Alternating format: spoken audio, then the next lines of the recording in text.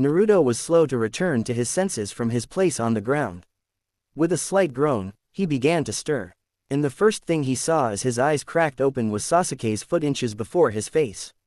And the masked boy he and his teammate had been fighting lying sprawled out on the concrete.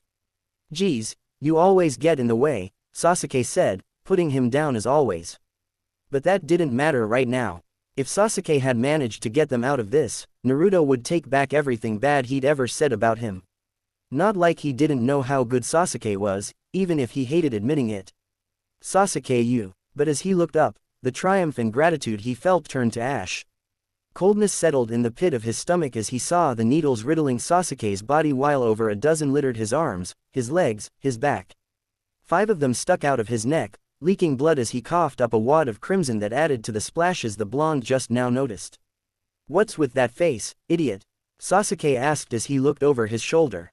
His tone was the same as always, but only now did Naruto notice how he was struggling to speak, how strained he sounded. "Why?" Naruto started, unsure what to say. They'd hated each other. Anyone who knew them could tell. He should have been the last person Sasuke would lay down his life for. "And yet, I don't know," Sasuke answered weakly. "I hated you," he admitted, wondering about the answer himself. "So why save me?" Naruto repeated. He clenched his teeth, angry at Sasuke for doing something so stupid. At the masked boy for doing this to him, at himself for running into what was obviously some kind of jutsu and getting them in this mess. "Stupid, stupid, stupid. I never asked for your help." Sasuke took a breath and just stood for a moment. "My body just moved by itself." And with that, his remaining strength left him and he fell backward. Naruto caught him, mind racing as he tried and failed to process what was happening. Eyes wide as he realized how shallowly his rival was breathing. "That man, my brother, I swore I would live until I killed him," Sasuke said weakly, dull eyes focused on the blonde.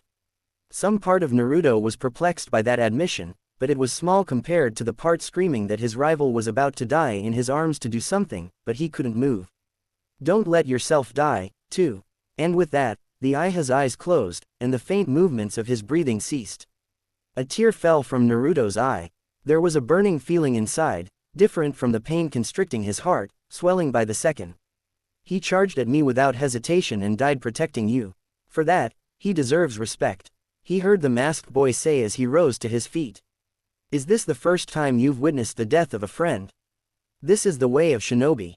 And with that, he slipped back into his mirror, his gaze not leaving his remaining opponent.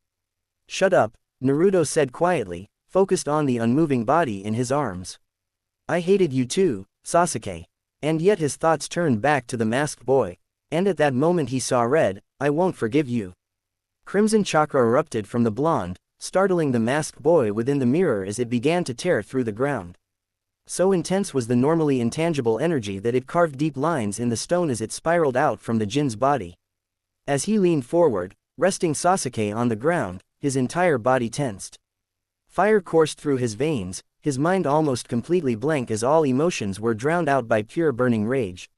"I'm going to kill you," he almost roared, his voice a guttural growl as he bent forward, one hand laying Sasuke on the ground as the other clawed at the concrete. The Uzumaki rose to his feet, the wounds littering his body healing. As he moved, sun pushed out by growing muscle mass, cuts and scrapes steaming as they faded away until he was left unharmed. Above him, the spiraling crimson coals, shifting and taking shape into the form of the upper skull of a fox, its lower half fading into haze-like energy, its baleful gaze trained on the masked boy as Naruto's did too, his once blue eyes dyed crimson with slit pupils. Kakashi was startled by a sudden intense chakra that washed over the battlefield. The air itself seemed to take on a slight stinging charge filled with an almost palpable sense of rage. Immediately his mixed coal and crimson gaze turned towards the source where his students fought for their lives hidden in the mist. It took him a moment to recognize it. It had been years since he'd felt it after all, and he didn't have a lot of experience with this type of power, but soon enough it came to him. The QB has the seal broken. No doubt Zabuza felt it, too. But that was an afterthought. No, it's just loosed and its power is seeping out. Something's happened. I need to get over there. I have to end this right now. With that, he pulled a scroll from his vest and flipped it through the air. In a single smooth motion, he dipped his thumb in the wound on his chest, grabbed the scroll in midair, unfurled it, and ran his thumb along the paper, smearing the words written upon it with blood. Zabuza, the Jonin called out into the mist. I know how you like to stretch these things out, but how about we end this now? He said as he twirled the scroll through the air before forming the tiger hand seal. The scroll perched upon his thumbs. Come on, what do you say?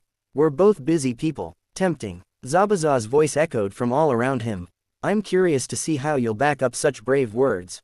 Show me, Kakashi. Haku could only stare, perplexed by the sight before him. What is this? Such an evil chakra. It should be impossible for chakra to change like this. And there's so much. The air almost felt like it was on fire. The chakra seemed to radiate hatred like nothing he could have ever imagined. Even as it faded until only a haze-like crimson aura remained around the blonde. The feeling of dread had instilled refused to leave him. The boy had healed. He noticed all the wounds he'd inflicted had faded completely. But there was no time to dwell on that as Naruto suddenly bent forward, crossing his arms over his chest, a low growl emanating from his chest and growing louder by the second. What is? He raised his Simon. I have to. Before he could finish that thought, the blonde threw his head to the sky and roared. At that moment, 3 massive chains tipped with spikes and dyed with the same crimson power burst from his torso. Each half as thick as his mirrors were wide. They whipped through the air, growing longer by the moment until they reached his mirrors and tore through them as if they were glass. They shattered instantly, the pieces scattering and quickly falling prey to gravity. What? It happened too quickly. In only 3 seconds, all his mirrors had been broken, the pieces falling to the ground. Knowing he had to move quickly, the masked boy tossed a volley of sunbon from the piece he remained in and warped into one of the shards directly over the blonde. With another almost animalistic roar of fury, a wave of crimson chakra scattered the needles. But that was fine. It was just a distraction. The instant the blonde's attention was on the needles, Haku launched himself down with as much speed as he could muster, aiming to stab the enraged boy. It was not to be. Naruto jumped away, moving nearly as fast as he himself did with the assistance of the mirrors. No, I have to get away. Not fast enough. The blonde was on him almost the moment he completed the thought, his hand raised above his head, his hands clawed, and displaying his now sharpened nails. Haku had just enough time to dodge, and the blonde's hand crashed down where he once stood, kicking up a cloud of debris. Trained instinct drove him, readying a counterattack before he even considered his next move. But it was a pointless effort. More chains, much smaller this time, burst from the cloud and surged towards the masked boy. He threw his sunbon in desperation, unable to dodge in midair, but the blonde blocked with his arm while the masked boy was ensnared. With the same motion, he'd raised his limb. He pulled back his fist as the chains reeled the ice user in. The fist slammed into his face with enough force to crack his mask. He was sent flying, the chains releasing him as he spiraled through the air before crashing into the ground and rolling to a stop, staring at the sky as half of his mask left his face and clattered on the ground.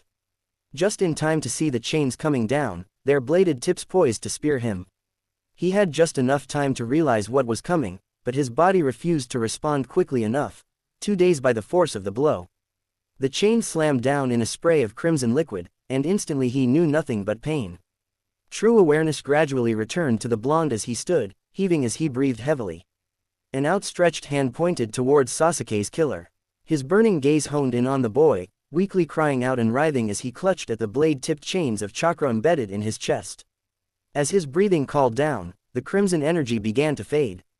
His ruby orbs faded back to blue, and gradually his furious gaze gave way to horror. His breath picked up again, this time with a slight shudder as he processed the expanding crimson pool under the masked boy. The 4 chains buried deep in his chest. He took a shaky step back, the chains evaporating and fading away like smoke blown by the wind. The boy's writhing lessened, and he clutched at the red stain at his chest. He was still clinging to life, barely, but it was obvious to all that the wound was fatal. Naruto had killed him, just as he said he would. He tried to force himself to stop trembling, to ignore the cold pit that had opened up in his stomach. Shinobi had been trained for this. There was still danger. He had no idea what was going on with Kakashi, Sakura, and the old man who hired them. He needed to do. All he could think of was the boy dying a few yards away from him. He walked forward as fast as he could, not very fast, but he recognized that the boy was soon to breathe his last, and he wanted to what? Hear his last words, just stand there so he wouldn't die alone. He didn't know, but his feet carried him onward. He took in a quiet gasp when he drew close enough to make out the uncovered part of the boy's face. It was the same boy he met days ago gathering herbs. It's you from the forest, Naruto said, his voice faint, shaking slightly. I suppose this is your win, the boy spoke weakly, dull black eyes, looking to Naruto for the second time that day as his arms now limp on his chest. But why? Naruto asked, and after a moment, his voice grew more intense. Why someone like you working for scum like Zabuza? Why do you kill Sasuke? Because he is important to me. The masked boy, whose name Naruto realized he didn't even know, said as he looked to the sky. When I was alone, when no one acknowledged my existence, he took me in. For that, I owe him everything.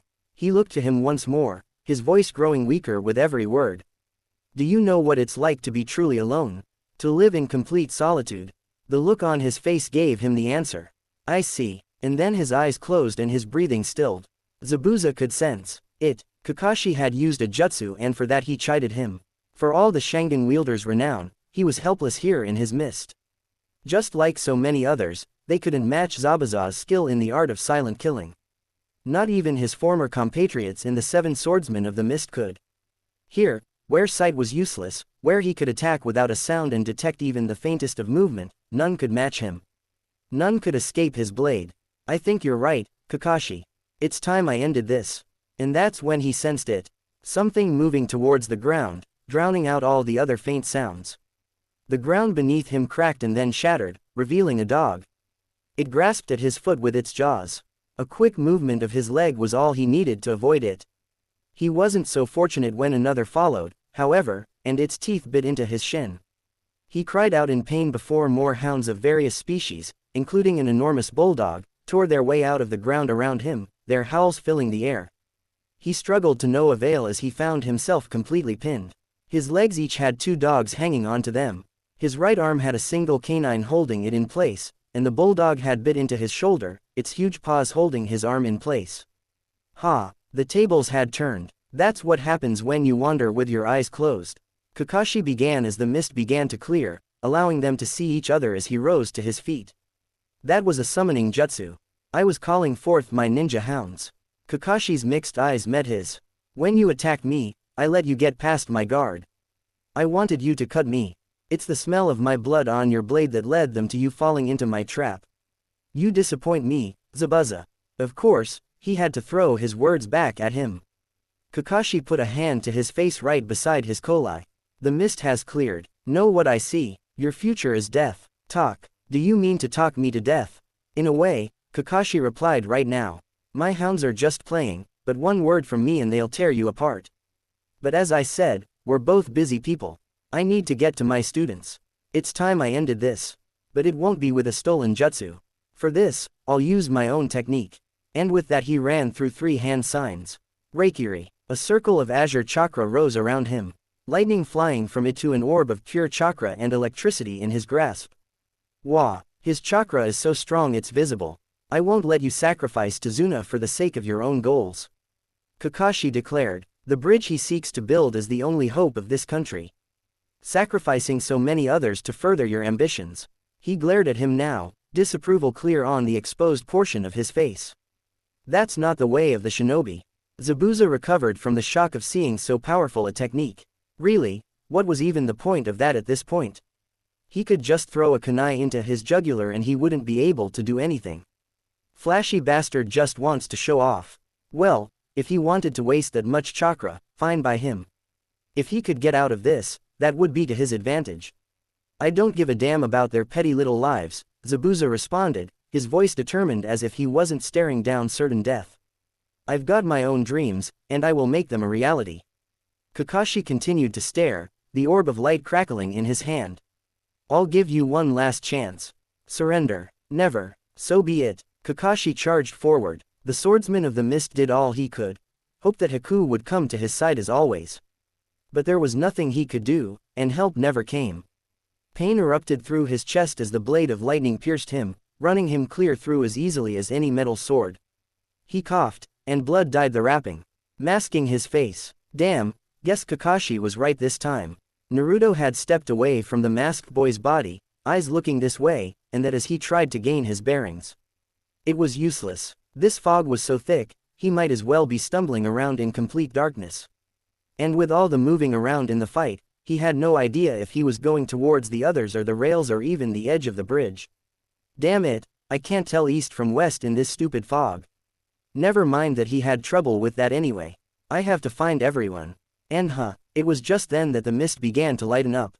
Vague shapes began to form as it faded away. By the moment the mist is clearing, and then he saw two shapes definitely human standing inches apart in the fog. There he ran towards them as his vision became sharper. And then he stopped. Kakashi was standing across from Zabuza, who was being held down by dogs of various shapes and sizes. But they didn't have to. Not when Kakashi's hand had torn clean through Zabuza's chest. The man was unmoving, blood splatters littering the ground in front of and behind him. His eyes were wide and sightless, looking blankly at Kakashi's face. The hounds released their prey, sitting obediently as Kakashi turned, kneeling as he moved to slide Zabuza's body off of his arm. He laid him onto the ground and slid his hands over his eyes, last rites for a fallen foe regardless of his opinion of the man. Kakaui, Naruto called out as he ran over and he saw the man look towards him. Naruto, it's over on your end, too. Naruto stopped and his face twisted as he looked away. Kakashi took in the complicated expression on his face and seemed to have a good guess of how the battle had ended. I see, Naruto. It was then a familiar voice rang out, one that Naruto had dreaded hearing. Sakura. He looked over to see the pink-haired girl waving at him, a happy smile on her face that the blonde knew wouldn't last. Are you okay? Where's Sasuke? Naruto just looked away, not able to force himself to say the words to her. Kakashi remained stoic as he took in Naruto's response, merely closing his eye for a moment as he slid his forehead protector back over his Sharingan eye. It was something he'd learned to do through the countless losses he'd endured through his years as a shinobi. This one though, it was never easy to lose a comrade, no matter how well one might learn to handle it. But it was worse when it was your student. He could already guess what Sakura's reaction was. He rose from his crouched position, sparing Zabuza's body a single glance that could be dealt with later. He half-turned to look at the bridge builder and Sakura, who was starting to tremble with a look of growing horror on her face. Come on, it looks like the fighting's over. And with that, he walked towards Naruto, who stood there looking at the ground, his loyal ninja hounds following behind. He was grateful to Pakin for remaining silent. When he reached the blonde, he put a hand on his shoulder. Those blue eyes turned to him, and he gave him a reassuring squeeze before gesturing for him to follow. He seemed reluctant, and he could imagine why, but he started to turn all the same. As they walked through the clearing mist, the first sight they came upon was the body of the masked boy. There were more pressing matters. So, the Jonin only spared the corpse a cursory glance. It wasn't what he expected. He had little experience with the power he had sensed from Naruto. But he had expected blunt force trauma or claws to be the cause of death, not impalement. And then they came to Sasuke lying on his back, eyes closed and needles dug deep into his neck and various places on his body. Suna looked away. Sakura fell to her knees. She reached for his face, likely wanting to confirm that it wasn't just a trick like during the bell test. He's cold, she noted quietly. This isn't an illusion. You can cry, Sakura. I won't think less of you, Kakashi said, and she turned a wavering green eye towards him. He could see it shimmering slightly. I know what the rules say. Feelings are a weakness. Shinobi aren't supposed to pursue their own goals. We're meant to be tools. But despite that, we're still human. At that, the floodgates opened, and Sakura fell over Sasuke as she sobbed out his name. He could hear Naruto's breathing catch beside him. Well, what do we have here? An oily voice rang out from the edge of the bridge. All save Sakura turned to see a short man in sunglasses dressed in an expensive suit and a cane. He was smirking, amusement clear as he beheld them in the now almost completely faded mist. Behind him were dozens of men. Kakashi could immediately tell they were nothing more than thugs, likely only barely versed in chakra, if at all. Gato Suna growled, so this is well, what do you know? Those two went and bidded before we even got here. Gato observed with a slight tile of the head. I guess I owe you a bit of gratitude. I was going to have them both killed after they ran themselves nice and ragged fighting you. But you went and took care of that part for me. So much for the hidden demon in the mist. The men behind him all laughed at him, mocking the dead man. I suppose I shouldn't be surprised. Double dealing is a common tactic for swine like you. Kakashi coolly stated, his hounds beginning to growl at his side. "Ah, don't be like that. It's just good business," Gato replied, seemingly finding his disapproval funny, if anything. "Speaking of which, these guys may be cheap thugs, but they do cost something. So, if you could take a few of them out before they kill you, I'd be much obliged." It said something about what utter scum these people were, that not a single one of them had a problem with that. And clearly their boss had to have something of a sadistic streak, as if they hadn't seen enough evidence of that already. After all, he could have just sent them here with orders to kill them. He had no reason to come out himself beyond just wanting to see them die. Walking onto a battlefield with only untrained thugs to protect you. Not smart, Naruto. Kakashi spoke quietly as he glanced at the blonde. He looked up at him, anger clear on his face, wearing his emotions on his sleeve as always. The hounds were growling, baring their teeth. "I don't have much chakra left. Use the shadow clone jutsu to cover me." Naruto just nodded and Kakashi stepped forward. "Well, I'm actually the one who should be thanking you." The copy ninja began to the suddenly confused gangster. He didn't bother uncovering his eye. He wouldn't need it for trash like this. "I'm in a bad mood right now and you've given me the opportunity to go on a rampage." And with that, he drew two kunai and charged forward. He heard the burst of smoke that accompanied the shadow-cloned jutsu go off behind him and the roars and footfalls of his hounds as they followed. Gat's confident face immediately gave way to terror, and he turned and ran into the crowd of muscle he'd hired like the coward people like him typically were. "What are you waiting for? Kill them." Kakashi held his blades before his chest as he saw the various thugs ready their weapons, confident that their numbers would win the day. They were very quickly disabused of that notion, but not by Kakashi. For a moment, Kakashi's sole visible eye widened as a chain made of pale yellow energy shot past him, slamming into a vast swath of the thugs, tossing them aside like 1 Rio coins. Many were left sprawling on the ground. Some were swept over the railings. He heard them cry out and then splash into the water below. "What?" But that suddenly, the masked boy's wounds made sense, he noted in the back of his mind as he joined the fray. The mercenaries quickly learned the difference between self-taught street fighters who didn't know the transformation technique from substitution and a veteran jonin who'd fought in wars and earned a bounty of 50 million Rio. What followed could only be described as a massacre. He ducked under sword swiped, sidestepped spear thrusts, jumped over attempts to sweep his feet out from under him. Each time striking his attacker with a kick to the head if they were lucky, a slash from his kunai if they weren't. Another spear user tried to stab him in the back. In one fluid motion, he spun on his heel, twisting just enough for the weapon to pass within an inch of his back, stabbed the poor merc in the neck while still halfway through his turn, finishing the movement with a kick that sent the man flying into another thug, and continued to push on in the direction their boss had fled in, ducking under a blow from a pair of spiked knuckles from his right and slashing the attacker across his chest as he continued. All the while, the dogs howled as they fought behind him, too fast for the attackers, darting in and tearing out throats and dodging any blow thrown their way. One of the mercs noticed Pakin and tried to kick him out of the way. Big mistake. The little dog bit the man's leg and dragged him to the ground where one of his combat hounds finished him off. Meanwhile, Naruto's clones fought with their fists.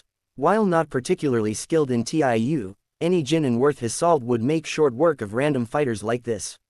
One clone dodged a blow from a particularly large mercenary before another launched himself at its stomach. As he ducked forward, the wind knocked out of him. Another leapt up and punched him in the face, knocking him out cold. And that said nothing of the many that were swept aside by the chains. Close enough now. Time to end this. Charging his kunai with lightning, a far less costly technique than his Reichiri. He mentally kicked himself for using that. He could have done this himself if he hadn't. Next time, he wouldn't try to be flashy. He let the weapon fly. The enhanced weapon tore through the mercenaries and their weapons, literally cut through them like butter, carving a trail that led straight to Gato, who let out a startled cry and took a step back as the weapon was embedded at his feet. Making a tiger seal, Kakashi vanished in a burst of speed and reappeared at the feet of the wannabe tyrant. He had just enough time to scream before he was slashed from groin to neck with a single upward motion. He made a strangled cry as he was driven back by the force of the blow and the instinct to get away. Falling over the edge of the bridge, leaving a splash and a short trail of blood. All motion slowed to a halt as the mercenaries recognized that their meal ticket had just been lost. Kakashi slowly turned to the thugs who were not nearly as confident to say the least. Sasuke hadn't expected to wake up. When he'd felt the pain from his injuries fade, felt his body grown numb as his consciousness began to dim. He'd been sure that was the end. So were it not for how groggy he was at the moment, he would have been very surprised as he began to regain awareness. Did he hear something of voice? Am I dead? The sound was becoming clearer by the second. It was sobbing. Someone was crying his name. The voice was familiar. Wait, wasn't that Sakura? Feeling was beginning to return to him. Pain. His entire body was sore and growing worse as he became less lethargic. There was a weight on his chest and it was only adding to the discomfort. His body was slow to respond to his command, but gradually his eye began to open and Sakura was crying over him. Could I be Sakura? It's hard to breathe with you on top of me, he finally managed to say with a startled sound. Sakura got up and looked to his face, shocked to see his eyes open and looking at her. After a moment, she began to cry harder and with a now relieved cry of his name wrapped her arms around his neck and began sobbing into his shoulder. That only made things worse. A sharp throbbing pain shot out from where she had pushed at the needles. Sakura, that hurts. Oh, sorry, she replied as she pulled away. His body was stiff and it felt like he was moving through water, but he managed to pull himself up to sit before shifting onto his knees, refusing to stay down when he didn't know the situation. Well, Sakura was fine. That was a relief, as was Suna, so clearly they hadn't lost. That was good, but where were Naruto and Kakashi? Did Naruto fare all right against their masked foe? Probably not, considering they'd been at a disadvantage even together. Stop moving, you'll only make it worse, Sakura said, trying to calm him down, but she was ignored. Is Naruto all right, and what happened to that masked kid? Naruto's fine, Sakura said, now looking uncertain. But that masked kid, he's dead. And so is Zabuza. Sasuke's eyes shot open as shock rolled through his system, instantly returning him to full awareness. Dead? How did Naruto do it?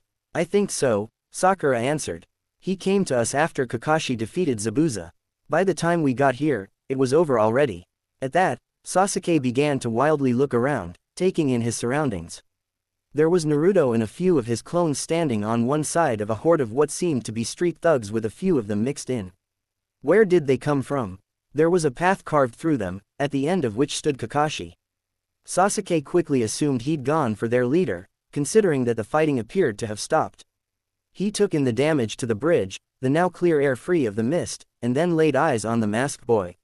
Half his face exposed and deep stab wounds in his chest, his shirt stained in a red that pulled around his body.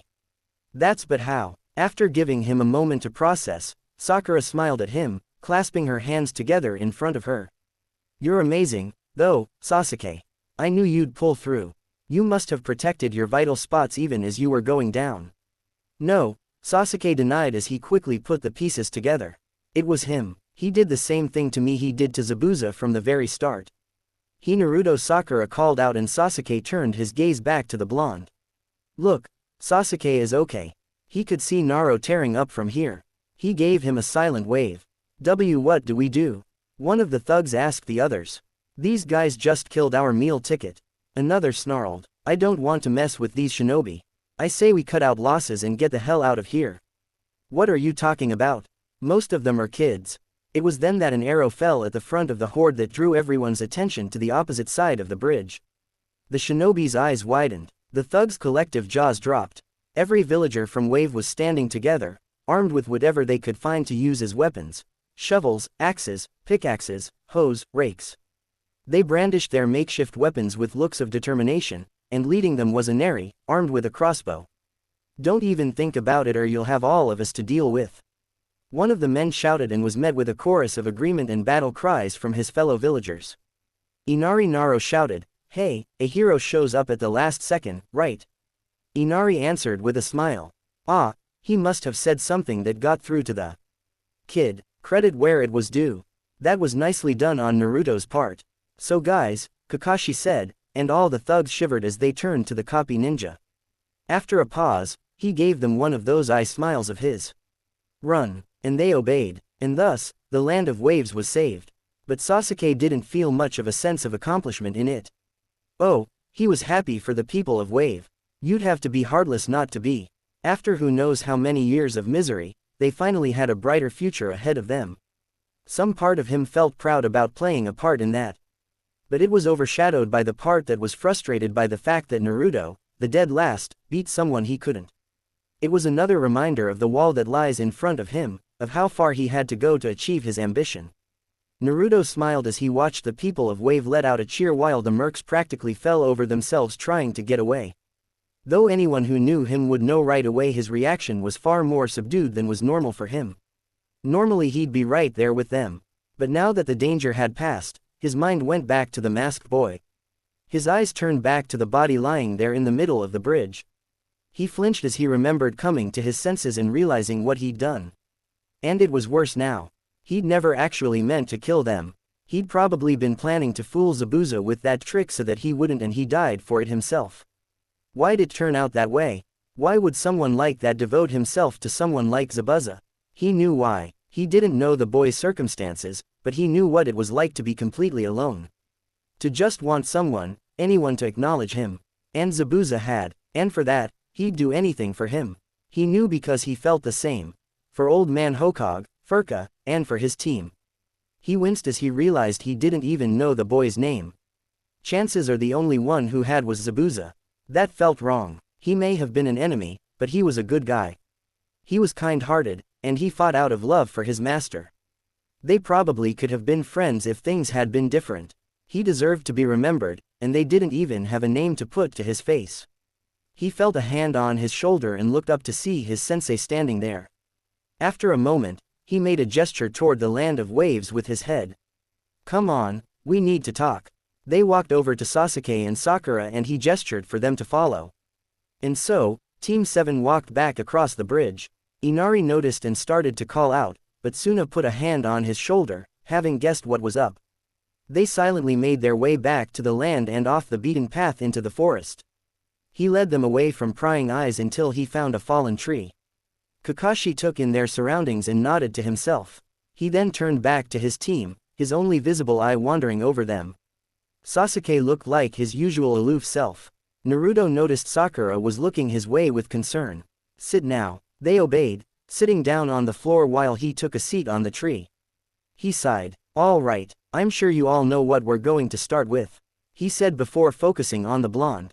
"Naruto, what you're feeling right now is normal. Taking a life for the first time is never an easy thing, but it's a reality of life as a shinobi." He looked over to Sakura and Sasuke. But then she probably needed to hear this more than him. "Make no mistake, you two will go through the same eventually." Sakura flinched. Sasuke didn't react like always. Does it get easier?" Naruto asked. "Do you see me letting what I did back on the bridge get to me?" Kakashi replied, and that answered that question. The man sighed, closing his eyes. "My first kill was when the world was nearing the Third Shinobi World War. Tensions were high, missions a lot more dangerous. We needed bodies in the field, and we couldn't afford to slowly introduce Jin into things the way we can in times of relative peace. I had to pick myself up immediately or I wouldn't be here now. It does get easier. There will come a time when killing those you know or scum won't even faze you. The important things are being able to recognize when it's necessary. Every shinobi has their own opinion on that. That and how far we stick to the tenets of being tools versus our nature as humans. That and making sure you never take any sort of pleasure in it."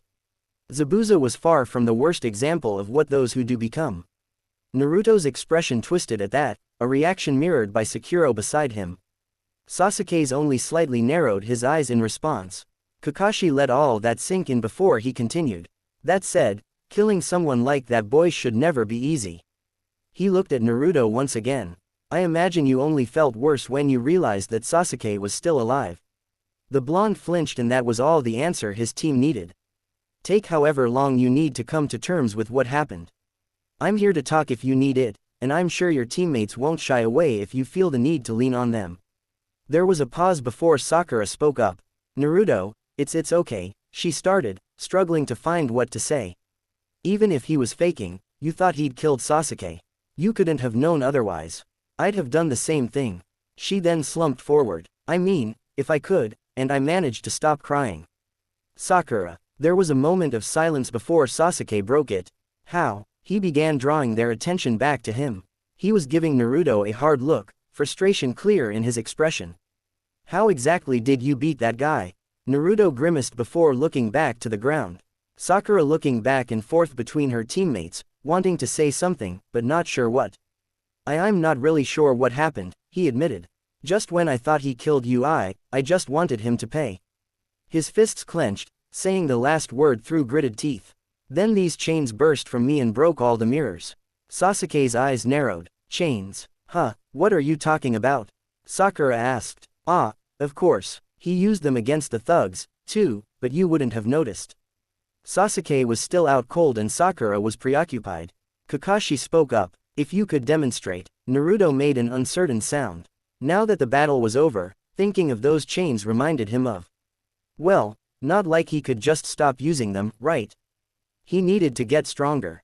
Strong enough that he'd never have to go through watching a teammate die again, or at least say he did all he could to avoid that. This whole thing proved that to him. Closing his eyes, he called upon that power once again. After the first time he called on them back on the bridge, it was like something had just snapped into place. He just knew how to summon them forth.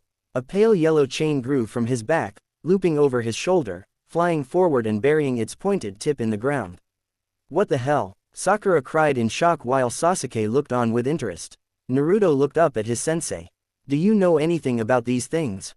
Kawasha-sensei. Indeed, I do, Kakashi replied with a nod. While not officially the case, I suppose you could call this the Uzumaki clans. Kiki Genkai. What? There's an Uzumaki clan, Naruto exclaimed in shock. Why was this the first he was hearing about this? Why was he by himself if he had a weight? Had they been destroyed like Sasuke's clan? Was that why he'd never even heard of them around Konoha? Or did they reject him because of the cube eye? Naruto's from a clan. Sakura seemed just as shocked as he did. Even Sasuke seemed mildly surprised. Naruto has a Keki Genkai. Why? Wait, what's a Keki Genkai?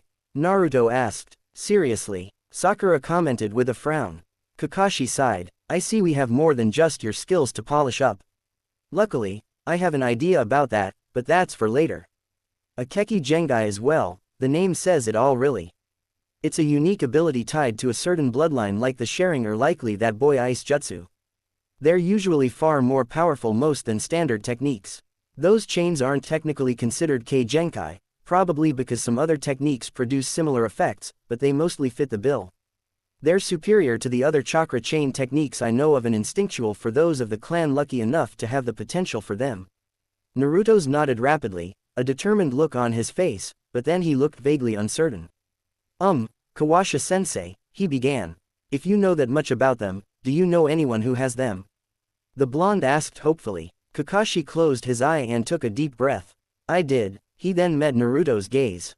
Your mother, Kusha Uzumaki. Naruto stared in disbelief, absently noting Sakura looking back and forth between him and their sensei beside him. Part of him was elated to finally hear about his parents, but part of him was screaming. Why hadn't Kakashi mentioned that before? Sensing what the blonde was about to say, Kakashi raised his hand in a stop gesture. I know what you're going to ask, but please understand. I downplayed things during the bell test when I told you my best friend's name was written on that memorial. Of all the people I've held dear to me, only one has survived through the years. And whatever irritation Naruto felt at Kakashi for waiting this long to tell him that he knew his mother withered away. He and Sakura looked at the man in understanding. Sasuke simply looked down solemnly, and Naruto got the feeling he sympathized. Talking about the past is painful for me. Don't expect me to bring it up unless I have a point to make. There was silence for a few moments before Naruto finally couldn't help himself. What was she like? He asked. Far more subdued than usual. Well, from what I know, she was a lot like you in her childhood. Naruto's eyes widened at that. Kakashi crossed his arms and looked to the sky. But I only have second-hand knowledge on that front. When I knew her, she was almost always cheerful and kind, courageous. Though she did have a bit of a temper. There was a fond look in his eyes his students had never seen before. As he thought back on happier times, she was known as a great beauty throughout the village. She had long red hair, a characteristic of the Uzumaki clan. He tilted his head to the side as he looked at the blonde. You may not have gotten the clan's look from her, but you have her eyes. Naruto's eyes grew misty. He sniffled a bit, but there was a genuine smile on his face as he tried to imagine the woman his sensei was describing. He paused for a moment before glancing at Sasuke. She was actually close friends with Sasuke's mother, Makoto. Naruto blinked in shock, turning watery eyes towards the Iha, who had mirrored the action. They had hoped you two would be as good friends as they were. From what Makoto told me, you may not remember it, you were too young, but things were pretty hectic in the wake of the QB attack for the Iha clan, and things only went downhill as the years passed. It kept her from seeing you, but that wasn't the case in the earlier days. I ran into her a few times, checking up on you when you were a baby. There was silence for a moment as Naruto thought of all he'd learned about his mother. It was eventually broken by Sakura, whose eyes darted back to Naruto a few times as she realized something. You Kawasha, from what you just said, did she? The white-haired man made a brief sound of agreement. She died in the QB attack. Naruto flinched at those words. She was badly wounded near the start, but a testament to how powerful those chains are once fully mastered. She was able to restrain the QB during the final moments of the battle. Naruto stared at Kakashi wide-eyed, astonished at the idea that she could hold it down after all that he'd heard of the QB's power from what he felt in the little sliver he'd accessed not too long ago. Their final form has the power to seal the chakra of anything they ensnare. You see, combine that with their durability, and there isn't much that can escape them. My mom was pretty amazing, huh? Naruto choked up a little as the words left him. She was that night after all the festivities ceased and everyone went to bed. Sakura found herself staring at the ceiling with her mind in turmoil. Useless. She'd been useless on that bridge guarding Suna. Who was she kidding? She wouldn't have lasted 2 seconds against Zabuza or that masked boy. Even before that, Naruto and Sasuke had managed to work together to free Kakashi during their first round against the rogue ninja. And what had she done? Nothing. Zip. They were supposed to be a team. They were meant to have each other's back and stand together, but it all fell on those two and their sensei. And look at what happened. Sasuke almost died, and Naruto had been hurt. Not physically, but it was clear that he was still reeling from killing their opponent. Her parents had warned her of that. One of the few times they'd really talked about life as a shinobi, of how hard it would hit you, despite all the academy did to prepare you for it. Thinking of Naruto reminded her of all their interactions up until this point, and she couldn't help but cringe. Sure, the blonde was annoying, and he could be an idiot at times, but enough so to justify how often she'd beard or hit him. No, not even close.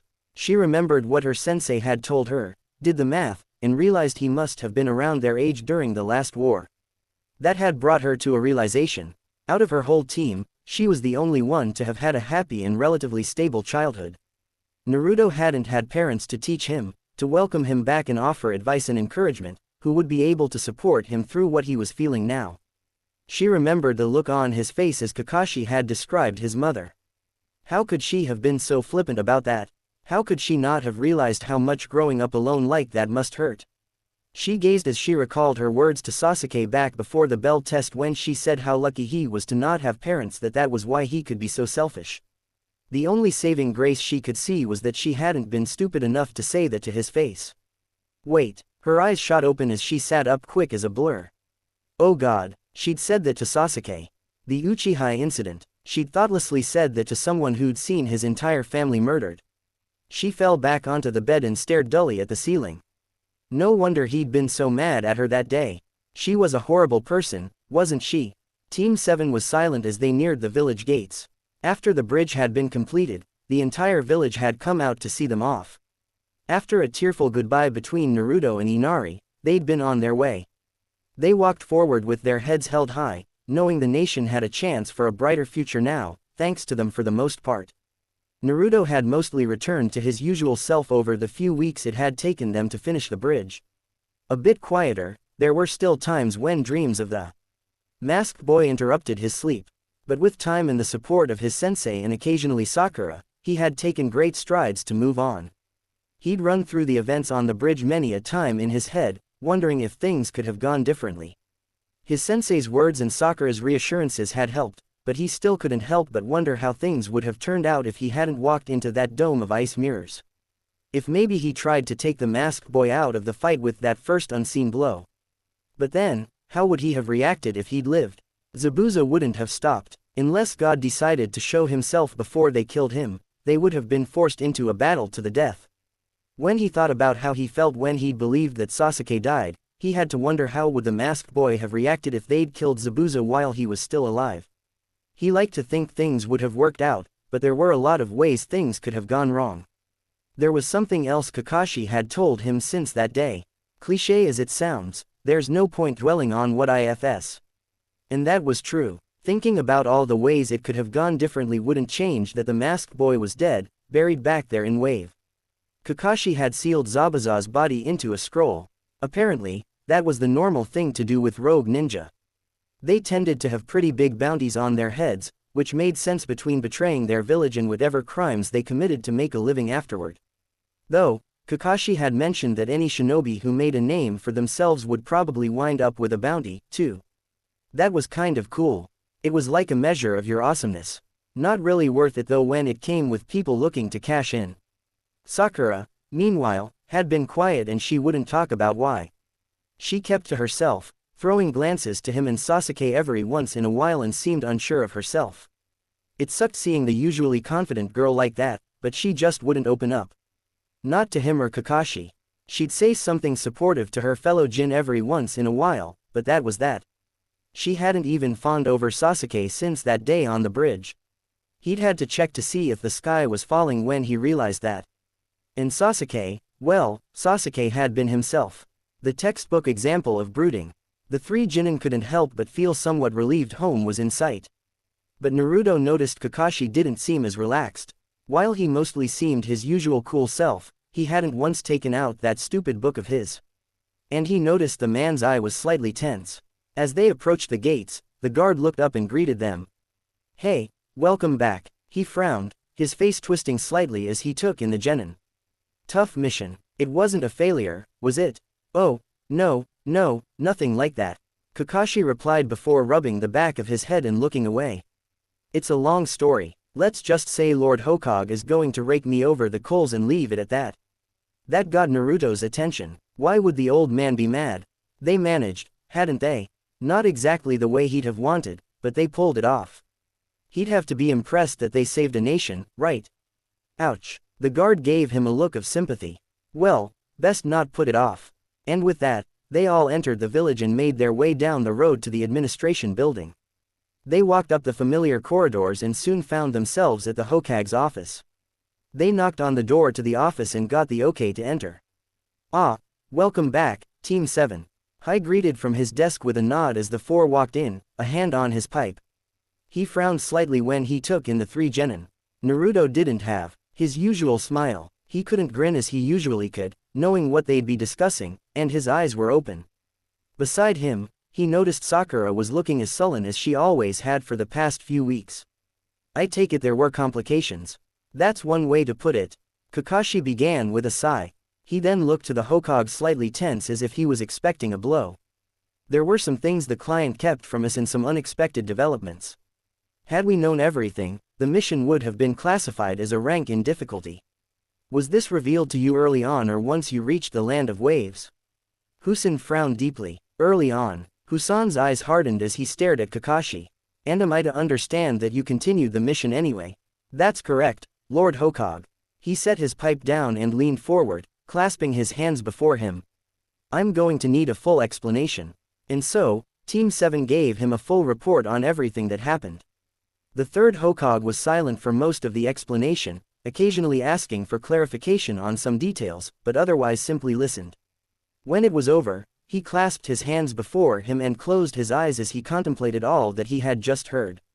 Finally, he looked up. "I'm going to ask that you all remain silent until I'm finished speaking." The third god of shinobi began. He looked to the genin with approval. "First, let me commend the three of you for the success of this mission.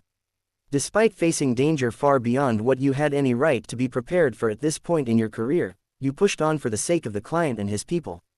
In doing so, you saved an impoverished nation from a dark fate and granted them new hope. Not only that, but you rekindled the wills of its downtrodden people. For this, you should be proud, as I am to call you shinobi of this village." Naruto smiled widely at those words, just as the blonde always had. Sasuke has a small smirk, which was about the most one could get from him. Sakura's expression, on the other hand, hadn't changed. Then, the Hokage's face hardened once again as his gaze turned towards their sensei. However, Kakashi met his eyes unflinchingly. It should never have come down to you in the first place. The Genin were clearly surprised, but Hiruzen kept going. Kakashi, it is your job as their Jonin leader to not only protect and guide them, but to recognize when they're in over their heads and pull them back. You should have returned to the village the moment it became clear that this mission was beyond your students' current capabilities, regardless of their feelings on the matter, at least when they're still this early in their careers. If you had already reached Wave by the time you became aware of the true scope of the mission, if it was too late to turn back without condemning their nation, that would be one thing. While Suna's reasoning is understandable, given the circumstances, I would not have been against working out a long-term payment plan or agreeing to later reimbursement, and then we could have sent a proper escort with him. Naruto and Sakura's jaws dropped while Sasuke frowned. They hadn't even thought of that. Then again, his teammates had probably been as happy to take a mission that wasn't painting fences or tending lawns as he was.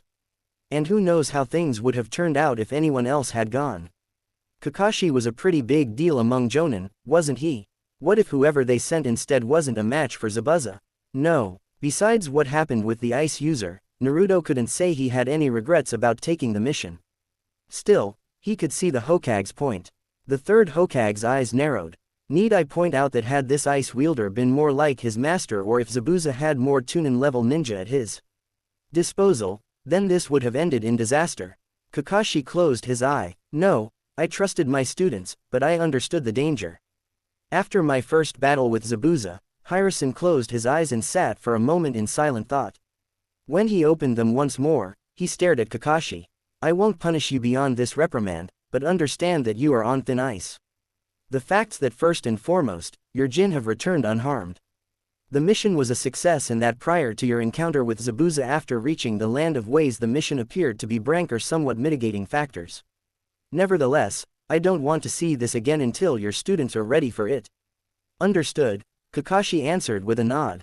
The Hokage sighed and sat back in his chair, picking up his pipe and taking a deep breath before blowing out a cloud of smoke. He then looked to the blonde.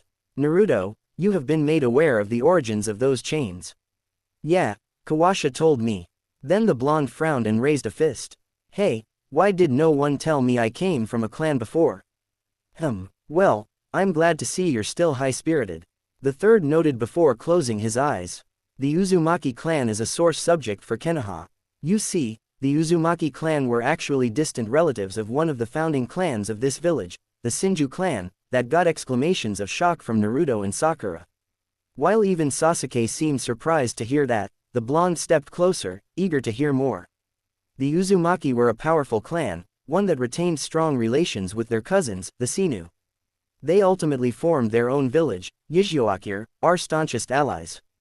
They were known for their mastery of the art of sealing jutsu and also for the longevity that those of the village, especially the Uzumaki, possessed. Indeed, they were the greatest masters of sealing jutsu in all the continent, and that made their village strong despite its small size. Naruto excitedly ate up all the information given to him. His hands were clenched into fists before him in eagerness as he listened to how amazing his family was. And his clan was related to the Senju. He might not have paid a lot of attention in class. Not to mention how often he was put out of the room for whatever reason they could think of before came and warmed up to him, but even he knew they were known as the strongest clan there was. And it meant he was related to the first and second Hokage. Distantly, but still awesome. But it was here that the story took a dark turn, and the Hokage solemnly closed his eyes. But their power made them a potential threat to many, more so thanks to their close alliance with us. During a previous war, while we were preoccupied facing our own enemies, Kumo and Iwa launched a surprise attack on Yijio. His gaze turned to the ceiling, appearing lost in memories. Attacking seal masters on their own ground are usually folly. Yushio's forces gave better than they got, but in the end, there were just too many. The village was destroyed, and the few survivors of its leading clans scattered to the winds. You'll find them every once in a while here and there. He looked back to the Genin, taking in the dejected look on Naruto's face. The fact that we failed to protect such treasured friends, the blood of one of our founding clans, is held as a dark mark on the history of our village, and Naruto quickly deflated upon hearing the fate of his clan. Sakura looked at him in sympathy while Sasuke gazed and thought of what he'd learned. After a few moments of silence, he asked, So, there are still other Uzumaki out there? And how did my mom come to our village if she was from Yijio? The third Hokage shook his head. I'm sorry, Naruto, it's unlikely you will encounter any others of your clan. We have not heard of any other Uzumaki in a long time. One of my students told me of one he found during the Second Shobi World War, but he chose to remain where Jiraiya found him, and we have since had word of his death. As for your mother, she was transferred to our village as part of an agreement shortly before Yijio's destruction. After a pause to let that reality sink in, Husin picked up his account of the fallen clan. While we may not speak of the village or the clan for the shame associated with our failure, there are still signs of the solidarity we once had with them. The red spiral, I'm sure you've noticed on the back of our flak jackets, and even some of our other attire, like your own jacket, is the symbol of the clan in Ushio. Naruto's eyes widened. The symbol of his family had been staring at him in the face for all these years. The Uzumaki did not give their village their symbol out of vanity, mind you. It was because it rested on a small island off the western coast of the Land of Fire, the Land of Whirlpools, which fell along with the village. As the name suggests, the nation was surrounded by whirlpools, an effective natural defense, though not effective enough to save them. What better symbol to represent such a location than a spiral? There was silence as Naruto thought about all that he'd heard. Gramps, you and Kawasha have told me a lot about my mom and her clan. But what about my dad? And there was the question Harrison had known was coming. One that he had long debated on giving him an answer for. Not if, mind you, but when. Naruto would need to know sooner or later. About his legacy and about what the Hokage suspected lied in his future. His father had left him with great burdens. Burdens that no one as young as Naruto should have to bear.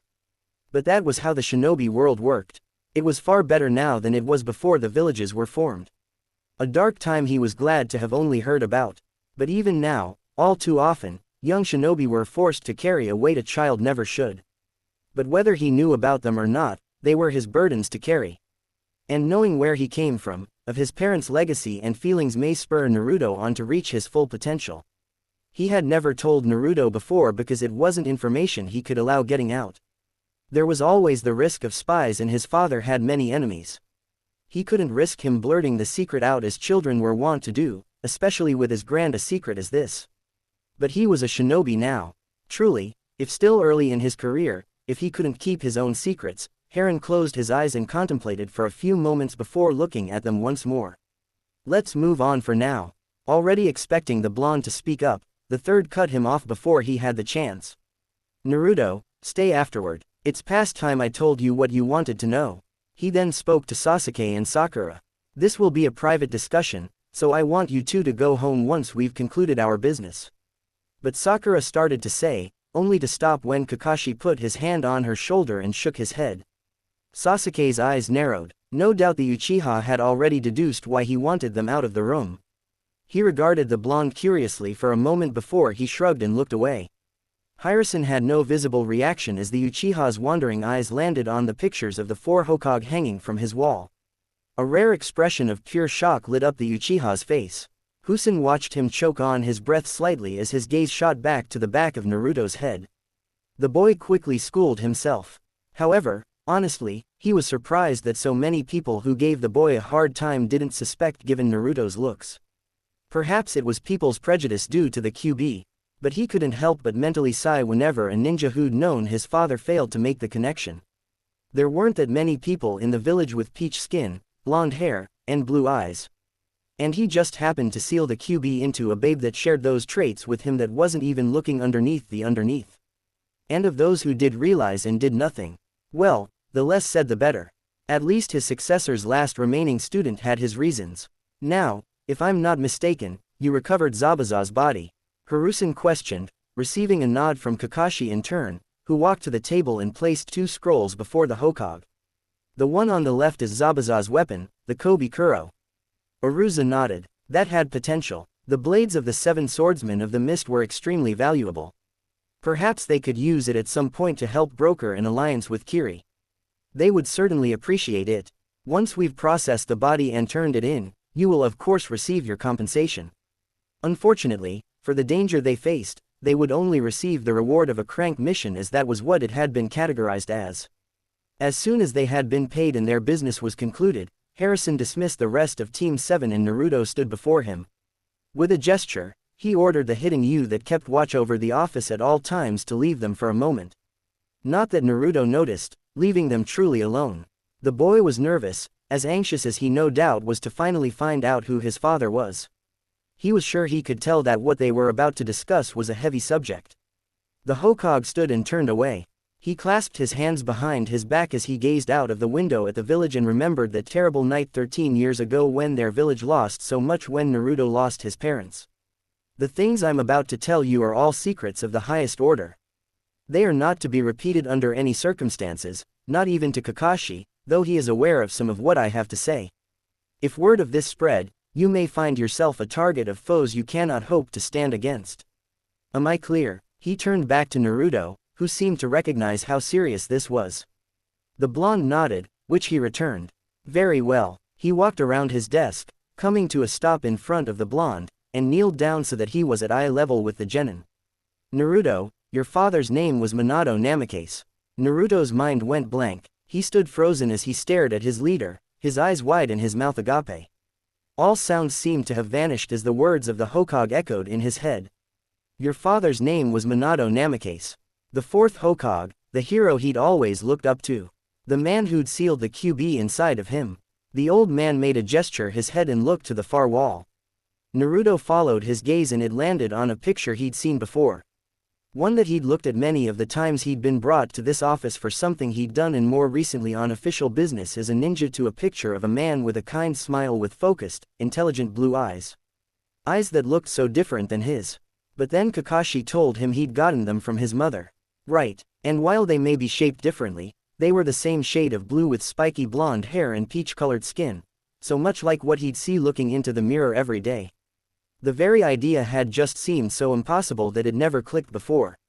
He choked from the emotion welling up inside of him. His body started to tremble, his hands clenched into fists as his eyes clenched shut. I know, the old man spoke softly. I can't imagine how you must be feeling, but I know it must be overwhelming. I've wanted to tell you since the first time you asked me, but can you look me in the eye and tell me that you wouldn't have shouted this from the rooftops if I told you back then? Naruto was having trouble breathing, but those words got through to him. He wouldn't be able to say that. Your father had many enemies. Enemies that may have sought vengeance upon his son had they learned you existed. That is why I couldn't tell you. But you are a shinobi now. Keeping secrets is a part of this life. Why? Naruto's breath hitched as he spoke. Why would he? Did he know what I was going to go through? I'm sure he did, Haruin said, closing his eyes. Then how could he do this? Naruto roared in rage, sorrow, and pain. So many emotions flying through him. For many reasons, one was simply this. Hiruzen looked him in the eye because as Hokage, he couldn't ask another to carry a burden, to make a sacrifice that he was not willing to. To be Hokage means to protect all in this village, to serve as a pillar of support for everyone and mark the road for its people to follow. And also knowing the man, I believe it was because he felt there was no one he could trust more to use that power for the best in you rather than succumbing to it or resentment than his own son, because he believed in you. Tears began to flow from Naruto's eyes. He buried his face in his sleeve and wiped them away. So many conflicting thoughts filled his mind. He didn't know what to think of the fourth, his father. Part of him wanted to blame him for all that he had been through. Another part understood what the old man was saying, and another felt his heart swell at the idea that his father had faith in him. If he could meet the man now, he'd probably punch him in the gut, then hug him and not let go. He heard the Hokage rise to his feet and looked up to see him a few feet away with his back to him. There is more, Hiruzen said, and Naruto could only do his best to ready himself after that revelation, even as his eyes still shimmered. First, there are things you need to know. Things that are common knowledge in most villages, but were kept from the recent generation here in Konoha in the hope that you would not be treated differently by your peers. The QB was not the only one of its kind. The blonde couldn't help but take in a soft gasp at that. It is the strongest of 9 beasts. Entities of pure chakra made flesh known as the Beiju. The Beiju are immortal. Should they be killed, their chakra will merely disperse and eventually reform. For that reason, and in some cases to harness their power, the 9 are sealed into humans. Humans that exhibit immense reserves of chakra and often some of the beast's powers as a result. People like you are known as Jingariki. Jingariki. Naruto echoed the term. Hai turned to him with a nod. Jinchuriki are by some regarded as their village's secret and greatest weapons. It is a lifelong status. For you see, if the Beiju is removed from its container, the Ginuriki will die. It is important you know that for you see your mother was the these previous Ginuriki. What? But then she must have known what he would go through. But wait, that didn't make sense with what he'd been told about her before. But Naruto struggled, so much going on in his head at the moment. Kakashi told me she held the QB down for my dad to seal it. So how could she have? The third Hokage nodded. The vitality of the Uzumaki is an amazing thing. Strong enough even to allow a Ginuriki to survive being separated from their Beiju. But while they may initially survive, the damage is mortal. Your mother lived past the beast's removal. But she was not long for this world. He then looked to the blonde in sympathy, walking forward and placing a hand on his shoulder. I understand that this is a lot to take in. Your father placed a heavy burden on your shoulders. But know this, I can tell you from having known them as well as I did. Your father loved your mother with all his heart. He did not care about the beast sealed within her, and it would not have affected how he would have looked at you. He allowed a moment of silence at a sniffle from Naruto. And as for your mother, she would not have allowed your father to seal the QB within you without good reason, though I can only speculate as to what that reason is, but that is a discussion for another time. How did the QB escape? Husin breathed deeply. When a female Ginuriki becomes pregnant, part of the chakra that would normally maintain the seal instead nurtures the child, and during birth, it's at its absolute weakest. That said, the seal can fairly easily be maintained by a master of the sealing arts. Minato had been trained by Kusha herself. He rivaled the Uzumaki's vaunted skill in the field, so it should have been well within his abilities to keep the QB from breaking free. As for how it happened, as I said, I can only speculate. There was silence as Naruto thought of all he'd learned before he asked a single question. What were they like, both of them? How did they meet? And what can you tell me about my clan?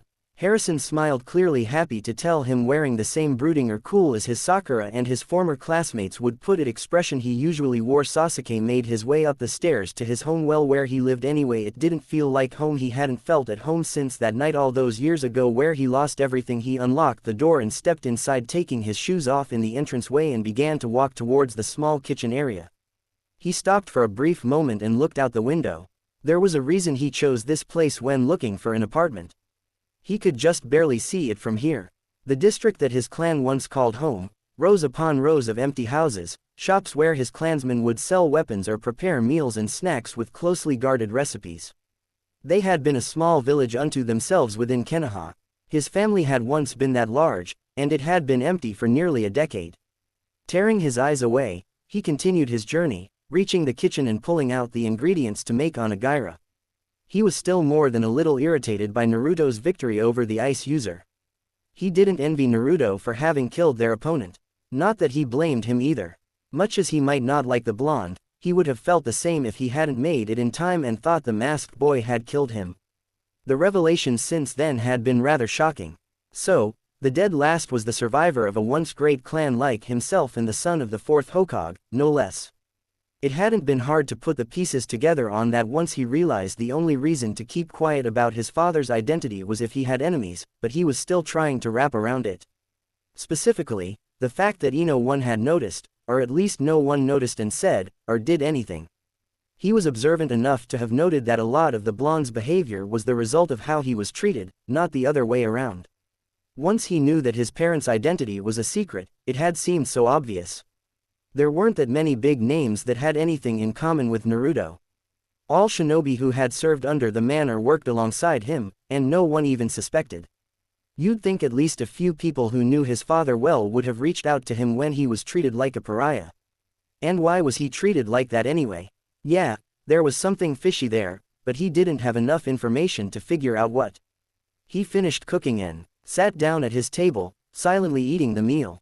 He rarely wasted his time with the television, despite the decent one sitting against the wall at the side of his bed. Well, the blonde's heritage hardly mattered to him. That was something he'd admit he had in common with Naruto. You had to earn respect yourself. Unless he started showing the talents his clan or his father was known for, it wouldn't change his view of him. Interesting to know, but that was about it. After finishing his meal and then the cleanup after, he went to his room to prepare for a shower. As he did, he spied the only real personal effect in the house. The picture Team 7 took on the day they officially became a team. Kakashi smiling as he ruffled his and Naruto's hair. Naruto glaring at him and Sakura smiling at the front. He thought of what his sensei had told them after the final battle, and Waven briefly thought of his mother, that their mothers had been friends and had wanted them to be in turn. That though that he didn't know what to think about. Sakura had spent most of her time in her room since she got home. A brief detour to the kitchen to pick up a snack, a lackluster greeting to her parents, a shower, and then straight to bed where she stared at the ceiling. And there she remained, her thoughts a jumbled mess of self-depreciation. In doing so, you saved an impoverished nation from a dark fate and granted them new hope. The words of Lord Third ran through her mind. Not only that, but you rekindled the wills of its downtrodden people. For this, you should be proud, as I am to call you shinobi of this village. But I didn't do anything. She thought it was all Sasuke and Naruto. I can't even say I guarded Suna. The one time he needed protecting, it was from Zabuza. I may as well not have even been there. What had she been thinking back in the academy? Doing the absolute minimum of training so she could focus on her looks. Relying on academics to get her through in a profession where life and death battles were normal. She couldn't remember if she'd ever considered that that would mean her teammates would have to carry her, that she would weigh them down when a screw-up could get them all killed. Stupid. So stupid. And she hadn't been a good teammate to them, had she? She'd put Naruto down at every opportunity. Sure, he was annoying, but still. And Sasuke, all she wanted right now was for him to smile at her, for him to feel as strongly for her as she had for him. But why would he? She'd let him know how she felt every chance she got. But had she ever helped or been there for him? Hell, she hadn't even considered that he was an orphan. She'd never done anything but fawn over him continuously. Isn't that more or less what Naruto did with her sometimes? Did he find that as annoying as she did? Suddenly, she wasn't so annoyed at Naruto's crush. Not because she had all returned it, mind you, but because she was suddenly wondering why anyone would feel that way about her with how she acted. There was a knock on the door. Sakura, are you okay? Her mother's voice came through. I'm fine, Mom. Sakura answered, slide back. It must have been clear in her voice because her mother cracked open the door. Green eyes, a darker shade than her own, peeked into the room, a look of concern on her face. Her mother stood just short of 5'7" and had short, straight blonde hair that ended in a flare at her shoulders. She wore more or less a white version of Sakura's Chio dress and white sandals. She looked fit, as most Kunoichi did, although she had long since stopped taking missions and more or less taken on civilian life as her husband had. No surprise there. Sakura was grateful for that because her parents, they weren't very good ninja. Not that that wasn't the leaf. Calling the grass green. Case in point, neither had ever even made Tunin. Her mother stepped into the room, looked at her daughter, and sighed. Yeah, I'm not buying it. She walked over and sat down on the bed. Sakura, you've been blue ever since you got home. Don't try to tell me you haven't. Something happened on that mission. What was it? It's nothing, Sakura denied, rolling to her side away from her mother. Leave me alone. Oh dear, I was afraid this day would come, Mabuki said, putting a hand to her face and shaking her head. Sakura, you're becoming a teenager. Her daughter just scoffed. The woman looked to the ceiling sadly. Whatever happened to the little girl who would tell me everything when she got home? It seems like just yesterday I was holding you while you were crying about the other kids poking fun at that cute forehead of yours. Or you told me about how happy you were that you finally made a friend. Or I get it, Mom. I see. That's more like it. Mabuki smiled at needling a reaction from her daughter. She placed a hand on her arm. Now look, I was a child once, too, and I may not have gone very far, but I am a kunoichi. I know how hard the shinobi life can hit you when you're just starting out. So, tell me what happened. A few moments of silence passed as Sakura thought about whether or not to say anything. Finally, she responded, it's just some things that got me thinking is all. Like, have I been wasting my time? And she trailed off. Oh, boy. I know that feeling. Mabuki shook her head and then called out, Kazashi, I think our daughter's taken one of those long hard looks at herself. Oh, looked into the mirror. Has she? Her father's good-natured voice called back. In a few moments, he joined them. Well, that's no reflection on her. I do it all the time. Dad. Sakura groaned in exasperation. Soon, Kazashi joined them. Her father was a man who stood just over 6 feet with blue eyes and dull pink hair, which he styled into her namesake cherry blossoms. He had a bit of stubble and sideburns that flowed into an angular mustache. He wore a simple green obi, burgundy-colored pants, and a silver necklace with a pink cherry blossom design. He gave his daughter a kind smile as he sat down on the opposite end of the bed as her mother. "So, what did you see that's got you so down? And what brought it on in the first place?"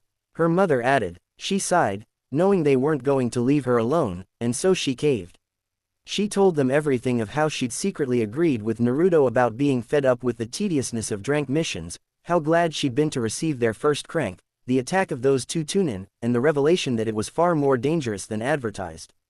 Their decision to press on, and their first encounter with Zabuza, revealing to them just how deep in it they were. The masked boy, life in Wave, and finally the events on the bridge. Her parents had mostly stayed quiet. Although they'd expressed anger at Kawasha deciding not to cancel the mission and come back, she didn't hold it against him. Everything had turned out all right for the most part. And who knows how things in Wave would have gone down if they'd assumed it was only a prank job and sent a bunch of ton. They had been surprised that Naruto had been the hero of the day, his plan to free their sensei. Once again, all Naruto and Sasuke, she'd just stood there and watched. How determined he'd been after hearing Inari's story. How he'd inspired the people of Wave and brought them out of despair.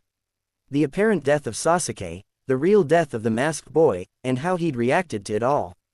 She'd seen them exchanging looks she couldn't read a few times. "Well, first let me say good riddance to this god," Mabuki said, her face wrinkled in disgust at what the man had done. Here, her father wholeheartedly agreed. He then smiled at her as he placed a hand on her shoulder. "Now, why does all this have you looking so glum? You helped save a nation on your first real mission, no less. You should be celebrating." "No, I didn't," Sakura said dully. "I didn't do anything. I just stood guard of Suna. It was all Sasuke, Naruto, and Kawasha." "You don't think guarding the client's an important job?" Mabuki asked in a deadpan as if she thought she was being stupid. "Not when I couldn't have protected him if my life depended on it," she said before grimacing slightly, "which it would have," she added before looking away. "If the mask kid or even those two Chunin we fought on the road had gotten past everyone else, I wouldn't have lasted 2 seconds. And the only time To was attacked, it was Zabuza. We'd be dead if Kawasha hadn't saved us. What good's a guard who can't even protect herself?" She sighed deeply as all the fights ran through her mind again. Naruto and Sasuke saved Kawasha when Zabuza had him trapped. They fought the masked kid.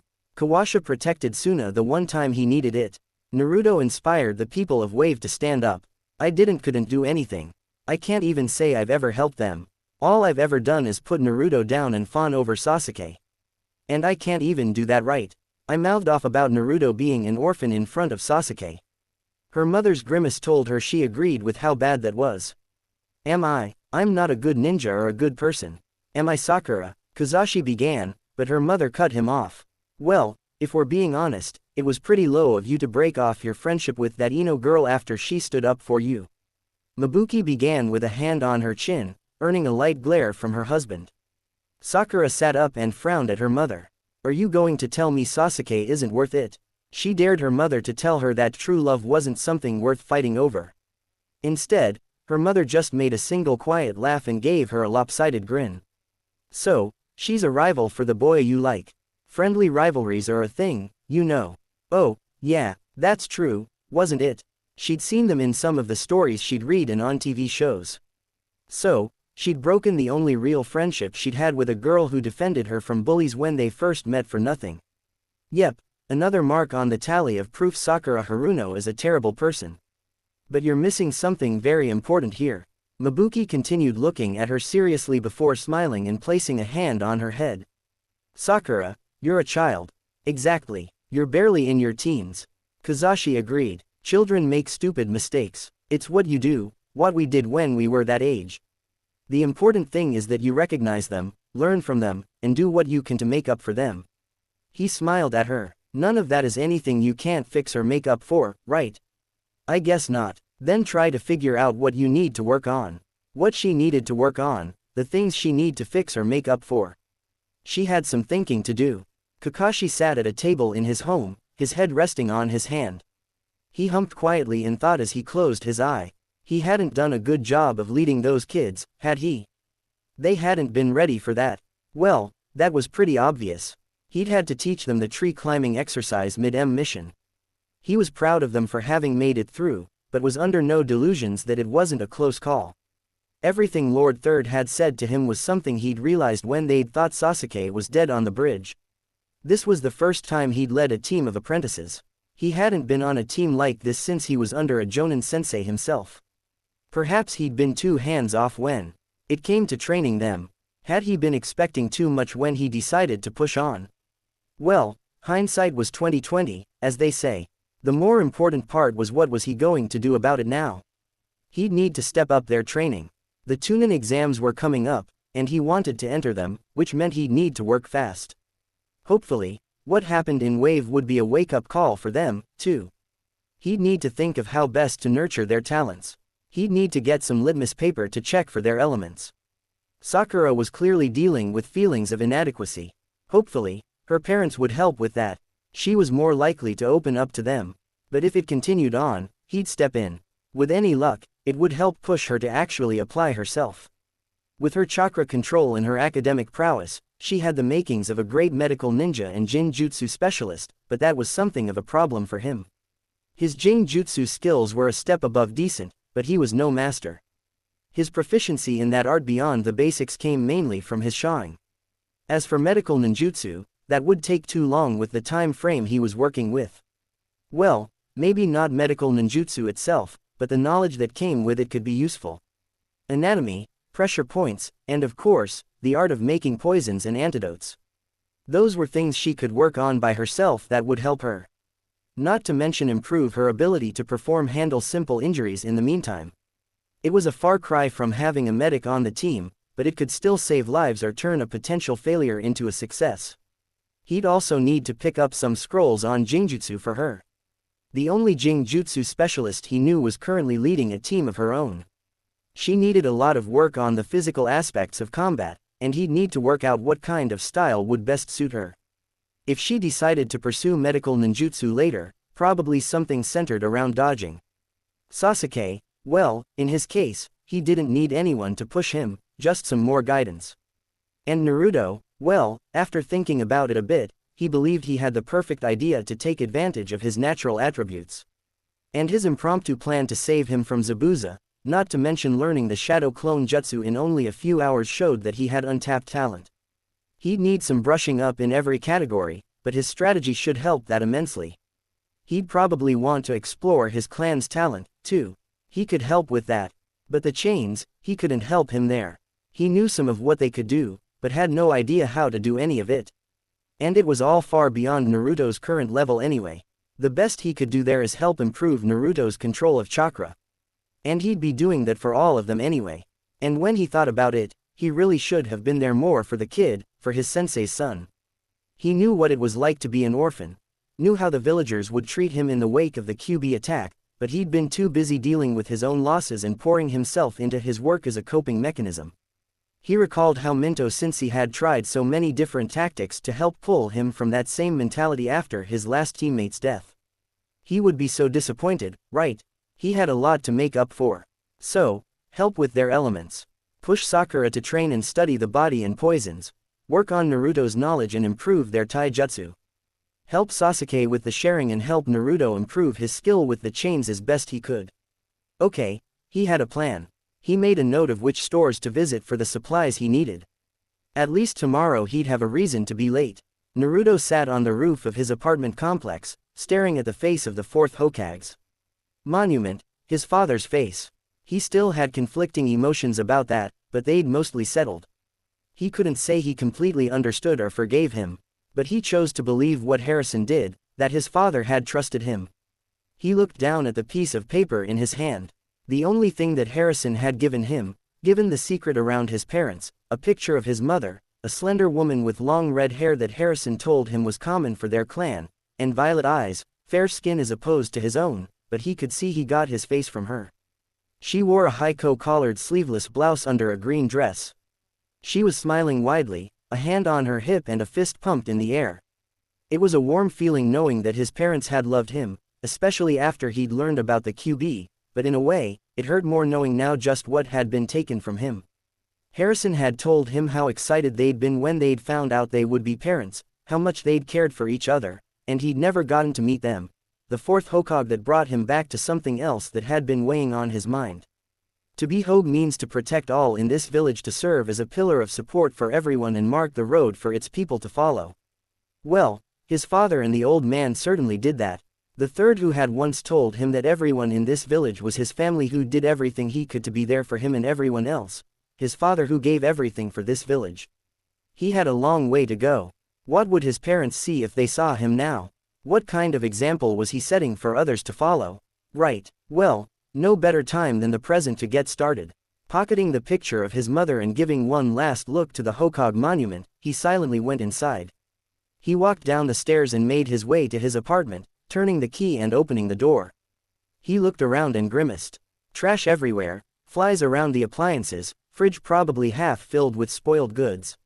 He tried to take care of the place when he was younger, but all too often he'd find himself too downhearted by the villagers' looks or something his teacher did to bother. Put that together with the fact that no one ever visited him aside from the old man who usually took him out, and at some point he just stopped caring. The old man had told him a lot about his father. He said that he'd been meticulous. He'd be pretty embarrassed if he knew this was how his son lived. To say nothing of what his mother would say. He shivered as one story that the old man had shared in particular came to him. The story of how the other kids had teased his mother relentlessly about how her round face and red hair when she was in the academy. They said it made her look like a tomato. They kept this up until she snapped and beat the ever-loving crap out of all of them. Her red hair whipping in every direction like a demon's. And that was before she'd had the fox sealed inside of her. That event had earned her a new nickname, the red-hot-blooded habanero. He had a feeling that if she could see this, he'd be on the receiving end of that temper. Yeah, that would be a decent enough first step. Now that he thought about it, living like this couldn't be a good idea, could it? He put his hands together in a cross-shaped sign. Shadow Clone Jutsu. In a burst of smoke, 5 copies of his appeared. All right, guys. You know what to do. And with cheers of agreement, Naruto and his clones got to cleaning up the mess he'd been living in for the last half-decade. Why am I not surprised? Naruto ground out as he leaned back against the wooden pole, staring at the sky above. Here he was with Sasuke and Sakura at the third training ground, the place where Team 7 had officially formed and the place where Kawasha had told them they'd be meeting today. As per usual, it was well over an hour past when he said they'd meet, and the man was nowhere in sight. How is this fair? He tells us to meet him and keeps us waiting every day. Sakura yelled in frustration. Sasuke, meanwhile, remained silent as he leaned against one of the 3 logs sticking up from the ground. Naruto was glad to see that a night at home seemed to have done Sakura some good. She seemed to be back to her energetic old self for the most part. He'd been worrying about her. I wish he didn't have us meet in different places every time. Then I could set something up to get back at him for leaving us hanging. Naruto growled, crossing his arms before he grinned at Sakura. Say, think he'd agree if we invited him for ramen or something? I bet I could come up with something good if I put my mind to it. I wouldn't try it, Sakura answered back after seeing what he's like in the field. I get the feeling he was just humoring us with that eraser thing. I doubt he'd really fall for something like that. Naruto clicked his tongue. Yeah, you're probably right. Ugh, next time I'm bringing a book or something, Sakura growled, hands on her hips as she began to tap her foot. Well, isn't that a coincidence? I happen to have brought a few books for you. Kakashi's voice rang out, causing the Jin to look to the river behind them. Kakashi appeared in a burst of smoke, giving them his eye smile and a wave. Sorry I'm late, I had to help a kid find his lost pet. Your excuses suck, sensei. Naruto deadpanned while Sakura raised a trembling fist in the silver-haired man's direction. Then what he said clicked and she was caught flatfoot. Wait, you've got a book for me? She asked, looking at him in confusion. Among other things, Kakashi replied as his soul visible. I roamed over his students. I feel I may have taken a bit too much of a less fair approach to training you. His gaze settled on Naruto. In all honesty, I should have taught you the tree climbing exercise and more quite a bit before we took that mission to Wave. I smiled again and pulled out a small sheet of paper, holding it between 2 fingers. So from here on out, we'll be taking fewer missions and doing more training. Kawasha-sensei, what's that?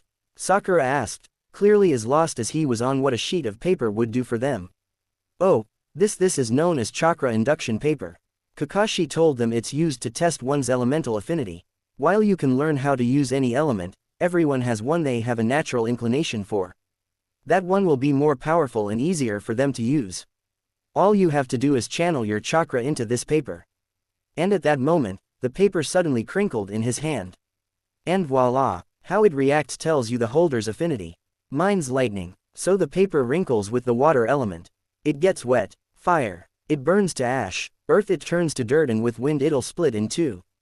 Cool, so, you're going to use that to figure out what kind of jutsu to teach us? Naruto asked excitedly. That more than made up for him being late. That's right, Kakashi nodded. Oh, incidentally, a little tidbit you might want to know. You need to have mastered a minimum of 2 elements to qualify to become a jonin. A bit far off, but it's something to keep in mind if you don't want to stop at tuning. Now, let's get started. The Jonahan held out 3 sheets of paper. The Jinin stepped forward, joining Kakashi at the river's edge, and took 1 slip of paper each. They paused, staring at their sheets for a few moments before one by one channeling chakra into them. Sasuke was first, burning to ash. Sakura's crumbled away while Naruto's split in half. Well, looks like Naruto and Sakura have the wind and earth affinities. Sasuke's fire is no surprise. That's the norm for the Iha clan. Kakashi noted, it's fitting from what I've seen of your styles. Wind isn't a fence-oriented element known for cutting and piecing foes, though you can also project solid walls of wind for defense. It's also very effective when combined with fire. Wind will feed the flames and intensify them. Earth, on the other hand, is pretty balanced. You can make blunt force or piercing stones, summon walls of earth, and traverse the ground for sneak attacks. It offers a wide range of possibilities. Aya, we're going to kicking ass and taking names. Naruto grinned widely, punching an open palm. But before we start on that, we'll be working on improving your chakra control. Huh, again? Yes, proper control of your chakra is important. In fact, it's likely why you kept failing in the academy. Kakashi replied. Wait, what? Naruto asked in confusion. Kakashi nodded. The more chakra you have, the more difficult it is to control. While it gives you a lot of stamina, you waste a lot of extra energy on techniques. Worse, some techniques like the clone jutsu, for example, and Jin Jutsu in general require refined chakra control or have pretty strict requirements. Overload them and they won't work at all. His gaze then turned to Sasuke. Sasuke possess an exceptional amount of chakra for your age. He then turned to Naruto. But you by any standards the amount of chakra you possess are enormous. For a brief moment Naruto was excited to hear that. Then that withered on the vine as he remembered why he had so much chakra. Sakura raised a brow beside him before she turned to her sensei. So, the reason Naruto kept failing the Akademi's test is that he couldn't control his chakra well enough to use the clone jutsu because he has so much of it? Sakura asked, seeming to wonder how much chakra he had for that to be the case from how she was looking at him. That's right, he likely would have passed the normal way had someone thought to take him aside and help him refine his chakra control, Kakashi replied. But I thought of a way to take advantage of that. Naruto, have you ever noticed that you remember things you shouldn't when you use the shadow clone jutsu? Huh, Naruto hummed in thought, crossing his arms as he racked his brain for what his sensei could mean. Okay, maybe a demonstration is in order.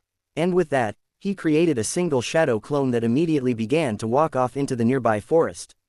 Naruto, create a shadow clone of your own and have it follow mine. The blonde did so, and they waited. So, what are we waiting on? Naruto blinked as thoughts came rushing to him. Sasuke frowned while Sakura looked curious. What is it? She asked. My clone beat Kakashi in rock paper scissors. Right, Kakashi said. You see, when a shadow clone disperses, no matter how that is, its remaining chakra and all of its memories return to the user. Naruto probably would have noticed had he used the clones in any way other than having them work or fight alongside him. If my theory is right, then this should apply to accumulated experience as well. Meaning, if you have 5 shadow clones working with you on learning a new skill, you should progress 5 times faster. Naruto began to raise a cheer in excitement. But there's a catch. That caused Naruto to stop. The mental fatigue will carry over, too. And if you spread your chakra too thin, you won't be able to accomplish anything. You're probably the only one here who can take full advantage of this training, and it'll probably leave you barely on your feet. Well, I'm up for it. This was great. With this, he'd catch up to Sasuke in no time. Actually, now that I think about it, Sakura might be able to make use of this, too. Kakashi put a hand on his chin. All three were surprised. Even Sasuke raised his brows before looking at Sakura in confusion. Sakura seemed perplexed. She then began frantically waving her hands in front of her. Whoa, what are you talking about, sensei? I don't have that much chakra. You don't, Kakashi affirmed, and Sakura stopped moving. In fact, with the amount of chakra you have, I'd normally recommend you not use this jutsu at all, and certainly not for training. The pink-haired girl seemed to deflate at that. But as I said, I have some reading material for you. Or maybe homework would be a good way to put it. With that, Kakashi pulled out a scroll from his flak jacket and kneeled down, unfurling it on the ground before placing a hand on the seal at the center of the paper. In a burst of smoke, several books and scrolls appeared. Sakura, looking at your talents, I believe you have excellent potential for medical ninjutsu as well as jinjutsu. Really? Yes, both require fine chakra control, which you seem to have a gift for. The latter requires you have a deep understanding of chemicals in the body, which should be right up your alley given your academic record. Now, I'm no specialist, but I can help you with jinjutsu. Medical ninjutsu, on the other hand, is not something I have any experience in, and quite frankly, it would take too long for you to explore on the deadline I'm looking at. At his Jin's quizzical gaze, he added, more on that later. Anyway, while medical ninjutsu might be out of the question now, the knowledge that goes with it, anatomy, pressure points, and with them where and how to hit someone for maximum effect, how to identify and create poisons and antidotes that could be helpful, hence your homework. With that, he gestured to the books before him. I want you to study these while at home. The shadow clone jutsu might be useful on that front since you'll only be studying and won't use any chakra. His voice became harsher as his gaze sharpened, carrying an authority they hadn't heard outside of the battles with Zabuza. Let me stress that you are not to use this technique outside of studying, not in training, and definitely not in the field. And don't use more than one clone. With the amount of chakra you have, you'd run the risk of dangerous levels of chakra exhaustion. Sakura shivered slightly and Naruto didn't blame her. He knew enough to know chakra exhaustion was dangerous stuff. You don't worry, I understand, sensei. Good. Well, I guess I'll be teaching you the technique then, Kakashi said with a shrug. Alright, we'll be working on a more advanced chakra control exercise for the first hour of training. And with that, he turned away and walked towards the river. Naruto's eyes widened as he stepped on the water's surface and walked across it as if it was solid ground. Oh yeah, he remembered his sensei and Zabuza fighting on the water the first time. They were going to learn that. Awesome, you'll be learning to walk on water for the next hour. Afterward, we'll be working on your taijutsu skills. Naruto, I want you to create 8 clones. I want 3 to accompany you in this exercise. For we'll get started on wind element training and the last will be brushing up on things you clearly need a refresher course on from the academy. Let's see how well you handle that before we consider moving on to adding to that number. Naruto nodded and did as he was told. In a burst of smoke, 8 doppelgangers appeared around him. In short order, they were all working on their assigned tasks. The 3 Jin stood at the edge of the river looking determined. Okay, now I want you to run onto the water using your chakra to repel it and keep from falling into the river. You're going to feel the difference between this and tree climbing very quickly. The shifting surface of the water will force you to adjust your chakra by the moment or you'll fall in. Stop and focus on keeping above the water when you feel you have to, but try to get as far as you can, okay? And go. The 3 immediately took off running. The moment Naruto's foot touched the water, he immediately knew what Kakashi had been talking about. He could feel the way it moved under his feet, the way his soles would waver between standing solidly and being dragged under by gravity. And the whole thing threw his sense of balance out the window. He made it 3 steps before he had to stop, holding out his arms to keep upright as he struggled to maintain control. Sasuke made it a lot farther. 8 steps before he came to a near standstill. Even so, he kept moving, fighting to keep standing before taking one quick step forward. Sakura made it even farther, though she was forced to walk. She even managed to stay steady, almost. Naruto lasted about 10 seconds before he slipped into the water with a splash. 5 hours later, training for the day had been complete, and the 3 Genin were on the ground. Naruto had fallen onto his butt and leaned back, propping himself up with his hands, his shoulders heaving as he panted heavily. He was sore all over. Kakashi had hit him hard whenever he'd made a mistake. And he'd made a lot of mistakes. Sakura was lying on her back a ways away, staring listlessly at the sky where she'd fallen at the end of her own training session. Sasuke sat on one of the posts, an arm on his knee. He had mostly recovered, the only sign of his own training being the scuffles on his clothes. Kakashi's TIU session had been grueling. He'd had them come at him one by one, making sure to hammer in every flaw in their fighting style. Naruto had been the last, and his fighting style had overall needed the most work. Kakashi had said Naruto fought more like a brawler than a trained shinobi, not really even having a fighting style at all. Still, he had the trained reflexes shinobi were known for and strength and speed to make up for it. He winced as he looked over at Sakura lying on the ground. Sakura didn't even have that much going for her.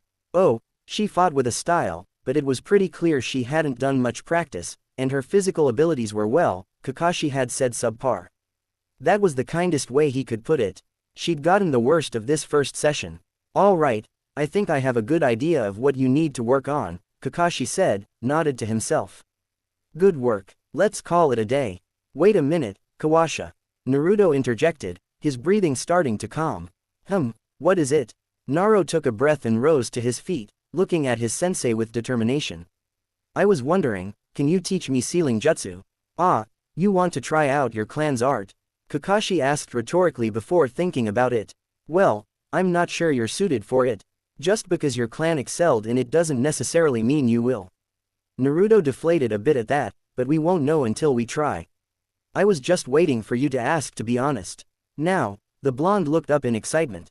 It's a bit more involved, so we'll handle it more like a tutoring session. I'll come by your place a few hours after we've trained, give you time to cool off, and then we'll see what you can do. Keep in mind there's going to be a lot of reading involved, but I'll try to make more practical exercises since you seem to learn better by doing. Thanks, Kawasha. Ira made his way up the familiar stairs that led to Naruto's apartment. The sun had made it 3/4 of the way across the sky to the horizon. The Chunin figured that by now Naruto would be back from training. Or a mission. He'd been worried about his former student after what he heard happened on his sea should have been in a rank mission. That had surprised him, especially when he'd learned that they'd found out the client had lied midway to wave and kept going anyway. He'd wanted to tear into Kakashi for that one. Taking experienced Jin on a brank or even a rank mission was one thing, but green ones who'd never been on a mission that wasn't basically a chore. But he hadn't. He was sure that anything he had to say, the third had already said. The fact that he'd learned that Naruto had had his first kill was a far more pressing concern on his mind. Reaching the blonde's apartment, Irekin knocked on the door. Naruto, you there? He waited for a few seconds. Then he heard the latch click. Naruto opened the door and smiled up at his former sensei. Hey, sensei. Good to see you. Uraraka chuckled. Same to you, Naruto. He then looked past the blonde and his eyebrows rose. What had once been something of a pig's eye had now decently clean, not perfect, but a vast improvement on what was there before. The trash had been picked up. No signs of leftover food. The sink was clear. Looks like someone finally decided to do some picking up around the house. Naruto chuckled, smiling widely as he rubbed the back of his head. Yeah, it was kind of gross, This was a good sign. The blonde seemed to be in high spirits as usual. The scarred Chunin knew Kakashi would help him through processing it and that some time had passed, but he knew from personal experience that this kind of thing lingered with you. Plus, it had been a while since he saw his favorite student. Well, I'm glad to see you took some initiative on it, replied before pointing his thumb behind him. You up for some ramen? You know it. Lord Third told you about the Uzumaki clan? Uraraka asked, blinking in surprise as he and Naruto sat at the blonde's favorite ramen stand. You knew, Naruto responded in shock. The instructor could only rub the back of his head sheepishly. Sorry, kind of slipped my mind. People don't really like talking about the Uzumaki clan after what happened. He really only knew vague details.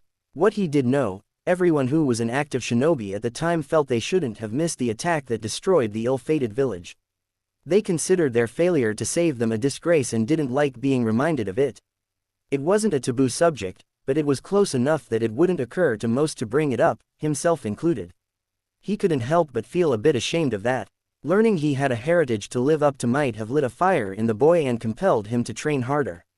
Yeah, the old man told me that, Naro said, trailing off and staring into the steaming bowl before him.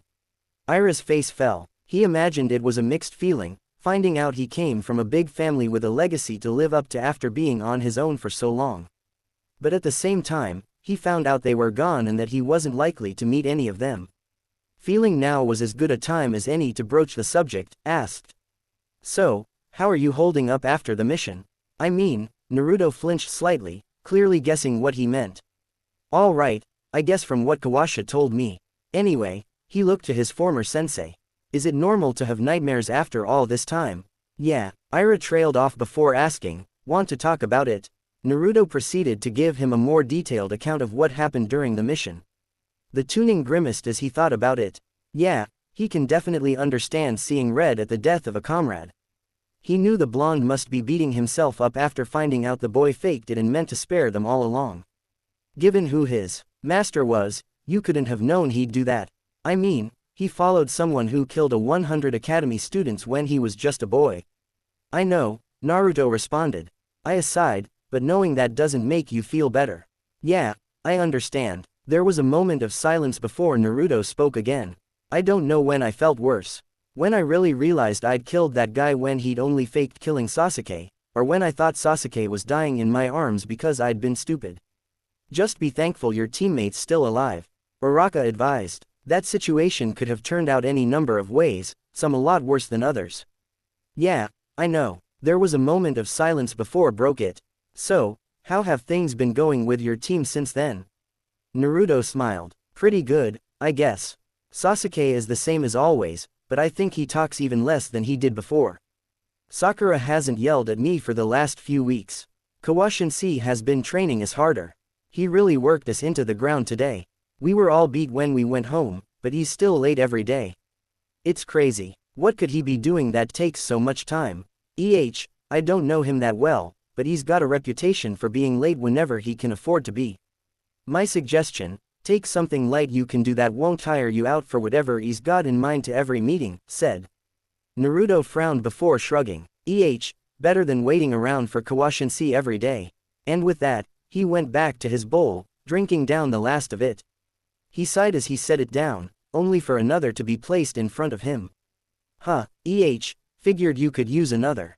You usually go for a few rounds. Tucci said, smiling at his favorite customer. I happened to overhear you had a rough time of it, so this one's on the house.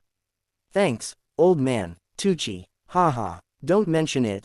The old man replied with a hearty laugh. And don't shy away if you're feeling down. Okay, I am at it.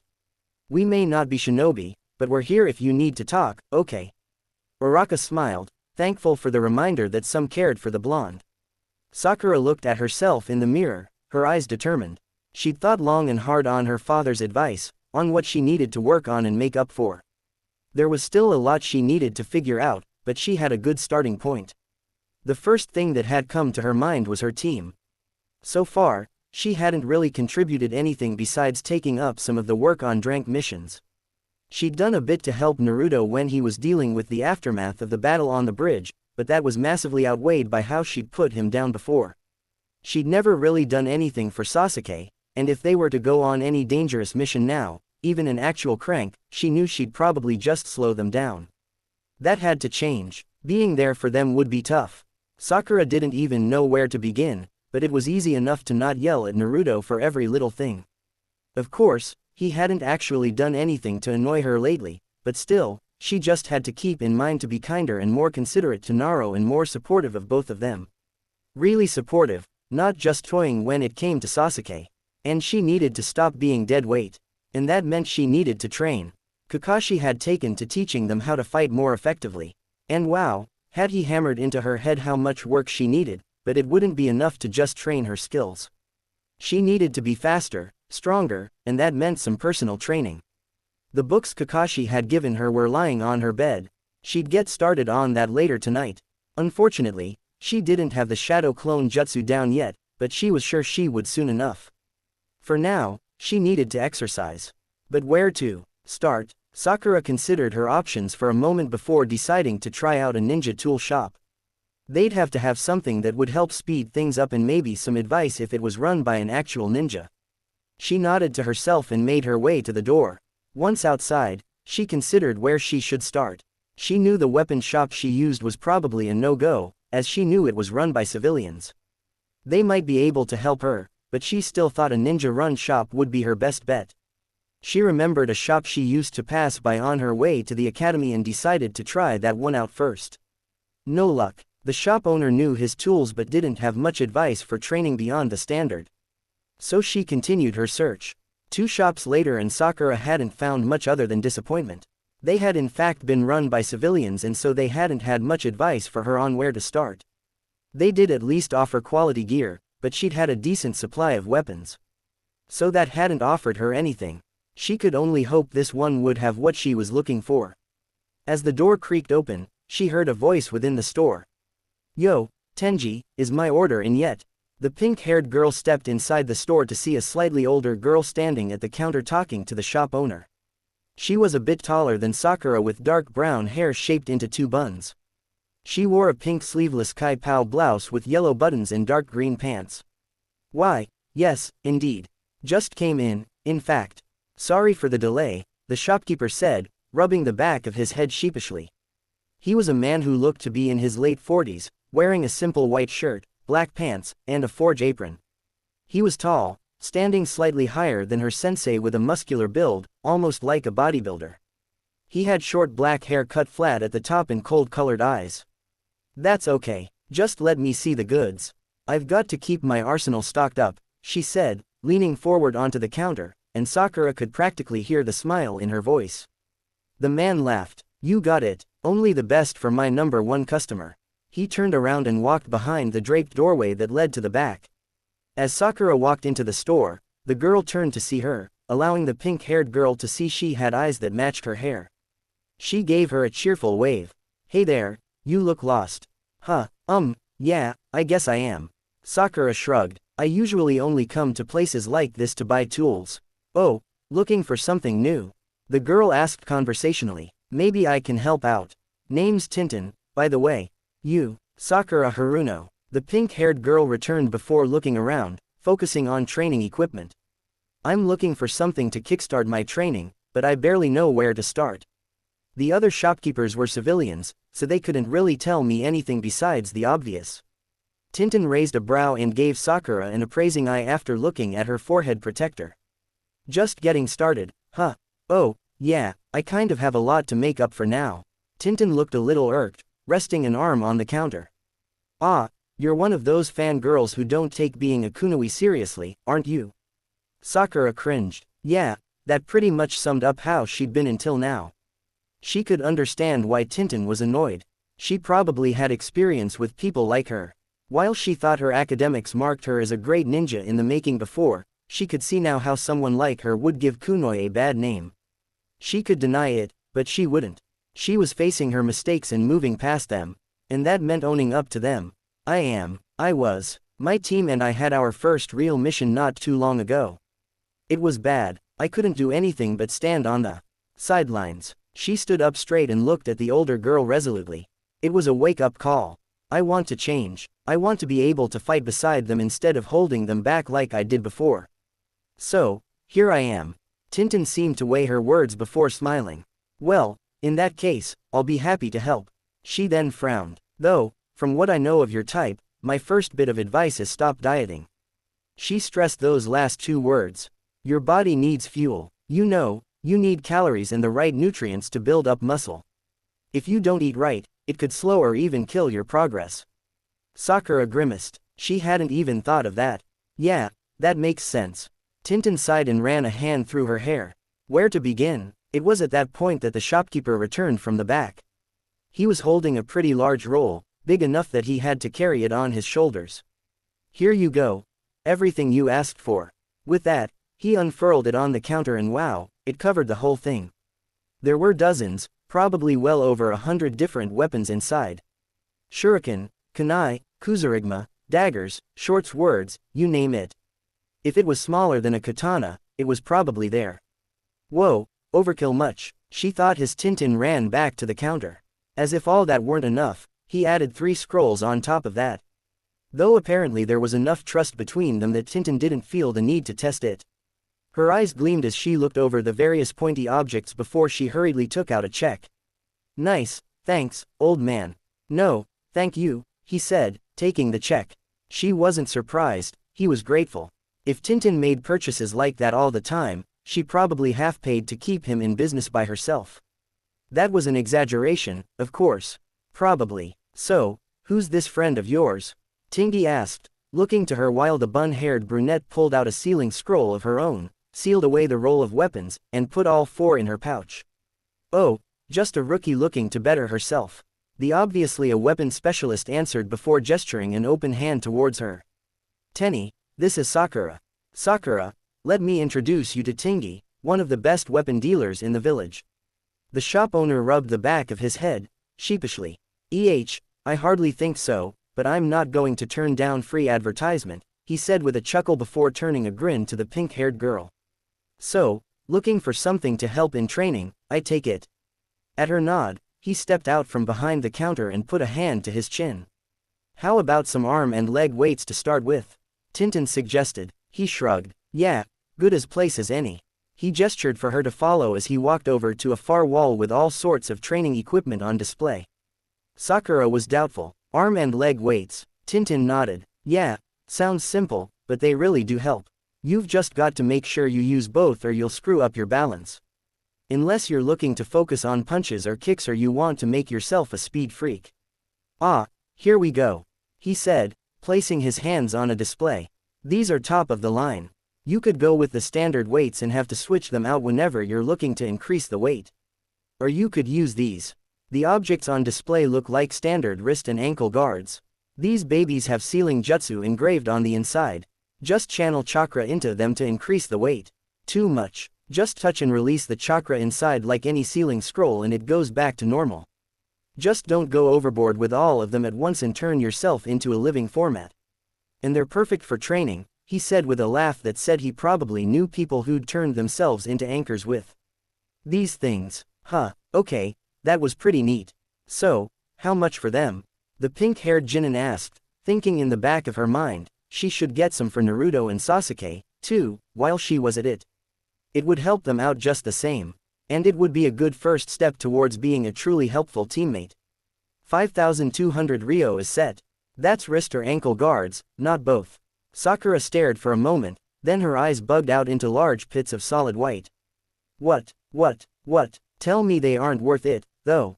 To be fair, you could get the same result for free if you're good with sealing jutsu or if you know someone who is. He raised a brow. You got those skills or got a friend who does. Well, nice of him to give her an out. Unfortunately, she wasn't sure she did. Kakashi said he'd tutor Naruto in the art, but she didn't know for sure how good he was. Besides, if he could have done something like this, wouldn't he have suggested it already? She then remembered how he didn't teach them the tree climbing exercise until they were on an rank mission. Suddenly, she wasn't so sure. She turned to look forlornly at the training tools. 312,000 Ryo plus tax. This would wipe out her entire savings. Everything she'd saved up before graduation and all the pay from their missions. She could only barely afford it because of that time they captured Tora. The one reason that there wasn't a strike on that particular mission despite how annoying that cat was and how many times it got away. It was owned by the wife of the fire daimyo. That meant refusal was not an option and the pay was good. Well, going to go for it? Tintin asked by her side. Personally, I don't really have a preference, and my teammate prefers the old-fashioned kind. But it's your choice. Sakura looked at the display before mentally kissing her savings goodbye. I'll take 3 sets of each. Sakura stared at the scroll that now contained her newly bought training gear as she walked down the road, her face slightly pale. Wow, really generous of you to buy some for your teammates too, Tintin said, raising a brow. It was for the team, Sakura replied in monotone. After how I acted, I owe them. This is the least I can do, she said without a hint of emotion. Well, nice to know you're serious about making it up to them. Tintin said with a sympathetic smile. Sakura got the feeling she'd probably blown all her money on weapons at one point or another. Got any more advice? Yeah, get a light start tonight, but talk to your sensei before doing anything too extreme. You don't want to overdo it when you're just starting out. Pace yourself, and once you get used to it, start pushing harder.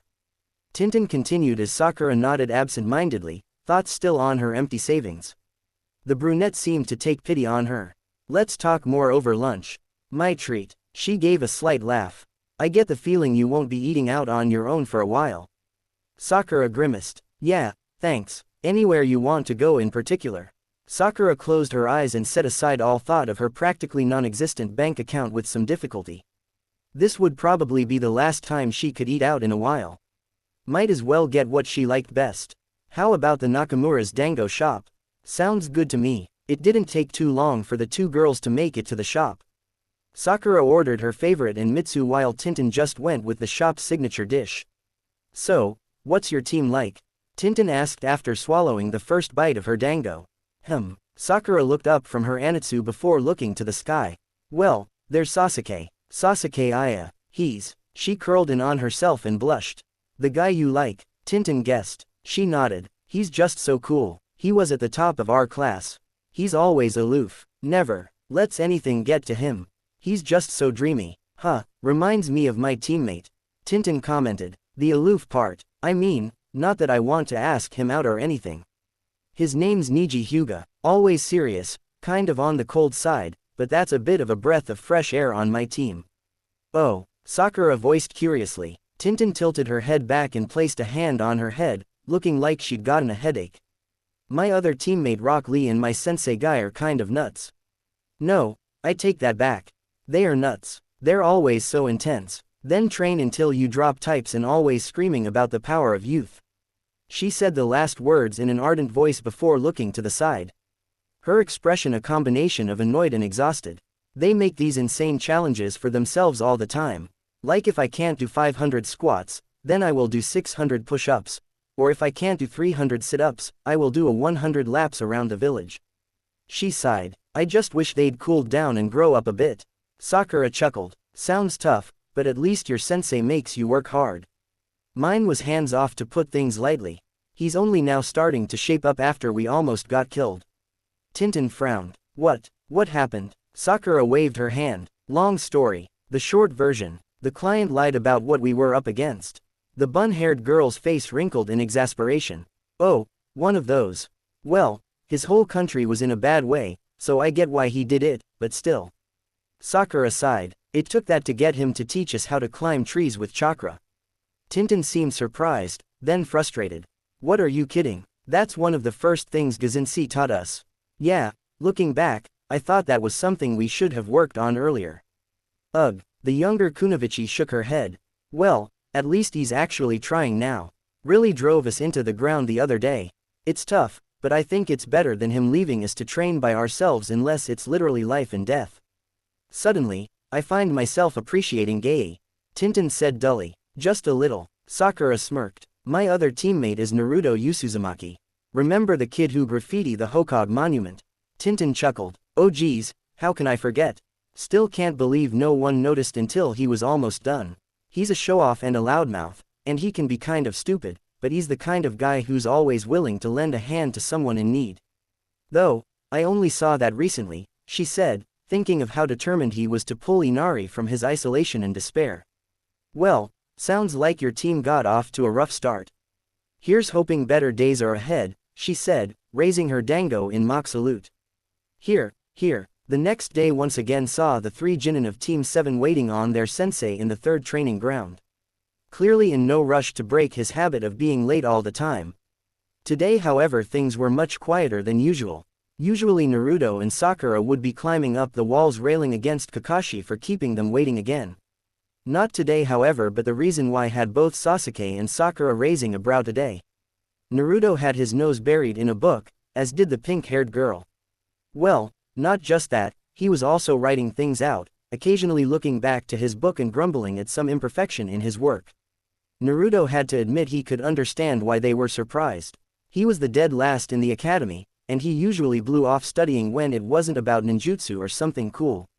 It did somewhat surprise him that Sasuke was the first to voice his curiosity. What are you doing, Naruto? Naruto looked up from his work. Eyebrows raised that the question came from Sasuke before he shrugged. Oh, I'm just working on my sealing jutsu. Kakasha told me to write out the symbols until I memorized what they mean. They're not all kanji, you know. But he's having me practice writing that out, too. Need to get it all down as fast and neat as possible. One wrong symbol and the whole thing falls apart. He gave me some low-level seals to work out when I think I'm up to it. Thought I could get a little extra practice. Since we've got nothing better to do. Sasuke gave a grunt of acknowledgement and looked away satisfied with the answer. The blonde went back to his work. 2 more hours went by before their sensei deigned to show himself walking into the clearing as if nothing was wrong. "Morning guys," he said with a wave. "Late as always," Naruto accused, pointing at him. "Are you ever going to be on time?" Sakura yelled, raising a fist. Sasuke's expression said that he'd enjoyed the quiet while it had lasted. "Well, at least this time you two had something to keep you occupied," Kakashi commented before his gaze turned to the Uchiha heir. "Give you any ideas, Sasuke?" Sasuke grunted in response before saying, "A few." "Well, that's good. At least you won't all be standing around wasting time just waiting every day." "You're the reason we're always waiting," Naruto and Sakura cried in unison. Now let's not point fingers," Kakashi said with his eye smile.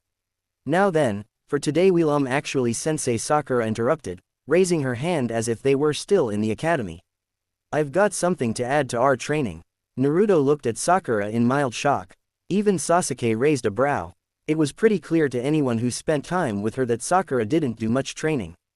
After all, back in wave after she got to the top of the tree, rather than continuing to practice or doing something else, she'd just stopped training altogether. Looking back, maybe he should have said something about that. Oh, Kakashi seemed interested. Sakura picked up a bag she'd brought with her and reached inside, pulling out wrist and arm guards. "You got us protective gear?" Sasuke asked skeptically. "They're a lot more than that," Sakura replied. "They're actually training weights. This gear is lined with seals that get heavier the more chakra you put in them, so you can control how much they weigh you down. You can release it all like a sealing scroll to return them to normal." She smiled. "I got a complete set for each of us while I was out the other day." "Oh, wow, yeah, that was one way to speed up your training, and it was a gift from Sakura." "Awesome." He was already planning to wear them whenever he wasn't on a mission or something. Not to mention taking a look at those seals. Even Sasuke looked mildly impressed. "Wow, thanks, Sakura," Naruto said as he took his. "Yeah, thanks," Sasuke added, looking a bit impressed. "Don't mention it. I was trying to find a way to hit the ground running with my training and thought it sounded like something we could all use." She handed Sasuke his set, which took them and regarded them inquisitively. Sakura rubbed the back of her head sheepishly. "I didn't really know where to start, but I was lucky enough to run into this older girl named Tintin, and she showed me these and gave me a lot of advice." "Tintin," Kakashi spoke up. Sakura nodded. "Yeah, but she said I should run it all by you before I did anything serious so I don't strain myself." "Good advice. This Tintin sensei wouldn't happen to be named Guy, would he?"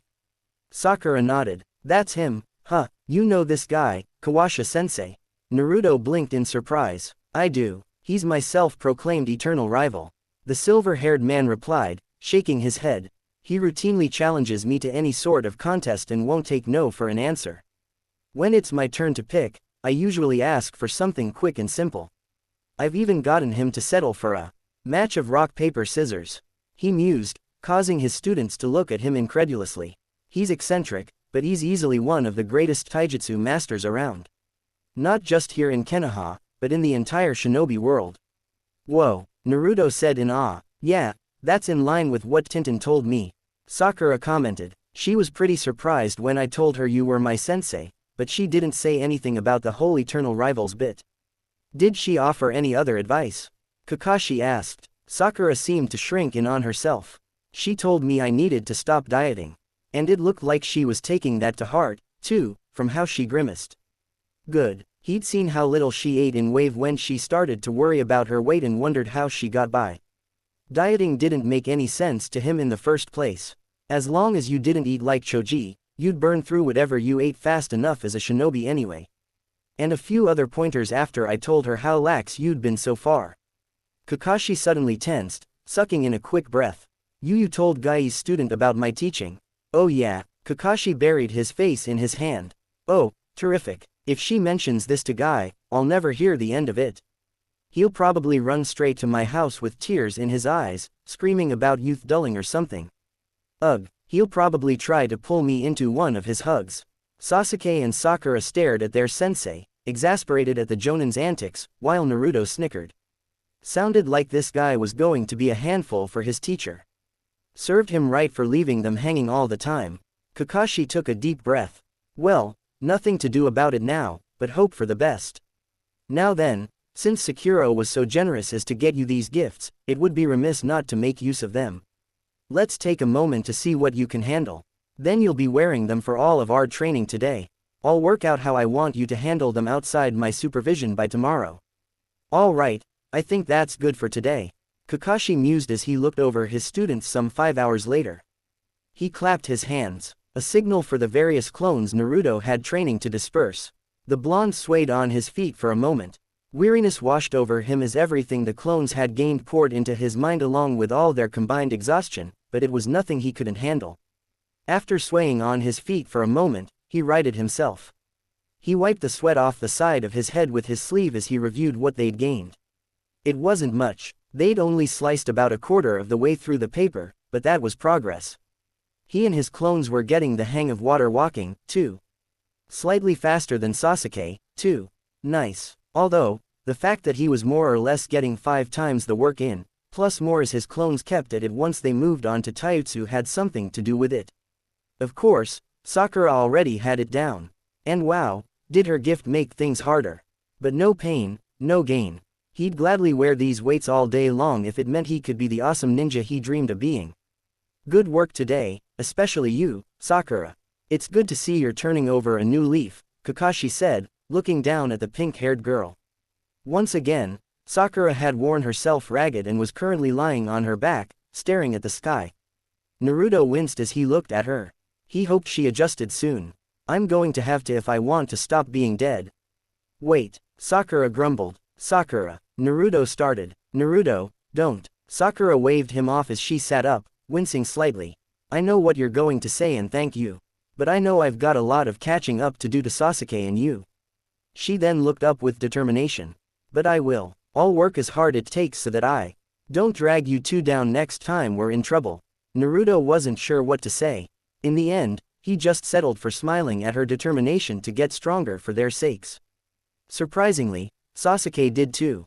Oh, by the way, Kakashi began. I imagine those training tools cost a small fortune. Sakura cringed, proving him right to have bought 3 sets like that. I'm guessing you've pretty much wiped out all your funds, haven't you? Sakura hung her head, a cloud of woe hovering over her as she began poking the ground and mumbling to herself. Wait, Sakura, you mean you totally broke your bank getting these for us? Naruto asked, his eyes wide. Sasuke raised a brow as he looked at the pink-haired girl.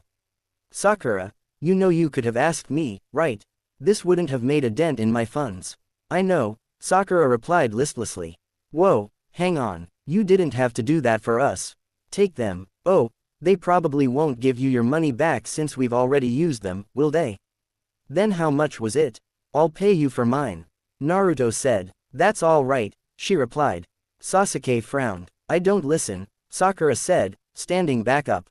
This is something I wanted to do. I saw how this could help all of us and decided to go for it so that we could be the best team we could be. Just take it as me doing my part for Team 7. That silenced all future arguments from him. And Sasuke, from the looks of it, after a moment, Naruto replied, well, guess I'll have to do my part, too, somehow. I'll think of something. Sasuke gave an affirmative. You know, the timing for this couldn't be better, Kakashi said, drawing their attention. You see, they finally finished processing Zabuzu's body today, and so I got my bounty, though the village did keep half of it as always. Good for you, sensei. Naruto grumbled, crossing his arms. Kakashi nodded. Normally, a bounty is divided between all involved in actually defeating the ninja in question. So, of course, it all went to me, Kakashi said, closing his eye.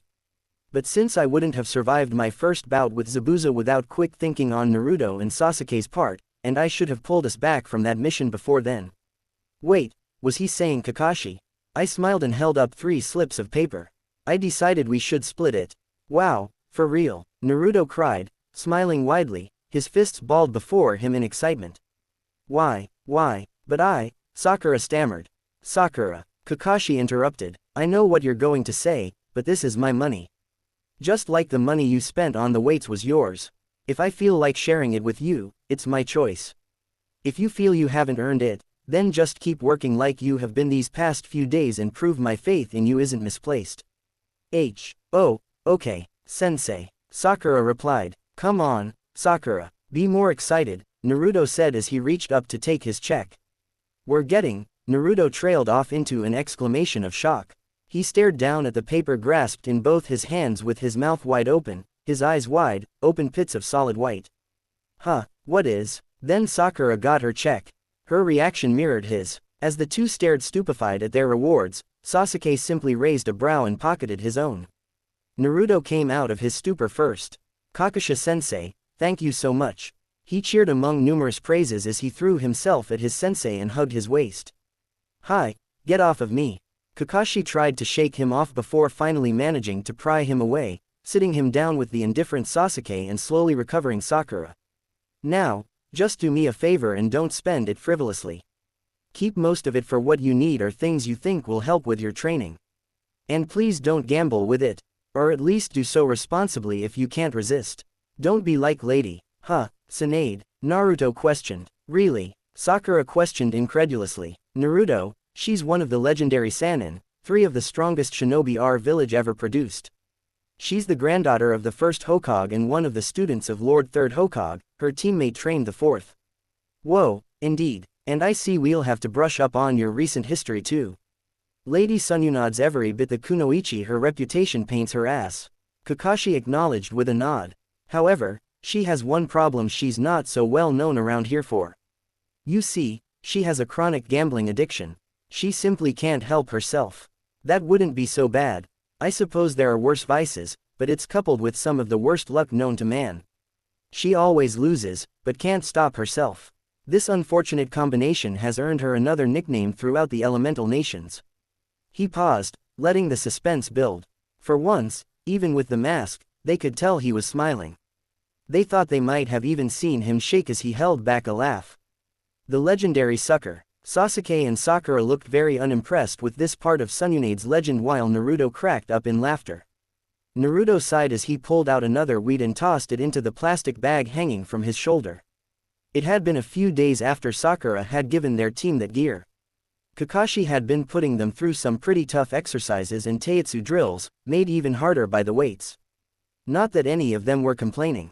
They'd all been just a bit unsteady on their feet after all was said and done, and more so after his clones dispersed, but they all felt good about how things were going. After half an hour of rest, they'd been off to do a drink mission. Couldn't put those off forever, could they? Honestly, missions like this seem to drag on forever. Pull out one wheat. Oh, hey, there's a few dozen more. Get them all. Time to get started on the next area. Got that done. Great job. You're about a tenth of the way there. It didn't help that Kakashi had forbidden them all from using jutsu to speed things up. Something about teaching them a lesson in patience. Yeah, I get you, Sakura said, obviously having heard his sigh. Just grin and bear it like any other drink. Just think, some people do this for a living. It's not so bad when you keep that in mind.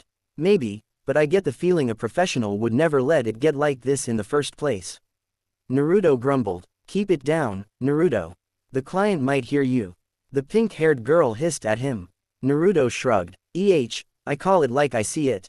Besides, she's inside and the doors and windows are closed. I can't see how she'd hear me unless I screamed it from the rooftop. You have a point. Still, Sakura replied with a sigh of own. She then spied what he was doing. Wait a second. Naruto looked up just as he was about to pluck a small yellow flower from the ground. He didn't know a lot about plants, but he knew enough to know these were weeds, and they spread fast if you let them. We might need to ask the client about those, Sakura said, cupping her chin. Dandelions are technically weeds, but they have their uses. They attract bees to pollinate flowers, and their roots can draw up nutrients for other plants. She might want those left alone. Naruto blinked, his eyebrows rising. Wow, Sakura, you really know your stuff. Sakura rubbed the back of her head sheepishly and looked away with a slight grimace. Not really. I used to be friends with Ino, remember? Her family runs a flower shop. I just picked up a few things. Oh, Naro cringed. That was probably a sore subject. I really need to patch things up with her, Sakura admitted. But I've got no idea where to start. Not when I was the one who broke up our friendship. She looked down at that, her face melancholy. Naruto guessed she was probably thinking of past times with Ino and probably the day they went their separate ways over Sasuke, but this was the first he was hearing that she was the one to end things. Yeah, he got the feeling that fixing that wasn't going to be easy. Well, you won't know until you try, right? That's what Tintin said. Oh, did you meet with her again? Sakura nodded, seeming to brighten up a little. Yeah, she's been giving me some good advice and it's nice to actually hang out with a girl my age again or anyone outside class really. Wait, had Ino been her only friend? And she chose to fight with her over Sasuke, huh? Well, he could agree on how great it was to finally have people to spend time with. He knew personally that being alone absolutely sucked. At least she had people she could talk to at the academy. Most of the other kids just put him down aside from Shikamaru and Choji and they hadn't exactly talked much. Well, anyway, what's the worst that could happen? She says, screw you and walks off. At least then you can say you tried.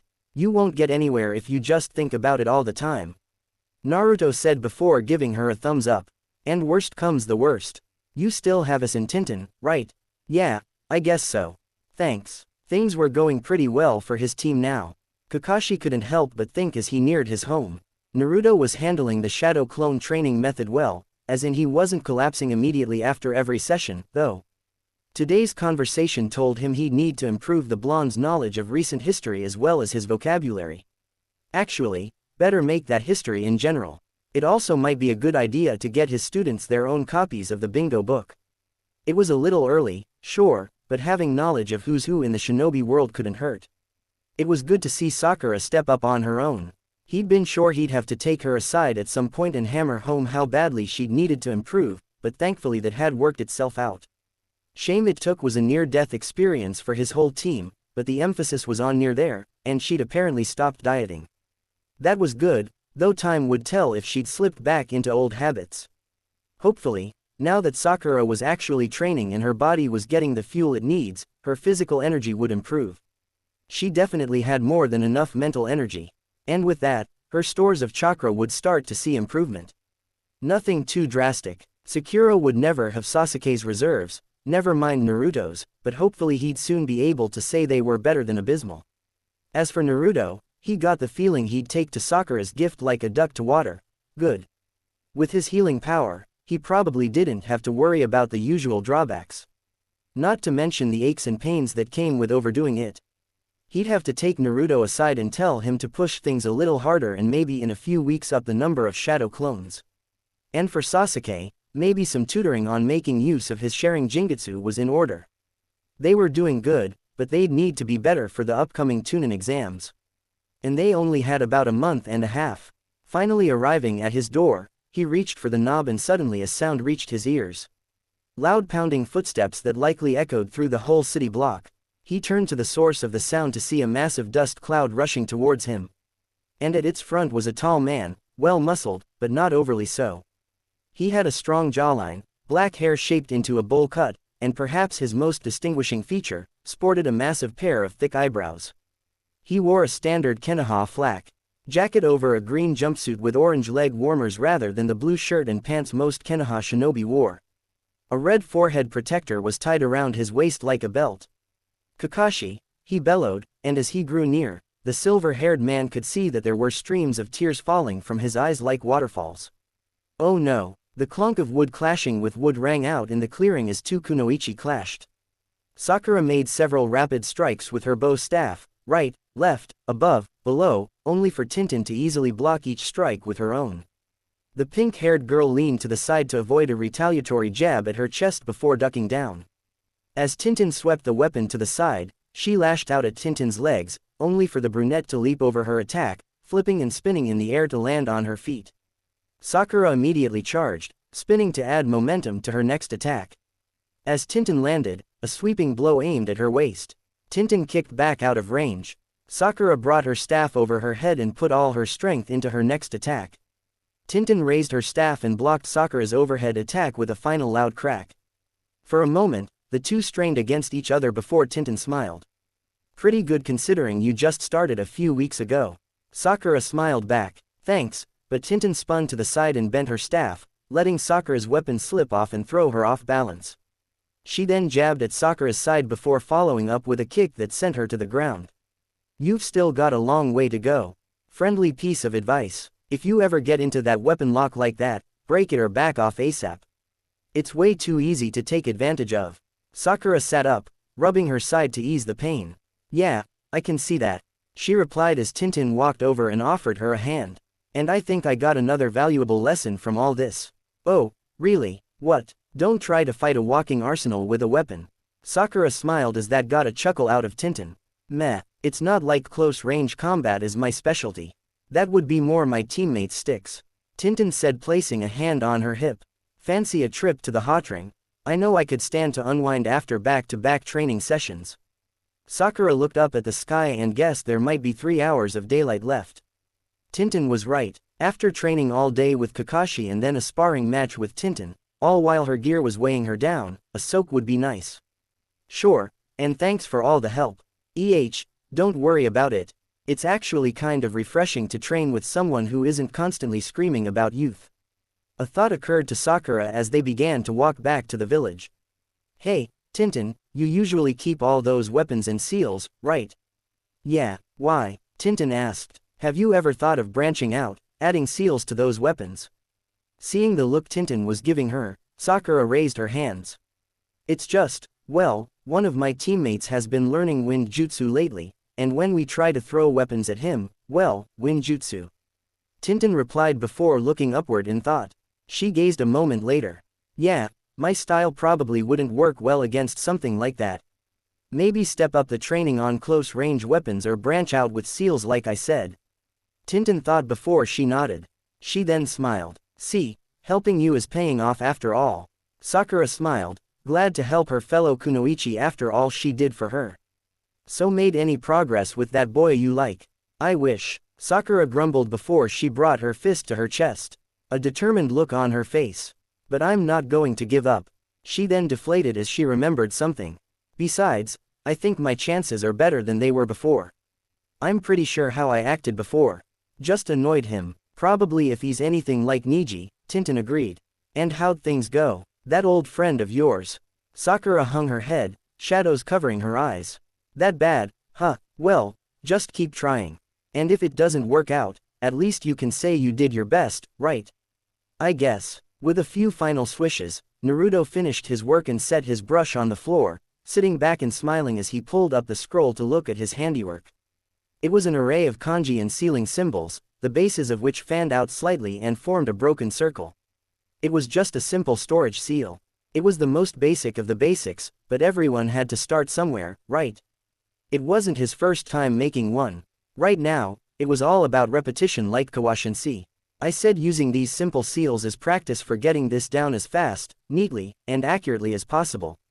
While many high-level sealing jutsu allowed you to conjure the array out of chakra, most required you actually them right out. One single mistake and the seal wouldn't work at best. And who knew when you'd need to draw one up on the spot? He'd had him take up calligraphy for the same reason. He placed the scroll back on the ground, pulled a single kanji on the circle before making a hand sign, seal. In a burst of smoke, the kanji vanished. He smirked for a moment before focusing on it again. Release. The kanji reappeared in a similar cloud of smog. Naruto grinned as he picked up the scroll. Another job well done. He may only know a few basic techniques at this point, but he had already cooked up several ways to use the few seals he knew. Considering how complex the art was, he'd come a long way in the last month or so with some help from his shadow clones. And he was glad to say his other skills had improved by leaps and bounds, too.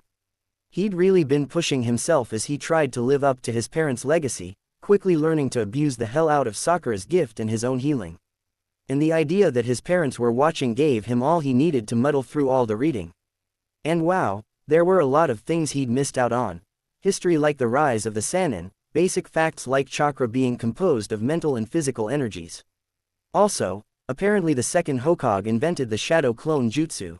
He was still catching up, but he was determined not to let himself be caught lacking in that department again. Like the old man said, the Hokage was supposed to mark the road for all to follow, an example like the fourth had set. How was he doing that if he let himself stay an idiot because studying was too hard? Speaking of example, looking back at his sexy jutsu. Yeah, that was probably never going to be seen again. He probably needed to talk to Kanemaru about that. Well, at least he had inspired the kid to work harder outside of that technique. That was something, right? Kakashi had since upped the number of clones he'd used a day to 50. That had required a bit of an adjustment. While the combined fatigue of 8 clones left him a bit tired, he could shrug it off. 50 knocked him out cold. So now, rather than disperse them immediately, they disperse in groups of 5 at the end of starting in the last hour of training. It worked pretty well. He got all the experience, and there was enough time between the hits that he could get through and not fall flat on his face and wind up in dreamland. He looked over to the kitchen where 5 clones were getting in some extra training. It had taken a few weeks, but he'd mastered both the water walking and the leaf cutting exercises Kakashi had taught him. The man had since given him a new method to train both in control and in the wind element. Each clone their hands before them, channeling wind chakra through their palms. The aim was to levitate a leaf and keep it as stable as possible. Their training had only gotten more intense as the days went by, and Kakashi made them a set schedule to stick to. They would spend half an hour on warm-ups before adding the weighted gear. 1 hour doing exercises, 1 on chakra control, another on taijutsu and teamwork, a final 1 on ninjutsu and jinjutsu tutoring before finally taking a drink mission after a rest period with some pointers for independent training like his own. Sasuke was still quiet and brooding as always, but he didn't put him down as much. And Naruto had turned down the jealousy. While they competed during just about every training session, there was a slight sense of camaraderie there now rather than the spiteful rivalry they once had. Sakura was kinder, too. She hadn't even hit him in the last month. She'd really put her all into catching up to them, and she'd toned down that thing she had with Sasuke. They'd all really had come a long way since the day they first met Kawasha. Naruto rose to his feet and made his way to his kitchen. A quick cup of ramen for a job well done, and then he'd get ready for bed. Once those clones dispelled, he'd be out like a light. Things were much quieter than they had been a month ago, as Team 7 awaited their chronically late sensei. This time, Naruto was sitting on the ground as he worked on a seal. This one was a bit more complex than the standard containment seal, but he'd gotten it down. 3 completed ones lay beside him, and a few feet away, a circle had been carved into the ground where he'd tested one of them. Finishing the 4th seal tag, he pocketed them and pulled out a book on sealing jutsu, looking to find another to try out. Sakura sat nearby, leaning back on one of the posts as she read a book on poisons. Sasuke had been the last to join in, reading a book on the many ways to use chakra. Kind of surprising when he was the former head of their class. Naruto found himself a lot less frustrated with his sensei's antics this way. Oh, he was still annoyed as all hell that the man had to be at least 2 hours late to the meetings, he said.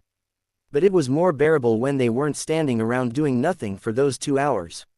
Case in point, the 3 looked up as their sensei walked into the clearing, not showing the least bit of shame at having kept them hanging again.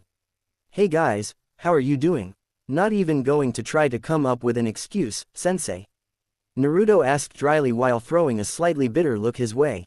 He felt a lot less high-strung about the silver-haired man showing his face without so much as a hint of guilt. It had helped them adjust a bit. He and Sakura could settle for scathing looks nowadays instead of screaming at him. That didn't mean they were any happier with him. They just weren't as worked up when he finally got there. Well, you never seem to believe what I tell you anyway. No surprise. I'd expect better excuses from a 5-year-old. Sakura spoke up, still glaring at her sensei. You wound me, Sakura, Kakashi said with a straight face. Sakura scoffed. Go cry to that black cat you keep telling us about. Yep, just another typical day for Team 7. So guys, Sakura said, getting her teammates' attention as the 3 walked back into the village proper, about to go their separate ways after another successful drink mission. They came to a halt as they looked back at her. I was thinking, I know that you two live by yourselves, so well. I asked my parents if they'd be okay if you came over for dinner. Huh, really? Naro asked with a blink before grinning. Needless to say, Getting invited to Sakura's place was the last thing he expected today. That's not necessary, Sasuke said with a shrug. I know that, Sakura replied with a shake of her head, raising her hands as if to reassure him. I just thought it would be nice as all. I mean, you two haven't had a home-cooked meal in a long time, right? And after that, I thought we could put our heads together and brainstorm on ways to improve. Kawasha-sensei is not going to do everything for us, you know. She looked away. Ain't that the truth? He hadn't been the one to suggest they start studying while they waited for him, and Sekiro was the one who bought their weights. The silver-haired Jonin was definitely working harder at it than he had before, but still. But then maybe he just didn't want them to rely on him for everything. He was there to teach and guide them, not hold their hands. He'd been trying hard, so he'd give him the benefit of the doubt. Sasuke closed his eyes. Okay, really, wow, that was a surprise. Naruto had been sure Sasuke would turn her down. Maybe they were starting to grow on him, even if he did still act all cool and distant. He couldn't help but smile at that. Sakura's face lit up at that. Really great. I'm sure you'll love it. And we really need to think about how we can communicate in the field. I mean, right now we have to rely on radios. That's not going to work all the time. We need to find other ways to communicate and slow down. Save it for the after-dinner meet. Naruto said, though he couldn't deny she had a point there. Sasuke was giving her a look of vague interest. You've put a lot of thought into this, huh? Sakura seemed a bit bashful at that. Well, I just want our team to be the best we can be, you know. Naruto nodded. Yeah, I get you. Thanks for looking out for us, Sakura. The pink-haired girl grinned, putting her hands on her hips. Well, someone's got to keep you boys in line. We all know how you like to show off. Hey, the number one hyperactive knucklehead ninja started. He then sheepishly rubbed the back of his head as he remembered he had that nickname. Well, yeah, that's kind of true, I guess, he admitted, causing Sakura to chuckle. So, where is your place anyway? Naruto arrived at the Haruno family apartment the next day after cleaning up in the wake of the day's training and mission with a light spring in his step. No surprise really, it was the first time he'd ever been invited over to someone else's home. It wouldn't be a big deal the most, but for someone who'd been shunned by just about everyone for most of his life, it was a milestone. Reaching the door, he gave it a knock. Soon enough, a blonde woman with green eyes, a shade darker than Sakura's, opened the door. Naruto, first one here, I see. Naruto gave the woman a wide grin. Hi, nice to meet you. You must be Miss Haruno. Please call me Mabuki, Sakura's mother replied before standing aside. I'm just putting the finishing touches on dinner, so you shouldn't have long to wait as long as Sasuke shows up soon. Sakura's in her room, it's just at the end of the hall. Thanks, Naruto said, stepping inside and taking off his shoes. He followed the instructions as he got a look around. It was a lot better than his apartment. A lot bigger, too, but that was no surprise. His place was on the cheap side of things and was meant for one person. You could tell this was a family home. Knocked on the door. Come in, he heard Sakura say before he stepped inside. The pink-haired girl was lying on her bed reading one of her books. Hey, Naruto, glad you could make it, she said as she swung around and sat up on the bed. Well, not like anyone would say no to free food, right? Nice place you guys have, by the way. Thanks. Only home I've ever had. Sakura replied as Naruto walked over to a nearby desk and pulled out the chair. He sat down backward and rested his arms and head on the back. Naruto looked over and saw several books that had depictions of the body or flowers on them. I see you've been working on some extra credit, huh? Sakura rubbed the back of her head. Well, it's interesting stuff. Honestly, I think I found a new hobby. Naruto chuckled. Same here. Never thought I'd find burying my nose in a book fun until I took up sealing jutsu. Sakura grinned and looked to the side. Oh, wow, Naruto's found joy in studying. I'll have to look outside. It could be raining fire. Very funny, Naruto said dryly with squinted eyes before his lips turned upward. You should have seen the look on Iruka-sensei's face when he caught me in the library. That got a laugh out of Sakura. So, what kind of things did you have in mind? Well, I thought maybe we could look at each other's skills and see if we could come up with some suggestions. You know, everyone has their own way of thinking. Maybe we missed something. She began to tick off her other ideas on her fingers. We could look at ways to combine our skills and work out ways to share information, maybe give each other some advice and training. It was then that there was a knock on the door, drawing both of their attentions. Doors open. The door opened to reveal Sasuke with one hand in his pocket. The same look on his face as ever. Still, that he was actually here said a lot. Sasuke. Sakura smiled widely. Well, look who finally decided to show up. Naruto said in greeting. The Iha heir just nodded and grunted in reply, stepping into the room and leaning against the wall. Sakura and I were just talking about what she had in mind after dinner. She's got some pretty good ideas. Seeing Sasuke's questioning look, she repeated what she'd told him. Sasuke nodded. Yeah, I can see how we can benefit from that. Good thinking, Sakura. The pink-haired girl beamed at his praise. Dinner's ready. They heard Mabuki call out. Naruto wondered if this was what family dinners were always like. Kazashi guffed at the many jokes he made, several of which had Naruto laughing as well as his daughter grumbled in exasperation while his wife occasionally chided him. Sasuke was quiet as usual, rarely speaking unless spoken to. It was nice, warm in a way he could only remember from birthday parties or his times at Ikarakas. The food was great, too. Mabuki had cooked a full-course meal. Steaming bowls of vegetables, a heaping bowl of rice, nori, miso soup, and grilled fish lay spread out at the center of the table. He could count on one hand the times he'd actually seen a full-course meal in front of him like this. Great food, Mabuki. Thanks again for having us over, Naruto said after swallowing a mouthful. Thank you for the compliment.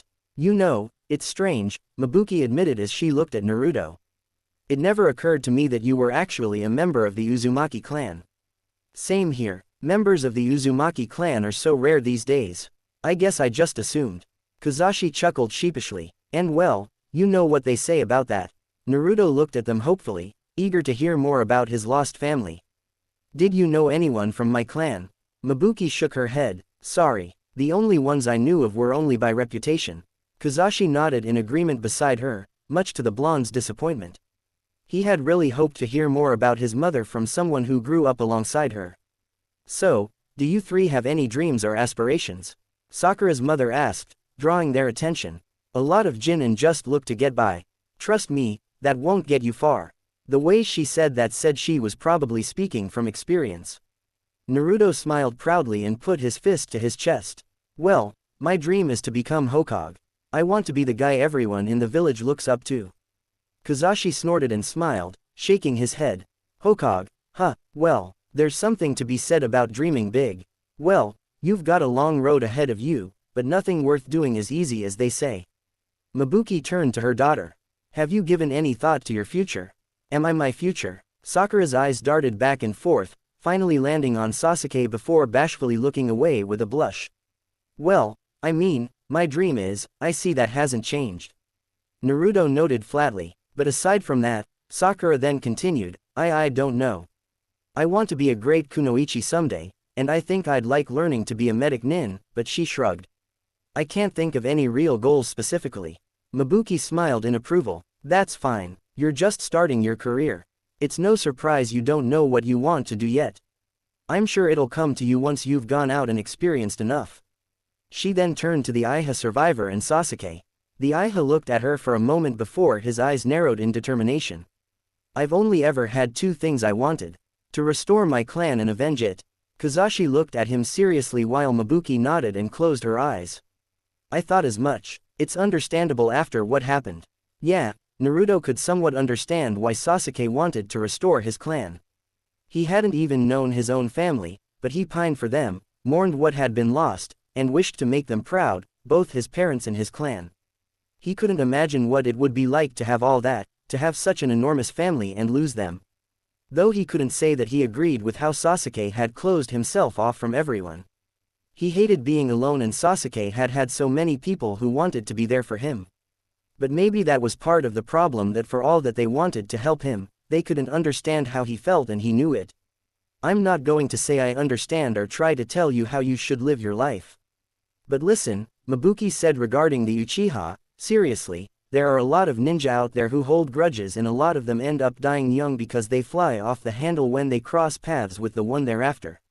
I'm not telling you shouldn't want revenge or that there are more important things. That's for you to decide. Just don't go after him until you know you're ready. Okay, Sasuke was quiet for a moment before he gave a quick. There was silence for a moment before Kakashi spoke up. So is that yes HN no HN or whatever hin? We need the context of the HN to fully understand and grasp the HN. Dad Mabuki watched as the two Jin said goodbye to her daughter and made their way to the door later that night. She had to say she was glad she'd agreed to allow them over when Sakura had asked her.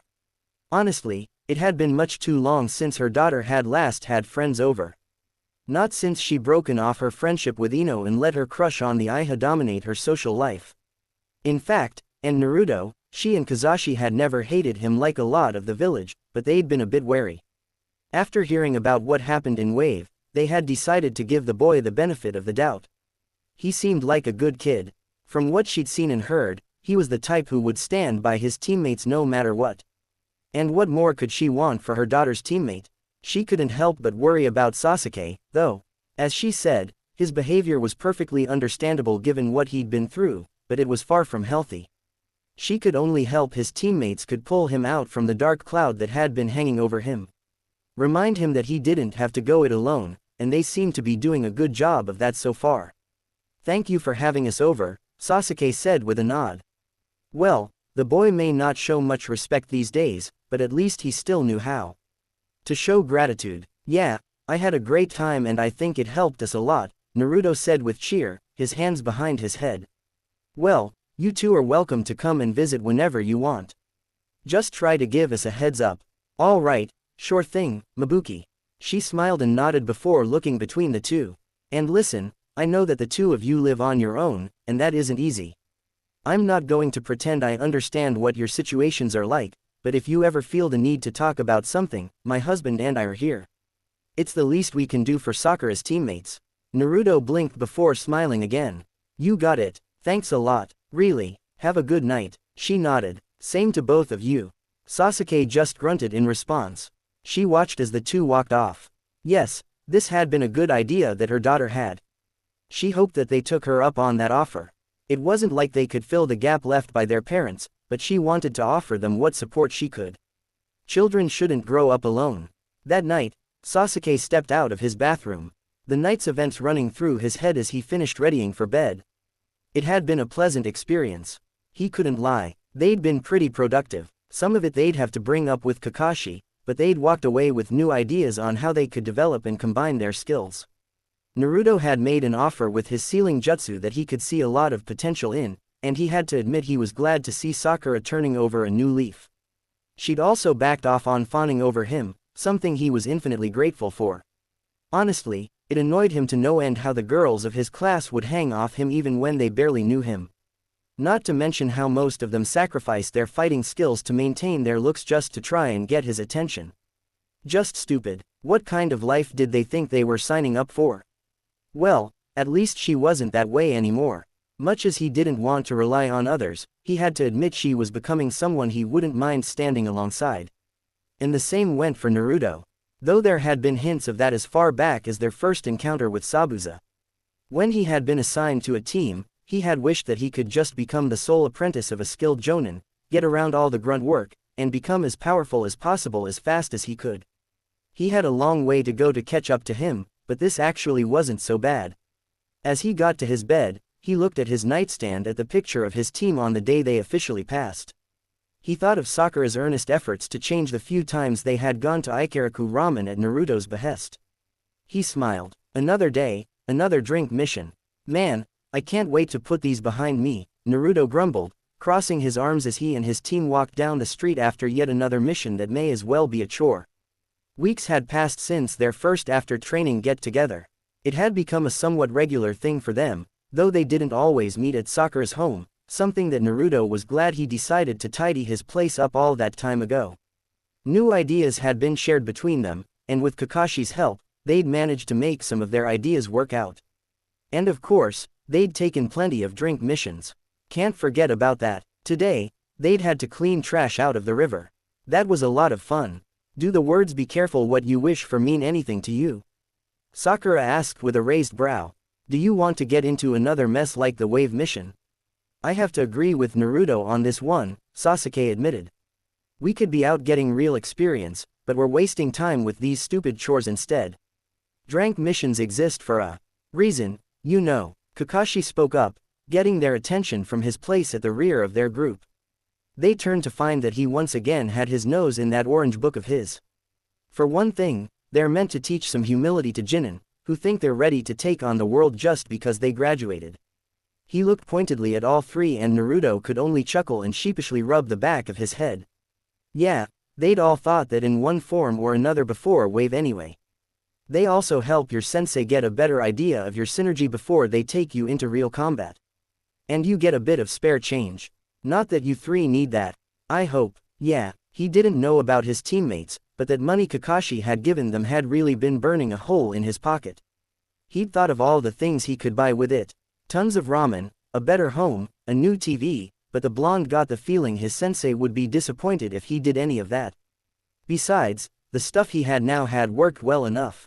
He had splurged a bit on ramen, gotten some mesh armor that he wore beneath his shirt, and stocked up on weapons and on ink and sealing supplies, but not much else. Just getting them some quality training gear had demolished Sakura's savings. That gave him second thoughts on what he should be spending his money on. Well, anyway, I have to go make my report on today's mission. So, that's it for today. Their sensei said, feel free to do some independent training as always. You should know your limitations by now. And with that, he was gone, vanishing in a burst of speed. Naruto turned back to his teammates with his hands behind his head. So, you guys want to grab a bite or? He then heard a sort of hollow scratching behind him. He didn't even have to look. He knew what it was. They'd tried this before. He saw Sasuke and Sakura looking at something on the ground behind him with either minor annoyance or incredulity. Yep, just like he thought. Actually, I think I'm going to take off and do some training by myself later. And then he formed a hand sign and disappeared as his sensei had. Unlike his teacher, he just leapt behind the nearby fence. Quietly, he walked back a few feet, hearing faint whispers and sounds of disappointment on the other side before he silently climbed over the wooden barricade. Just like he thought, there on the ground was really, Naruto jumped down, channeling chakra to cushion his footfalls, took a few steps forward, and lifted up the cardboard box that had been painted to look like a rock. Three voices exclaimed in shock as he held their disguise above them and looked down at them flatly. A square rock. Seriously, maybe try a fake wall or the transformation jutsu next time. Ah, you saw through us without even looking. That's the man I view as my rival, Kanemaru said, crossing his arms and trying to look tough in front of his two friends. The blonde grinned as he set the box on the ground. Hey, Kanemaru, you guys been working hard, I trust. And what's with the goggles? Are you trying to copy me? Yep, nice touch, Habos, Kanemaru said, shifting the goggles on his forehead with a wide grin. Naruto shrugged. What do you mean? I just wore those as a placeholder for when I'd get my forehead protector, you know. Naruto replied before he grinned again, but they work for you just fine. Just remember that's what you're aiming for when you've got them on. Okay, Kanemaru's eyes lit up before he nodded excitedly. Are you free today? You said you'd play ninja with us. The girl beside Kanemaru spoke up. A ninja playing ninja? Sasuke asked flatly. Hey, how else am I supposed to help them out? They're a bit too young for our kind of training, you know. Naruto said back. Sakura thought about it before. Nodding. Fair enough. So, who are these three anyway? Ah, let me introduce you. Naruto gestured towards the still silent boy. This is Udon. Then to the girl, smiling shyly at them. That's Moi. He then pointed to their leader who stood as tall and proud as he could. And that's Kanemaru. He's the old man's grandson. Sakura's brows shot up. The old man. She then reeled in shock, looking between the blonde and his protege. Wait, you mean the third Hokage? Oh, big surprise, right? But don't think that makes him special. He's just like any other little kid. Hey, but Naruto began before looking at the younger boy. He's the guy who's going to be the Hogue after me. As long as he doesn't slack off. He smiled confidently. Right. Oh, right, boss. Kanemaru raised his fist into the air. Naruto chuckled before looking at his teammates with a deadpan expression and waving dismissively. Seriously, though, don't give him any special treatment. He hates it. Surprisingly, Sasuke nodded and looked at the boy appraising Ly. Tired of living in your grandfather's shadow, huh? Kanemaru blinked at him. Yeah, I mean everyone always looks at me as just the Hokage's grandson and tell them, at least he said, looking at his friends and then at Naruto before returning his gaze to Sasuke. I want people to acknowledge me as my own person. And the boss told me that means I have to work hard until I can stand on my own 2 feet, until I've made a name for myself. Sasuke nodded and closed his eyes. Well, it sounds like Naruto gave you good advice. Listen to him and you'll get there someday. Huh, Sasuke had been less cold lately, but Naruto couldn't say he expected outright words of encouragement from him. Never mind the compliment. Kanemaru seemed surprised too before he grinned widely. Naruto smiled. Well, thanks for the support, Sasuke. He then gestured towards the Iha heir and the pink-haired girl. And these are my teammates, Sakura Haruno and Sasuke Iha. You just missed our sensei, Kakashi. Oh, so you're the boss's teammates.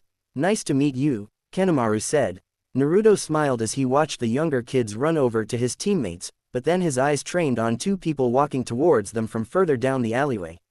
A blonde girl with her hair and pigtails carrying a giant fan on her back and a hooded boy in all black with purple face paint. And both had forehead protectors with another Vil symbol, Tsunagaker, if he remembered right. It wasn't long before the others turned to look at them, too. Huh, what do we have here? The boy asked. His eyes squinted and seemingly closed, but his head turned to look at the discarded box. A couple of kids playing ninja. When Sasuke asked that, it was a question. This boy's tone, however, was mocking, talking down to them. Yep, this guy wanted to start something. He wasn't about to take someone making a jab at his friends lying down. Well, what else are they going to do when they're in the academy? Naruto shot back, and they might be playing ninja, but at least they're not playing dress up. Does your mom know you raided her makeup supply? The blonde girl and Sakura giggled. Kanemaru and his gang burst out laughing while the boy snarled. It's war paint, __, yeah, I didn't know war paint came in bright purple. The boy growled, raising a fist while the girl at his side. How many times have I told you to lay off the face paint? No one else in our village dresses like that. Damn it, Temari, whose side are you on? Temari, huh, Naruto asked as he turned to the girl, putting his hands behind his head. I take it you guys are here for the Chunin exams. That's right, Temari replied with a nod. Well, I give you guys a real Konoha greeting, but I think your teammates already worn out his welcome. You guys already know where to go, Sasuke spoke up. If so, then I suggest you take that one and beat it. He jerked his head at the boy in face paint. Oh, a couple of tough guys I see. In that case, Kinkaro, back off. All eyes were drawn to a nearby tree. There, hanging upside down, was a boy with short spiky auburn hair with a tan gourd at his back that was nearly as big as he was. Oddly, the kanji for love had been tattooed on the side of his forehead. He stood with his arms crossed, his face utterly apathetic as his cold green eyes gazing down at the black-clad boy. Taking in his teammates' reaction, he realized none of them had even noticed his presence. Beads of sweat broke out over Kankaro and Temari's foreheads as they stared up at the newcomer. A single glance was all that was needed to know that they were afraid. The face-painted boy plastered a smile on his face, trying to accommodate the other Sanjinin. You're embarrassing our village, the boy continued. You are, but they started. Shut up or I'll kill you. Kinkaro trembled. While the new kid didn't show any malice beyond the empty gaze he gave his apparent teammate, his reaction made it clear that he believed he'd do it without a moment's thought. That put him on edge. Sure, the kid was a jerk, but to be intimidated by his own teammate.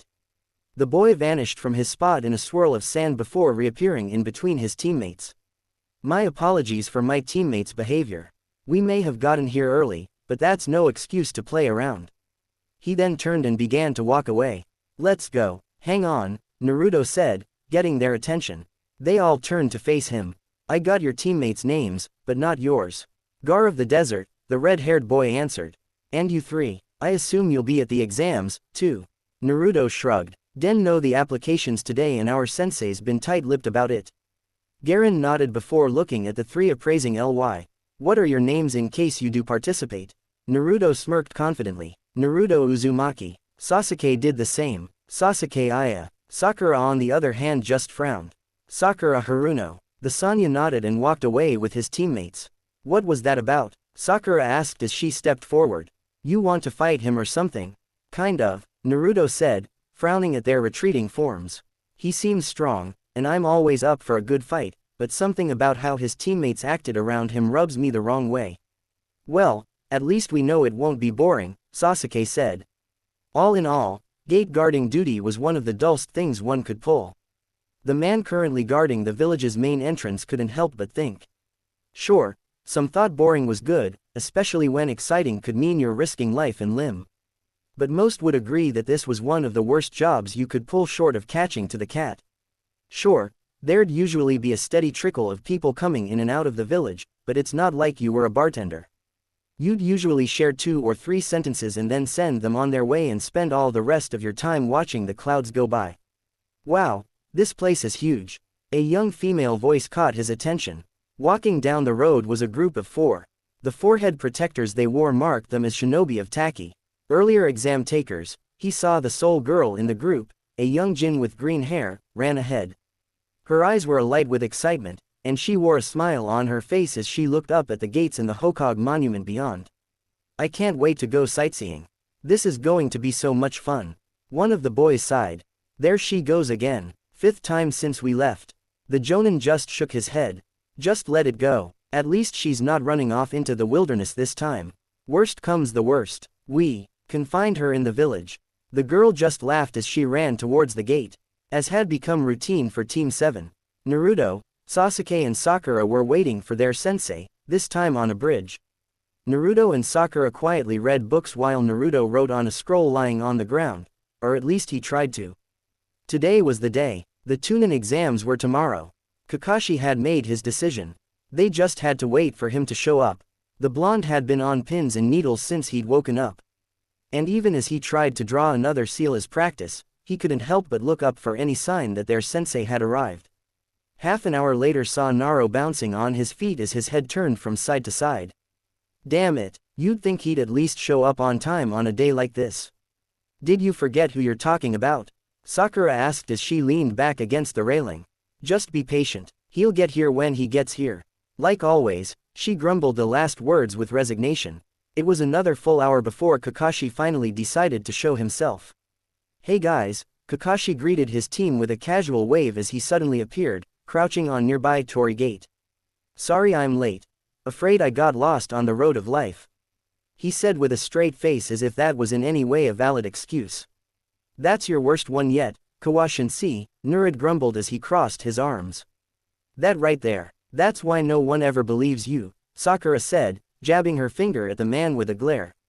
Well, never mind that, Kakashi said as he reappeared in front of them. Naruto immediately ran up to the silver-haired Jonin, going from annoyed to excited in the blink of an eye. So, what did you decide? Are we in? Well, Kakashi began, cupping his chin and trailing off before he quickly reached into his pouch and pulled out 3 slips of paper, giving them one of his eye smiles.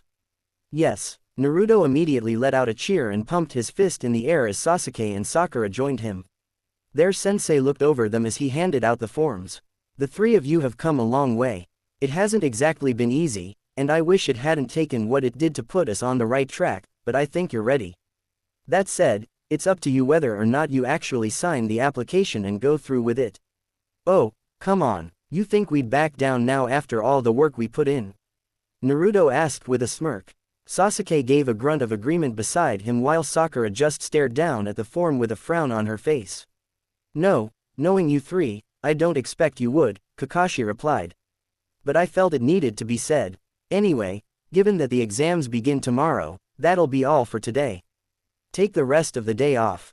Relax, do what you need to get ready. Bring those forms to room 3001 at 4 p.m. Now dismissed. And with that, he vanished, leaving the trio alone. Well, I guess we're done here. Raw nice of Kawashi to keep us waiting just for a 5-minute meeting, Naruto said as he looked at his teammates. Shouldn't have expected anything less at this point, Sasuke said with a shrug. He then turned to Sakura.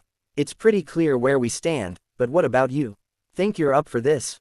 Sakura seemed uncertain for a moment, staring down at the paper in her hands before she looked up and nodded with a determined expression.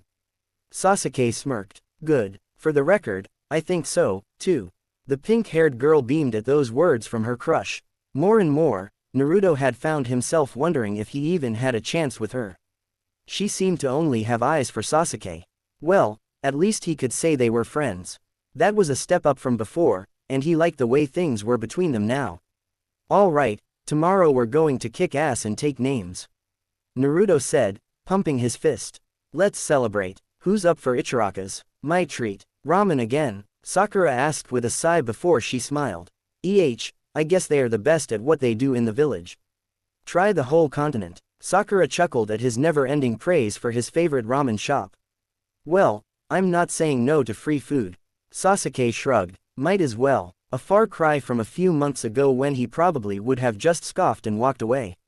He'd have been lucky to get a no thanks before he took off. Naruto grinned brightly and couldn't help but think of the first day they'd become a team. How Sasuke would ignore them if he could, and how he would usually put him down. How Sakura would yell at him for any little thing or if he mouthed it off at Sasuke. Yes, things had changed a lot between them since then, and he wouldn't have it any other way. Naruto grinned as he ran down the familiar path to the academy. The blonde could barely contain his excitement. Ahead lied the best Jin and Konoha and the other villages had to offer. That meant the chance to meet some incredible people and fight lots of powerful opponents. Challenges that would push his team to their limits, where they could show the result of all the hard work they put in. And at the end of it all, his team would take the next step on their path as ninja. He was sure of it. Arriving at the academy, he found Sasuke already standing at the entrance. As he neared the building, he saw Sakura coming up from another direction. Looks like she was right on time, but then she'd been the one to suggest they get here with half an hour to spare. He slowed down to give Sakura a chance to catch up. Hey guys, he greeted loud enough that both could hear him. Good afternoon, Naruto. Sasuke, Sakura said as she neared. Sasuke acknowledged both with a grunt as they joined him. Together, they entered the building and walked up the stairs. But as they reached the second floor, Naruto noticed something strange. The signs all said this was the third floor. The room numbers all said the same. What the hell? It was then that he noticed a commotion at the end of the hall. A large group of kids around his own age gathered around a door blocked by two other Jin. He heard the sound of a blow and someone crashing to the ground as they got near. When he looked at the room numbers, he saw why. They were standing in front of room 301, or so it would seem. Seriously, did all these guys fall for that? Naruto asked in slight disbelief as he looked around at all the kids making fools of themselves. Sasuke scoffed. Looks like someone decided to weed out the scrubs. If they can't see through something like this, then they've got no business being here. Yeah, let's just get around them with body flicker, Naruto replied. He then noticed Sakura was staring into the crowd. Something wrong. Oh no, nothing's wrong. Sakura replied with a shake of her head. You guys go on ahead. I'll catch up. And with that, she walked off towards the ongoing commotion. Naruto raised a brow before shrugging. He and Sasuke then both made the tiger seal and vanished in a burst of speed, traversing the familiar halls in the blink of an eye. Unnoticed by the would-be exam takers, they reappeared further in the building. Out of sight of the other genin, both looked back for a moment, wondering about their teammate before continuing on their way. The pink-haired girl rejoined them a few moments later. So, what was that all about? I noticed Tintin in the crowd. Sakura answered. I knew she had to have seen through that lame trick, so I wanted to ask what she was up to. Apparently, her team didn't want to draw attention to themselves. They figured if they played along, everyone would underestimate them. Smart, Sasuke acknowledged, but a waste of time if you ask me. I doubt most people who saw through that stunt would pay enough attention to the crowd to recognize them. Meh, you never know. They could get lucky, Naruto said as he put his hands behind his head. Sakura picked Tintin out of the mob after all. Nothing to lose trying, right? I guess you have a point, Sasuke conceded. As they entered the large open room that led to the next flight of stairs, a voice called out to them from above. Hang on. At that, the genin stopped and looked above. Standing on the next floor was a boy who looked to be about their age. He had shiny black hair styled into a bowl cut and the largest pair of eyebrows Naruto had ever seen. He wore a green jumpsuit with bandages tied around his hands and forearms, orange leg warmers, and a red forehead protector tied around his waist like a belt. The boy leapt down, landing in a crouch before standing upright and walking over to them and looking to Sakura. Hi there. Sakura raised a brow, looking a bit uncomfortable. Hi, my name is Rock Lee. Can I ask for yours?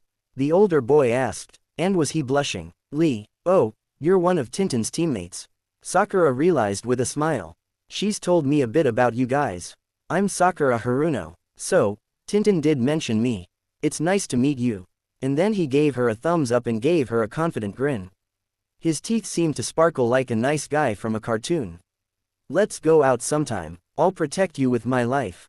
That caught Sakura completely flatfoot. She just gaped at him for a moment. Naruto couldn't help but snicker at the look on her face while Sasuke just raised a brow. Sorry, no. Rock Lee seemed to deflate at the rejection. He slumped forward, his arms hanging limply in front of him with a devastated expression on his face. Why not? Look, Lee, I'm flattered and all, Sakura said, rubbing the back of her head and looking away. But I mean, I'm interested in someone else, and besides, I just met you. Lee seemed to sulk for a second. Having been rejected by Sakura before himself, Naruto stepped forward and gave the green-clad boy a pat on the shoulder. He couldn't help but think the bushy-brow boy was lucky a few months ago, and she probably would have insulted him. That answer caused the boy to rebound, however, and he brought a fist to his chest as his eyes burned with determination. Of course, you have no reason to believe me right now.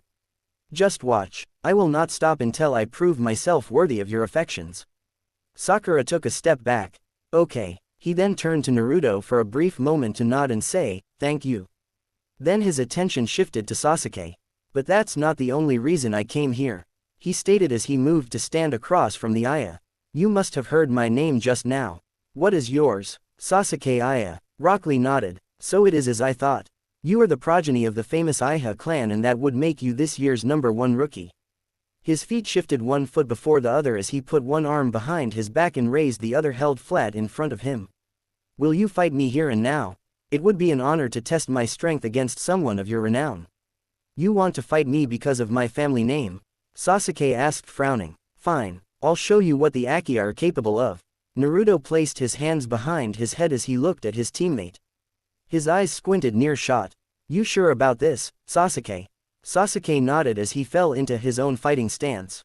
Yeah, I'm not one to back down from a challenge. The blonde shrugged. Naruto couldn't exactly blame the Uchiha. They were alike in that way. He stepped back and out of the way along with Sakura.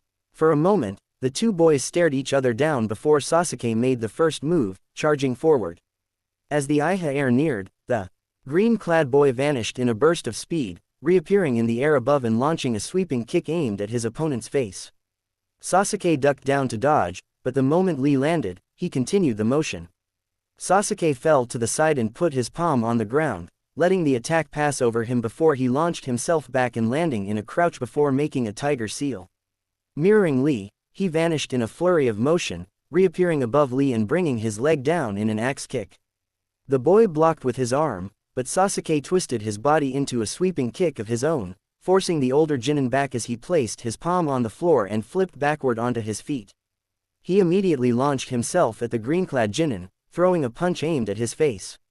Lee brushed the attack aside and raised his leg to counterattack, but Sasuke jumped over the kick, flipping in the air and landing facing toward his foe. The Uchiha heir closed his eyes and smirked confidently. When he opened them, his eyes had both been dyed crimson with 2 Tamo marks in each eye, so he decided to pull out the Sharingan. Naruto wasn't sure of his opinion on that. He sure as hell wasn't going to show off his chains unless he knew he'd been backed into a corner. Playing your best cards too early is what got Kawasha in trouble with Zabuza. Well, Sasuke probably knew what he was doing. Sasuke once more charged at Lee and threw a flurry of blows at the older Jonin, only for him to block or weave around them. The exchange ended in a jab from Sasuke. The attack was swept aside by Lee. But Sasuke used the momentum to spin into a kick, only for Lee to blur into motion, ducking under the blow and kicking Sasuke square in the jaw, sending him flying into the air. Naruto took a step forward while he heard Sakura gasp beside him. So this is the famous Sharingan, the ice said to be able to pierce any Jingetsu and reveal the secrets of all ninjutsu. However, Lee crouched down before vanishing in a blur once more, reappearing behind Sasuke. It's not as effective against Taijutsu. This is Dancing Leaf Shadow. Sasuke identified the technique. Good eye, Lee complimented. I came here to prove that hard work can match raw talent, even that of the famous Iha clan, he said as the bandages around his arm began to unravel. Now this is the end. Only for them to be pinned to the wall by a pinwheel. What? As Lee was snagged, the Uchiha heir began to fall to the ground. Naruto and Sakura ran towards him, Sakura diving to break his fall, ducking down to her knees as she caught him. Lee, what were you thinking? They turned to see Lee kneeling on the floor while being bearded by a turtle. This just got weirder and weirder. Naruto raised a brow, not sure what to think about what he was witnessing. Hey, is that turtle a summon? I guess, Sakura replied with uncertainty as Sasuke got back on his feet. She followed a moment later. That technique is forbidden, the turtle declared sternly, causing Lee to cower. But I wasn't going to use the other one, Lee weakly defended himself. You fool, you think you can get away with an excuse like that? The turtle yelled, causing the green-clad Jinin to cringe. He stood upright and hung his head down, giving up all attempts to defend himself. You already know a shinobi should never reveal their secret techniques unless it's necessary. I know. Are you prepared to pay the price? Yes, sit, then come on out, Gazinsi. The turtle beckoned, and then a burst of smoke erupted from his back. It cleared to reveal a well-built man. He was clad in the same green bodysuit as Lee. In fact, the boy seemed to almost be a clone of him, right down to the eyebrows. He stood on the turtle's shell flamboyantly, hip-cocked, one arm in the air, one hand circled around his eye. Hey everybody, life treating you good? Naruto's jaw dropped as he and Sasuke stared utterly perplexed at the man's appearance. This is Kawasha-sensei's rival. Sakura's reaction was different, however. She brought her hand to her forehead in chagrin as the man mirrored Lee's earlier nice guy stance complete with sparkling teeth. Oh boy, the pink-haired girl groaned. Lee, the man said, turning from them to his own student. Are you prepared? I am, the boy said, squaring his shoulders and bracing himself. Guy pulled back his fist and closed the distance between himself and his student in the blink of an eye. Idiot. His fist slammed into his student's face with such force that the teen was sent flying halfway across the room. Blood flying from his nose. He tumbled across the floor and came to a stop in a heap on the ground. Once more, Naruto and Sasuke could only gape while Sakura just stared dully at the proceedings. Guy walked over to his student as he slowly picked himself off the ground. He knelt down just a foot away from his student. Lee, you gaze and see, Lee said as he looked up at his teacher. It's okay, Lee, you don't have to say any more. For a moment, they both stared, tears streaming from their eyes. Then, against all odds, things got even weirder. Lee threw himself at his sensei. The two embraced, sobbing as they held each other.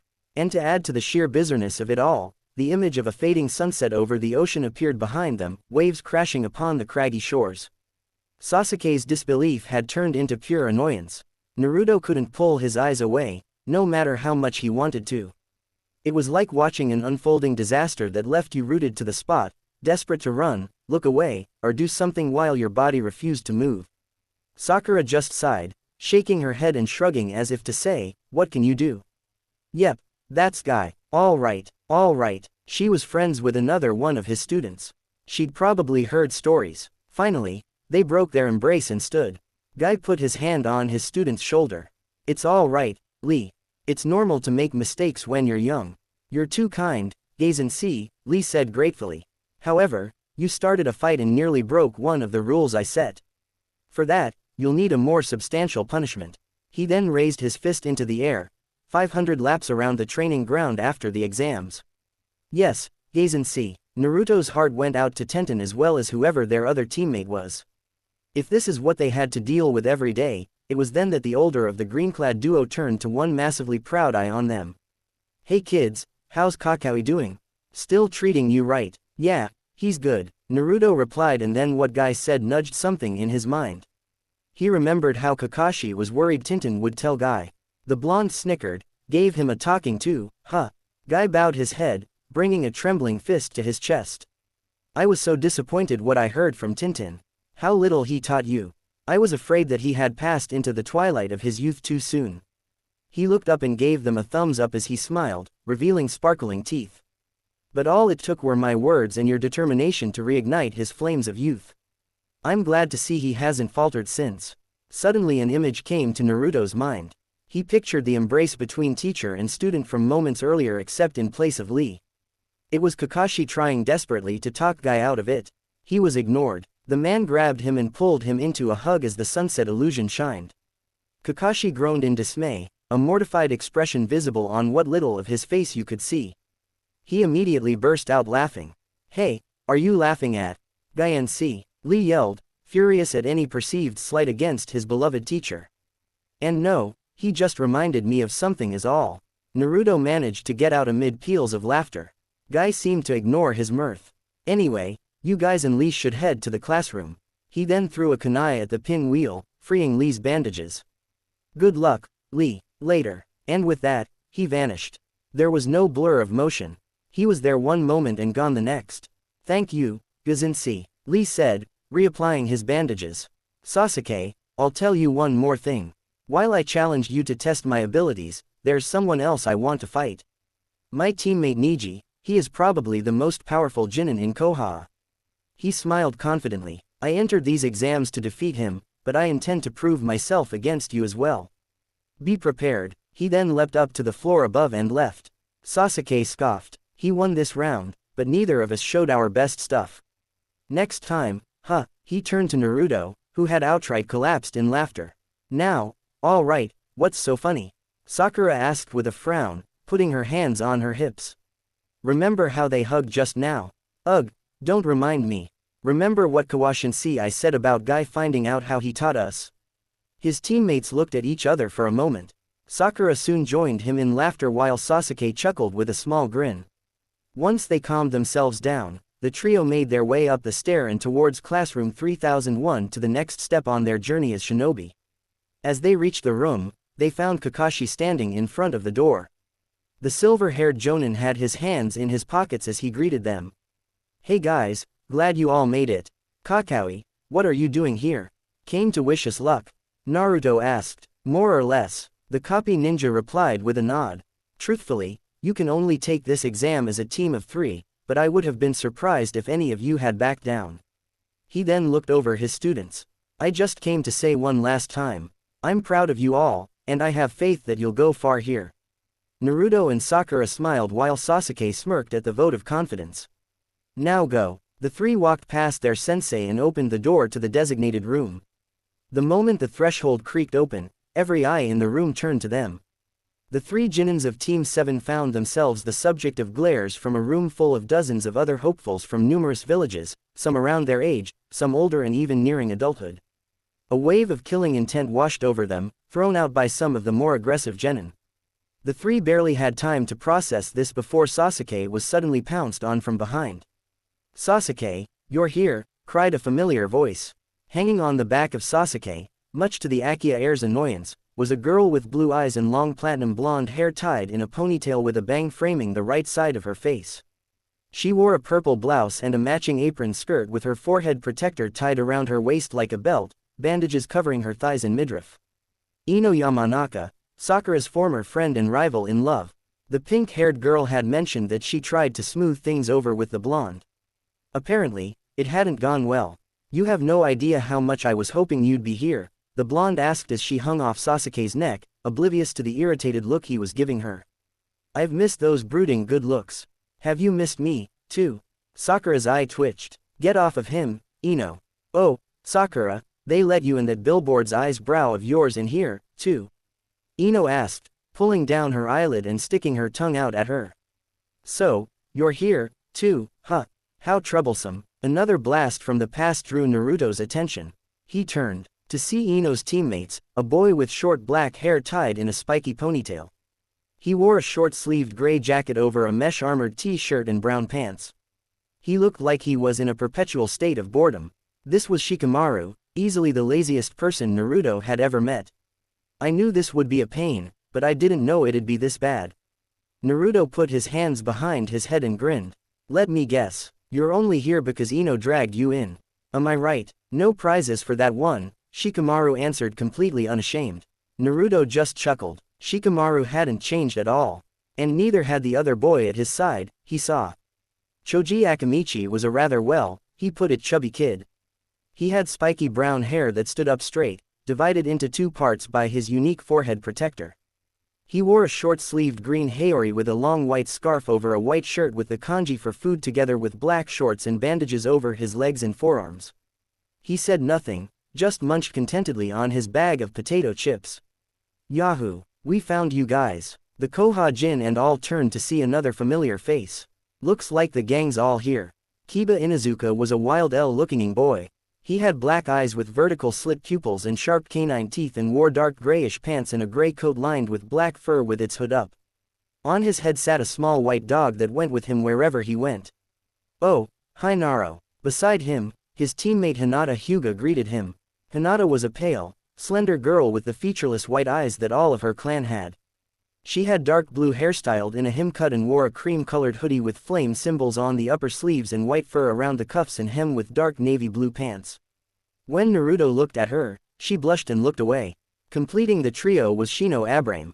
He had bushy brown hair and wore round sunglasses at all times. Naruto didn't think anyone back in his class had even seen his eyes before. He wore a sea green jacket with an upturned collar and brown pants. Looks like all the rookies are taking the exam this year. I wonder how far we'll get. Huh, Sasuke, Ka said with a confident smirk as he looked to the former head of their class. We've been training like crazy. We're going all the way to the top. Me, keep thinking that. You'll be bragging right up until we send you to the vet. Naruto shot back. What was that? Geez, you guys need to calm down. A new voice cut in. As one, the 9 rookies turned to see an older boy coming their way. The newcomer looked like he was at the tail end of his teen years. He had onyx eyes and ash-gray hair tied in a ponytail and sported a pair of black-rimmed circular glasses. He wore a purple high-collared sleeveless shirt with matching pants, a white undershirt, and a white cloth waistband. You guys are rookies fresh out of the academy, right? It's pretty obvious you're acting a bunch of like school girls. This isn't a picnic, you know. And just who are you? Ino asked, clearly annoyed at the older Jinin for interrupting their back and forth. My name's Kabuto, but instead of focusing on me, you should look behind you. The Jinin did so and saw a group of Jin with the symbol for Amage Cure on their forehead protectors glaring at them. Suddenly, they became aware of a small amount of killing intent aimed their way.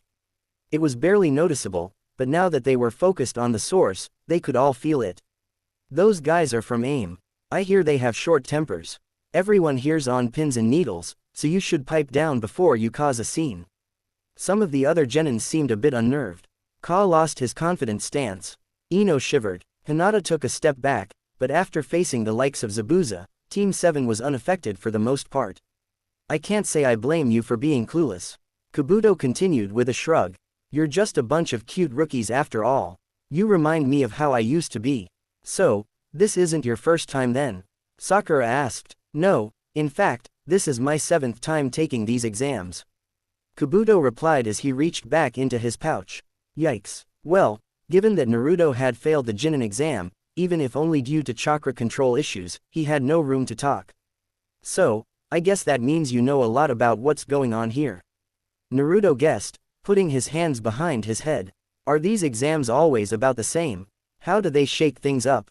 Good question, Kabuto commented as he pulled out a deck of cards. Well, it would be no fun to spoil the surprise for the newbies. But suffice to say, the latter stages of the exam are always the same, but they're testing your combat skill, among other things. The first test is the one that's always something different, though they tend to run in a similar vein. He held up the cards, spreading them out to display them to the younger Genin.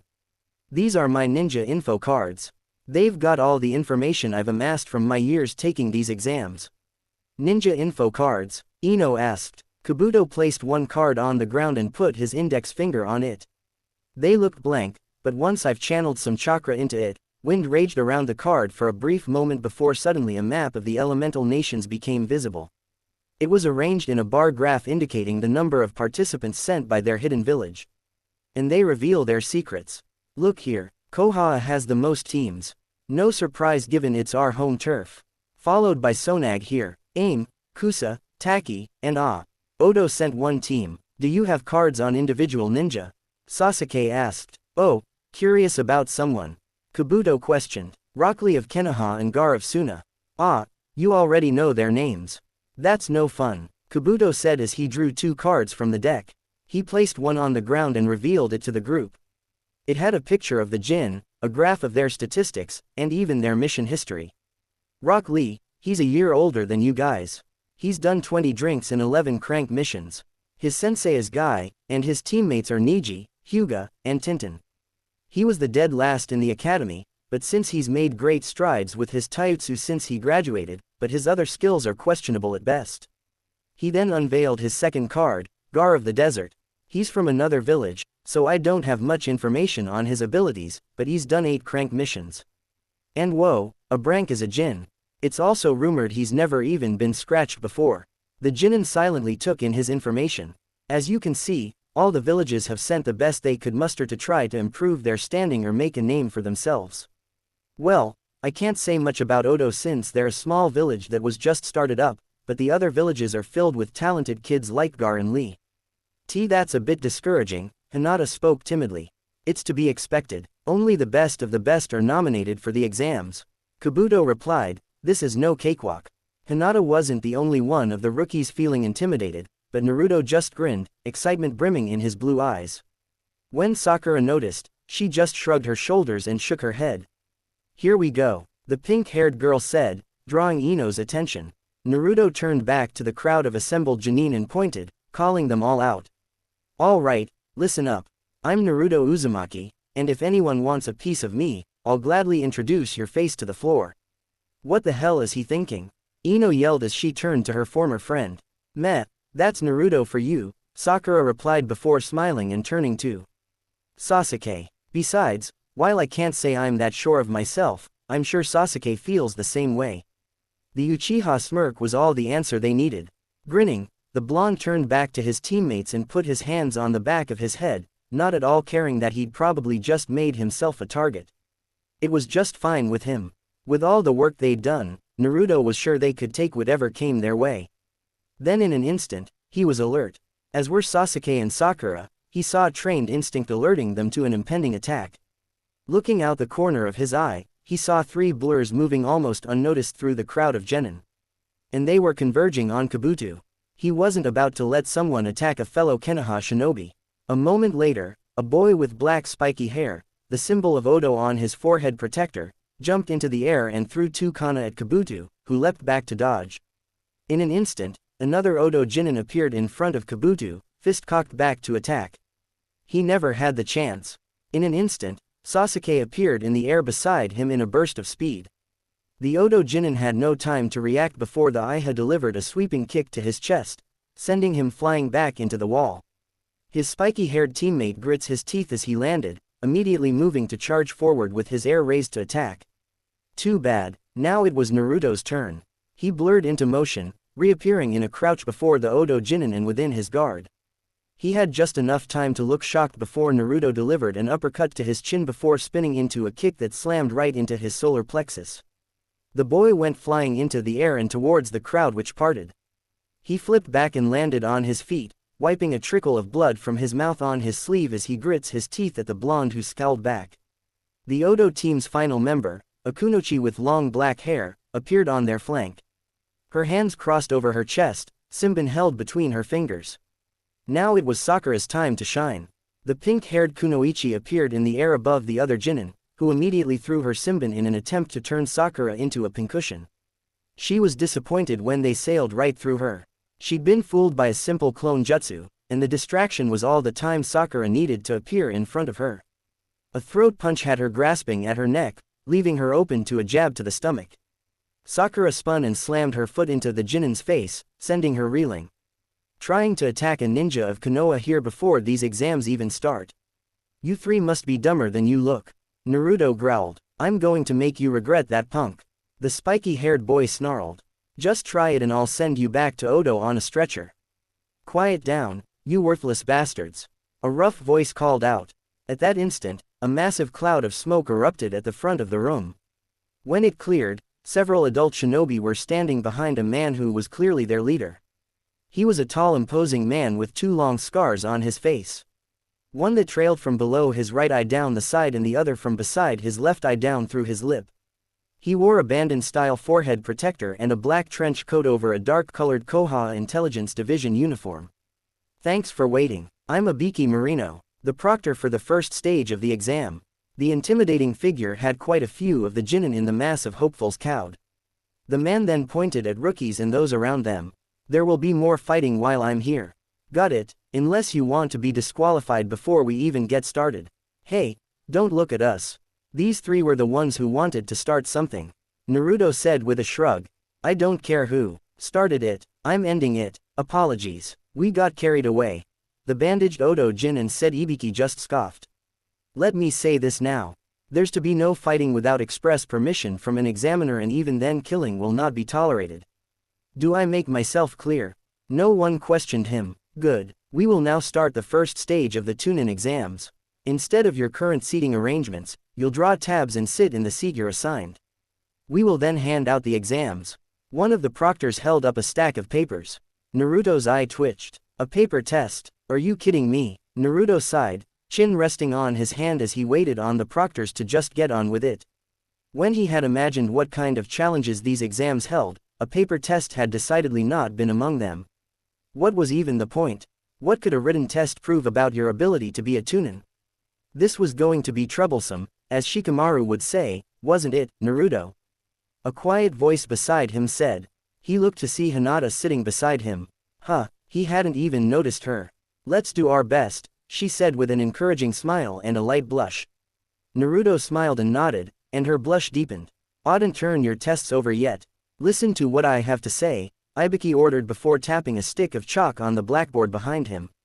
I'll now explain the rules of the test. I'll write them on the chalkboard as I go on, but questions will not be answered. So, listen closely. I'm only going to say this once. The first rule, you all start with 10 points and the same number of questions. It works on a subtraction system, so you lose 1 point for each wrong answer. The second rule is that this is a team test. Whether you pass or fail will be determined by your team's combined score. The third rule is that anyone caught cheating will have 2 points deducted for every offense. Lose all your points, you're out, and so is your team. We've got our eyes on you, one of the Chunin said, reclining in his chair with a smirk, freaking out some of the genin.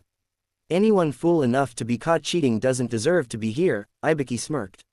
If you want to be considered shinobi, then prove your worth. As for the final rule, should you lose all your points for any reason, your teammates will be disqualified along with you. He took a moment to bask as that sank in. Now begin. Naruto gritted his teeth and turned over his test, grabbing his pencil and ready to show that all that studying Kakashi had made him do wasn't for nothing. Then he looked at the test, skipping over the first question, then the second, then the third. He came to a realization he couldn't answer a single one. He went back to the first question, practically burned a hole in the paper as he tried to work it out, tapped his pencil on the table as a cold sweat began to break out on his forehead. How could it possibly be this hard? He went over the questions again and again, hoping something would click. It never did, and he could hear more and more pencils meeting paper as the minutes ticked by. How could he still do this bad after all the time he spent catching up? Okay, calm down. Like Kawase-sensei, I said, getting frustrated won't help anything. He took a calming breath and looked back at the test again. Still, he failed to figure out even a single question. Hang on, there was no way the test could be this hard. It was in a whole different league than the tests at the academy. Sure, this was the next step up, but still. And it's not like their John and Sensei kept up their schooling. Sure, Kakashi had him catching up on what he missed. Not that he didn't plan to stop there, but that was a special case. Things he needed to know. Not complex mathematics and trajectories. And oh, that's how it was. Naruto had been right. Stuff like this had nothing to do with being a Chunin. They weren't supposed to prove what they knew. They were supposed to cheat and not get caught. That was a problem, though. He had some ways of getting information, but none of them would work with all the proctors watching him. Well, fortunately, a test like this took your team's information-sharing abilities to task, too. He put his pencil to his chin as he thought. Not on the test, mind you. Kakashi had told them all something during their training. If you find a weakness in yourself, do your best to cover it. He was thinking of how he could avoid being caught in a situation like this again. It was then that what he was waiting for happened. He felt a Jutsu fall over him, but didn't fight it. Words appeared in front of him, suspended in midair. Thank you, Sakura, you're a lifesaver, Naruto thought. It was one of the ideas they had hit upon during one of their brainstorming sessions about sharing information. A Jutsu made for communication. They needed a lot of help from Kakashi, and it wasn't something he could use since Jutsu was his worst subject. But they pulled it off. They'd been hoping for more, but this worked for now. Naruto copied the answers and smiled, but that turned into a frown when he got to the end. The 10th question was blank. It just said it would be revealed after the 45-minute mark. Well, whatever. Nothing to do now but wait. It wasn't too long after that the test saw its first dismissal. They were just the first. Time passed. A few more teams got the as before. Finally Ibiki called out, "All right, listen up. It's time to unveil the 10th and final question. But before that, there are some additional rules to go over." It was at that moment that face paint-wearing guy Kanguro walked back into the room. "Ah, aren't you lucky? You came back just in time. I hope you found your trip to the bathroom enlightening." Considering how much weight he put on that last word, Kanguro probably just got busted for something. Either way, he went back to his seat. These two rules only apply to the 10th question. Listen carefully and try not to let them frighten you. Ibiki began. "First of all, it is up to you if you want to take the 10th question." "Whoa, wait a second. It's up to us. What kind of rule is that?" Tamari asked. "What happens if we don't take it? If you choose not to take the 10th question, then you will instantly lose all your points. In other words, you and your team will automatically fail." "What the hell is that?" one of the Jin called out. "Then, of course, we'll take it," another said. And as for the other rule, the scarred man paused to let the tension build for a moment, then delivered the blow. "If you choose to take this question and answer incorrectly, you will be banned from the Chunin exams. You'll remain Janine for the rest of your lives." "That's bull, man." Ka exploded. "That's ridiculous. There are plenty of people who've taken these exams before." Ibiki chuckled before answering. "You guys crapped out. I'm in charge of this year. My exam, my rules." There was a cruel grin on his face as he watched the Jinin squirm. "But I'm not completely without mercy. I gave you a way out. If you don't think you'll get it right, there's the door." He paused to let that sink in. "Now, let's begin. Those who don't want to take the risk, raise your hand. Once your number is called, you and your team are out." A few moments of silence passed as the Jin fought with themselves. Were they brave enough to take the risk? Did they leave and drag their team down with them? And Naruto was no exception. If he took this test and failed, his dream would be over. Ajin and making Hokage, yeah, and next, the Sage of the Six Paths, would show up and solve world hunger. But if he quit now, Sasuke and Sakura would be out, too.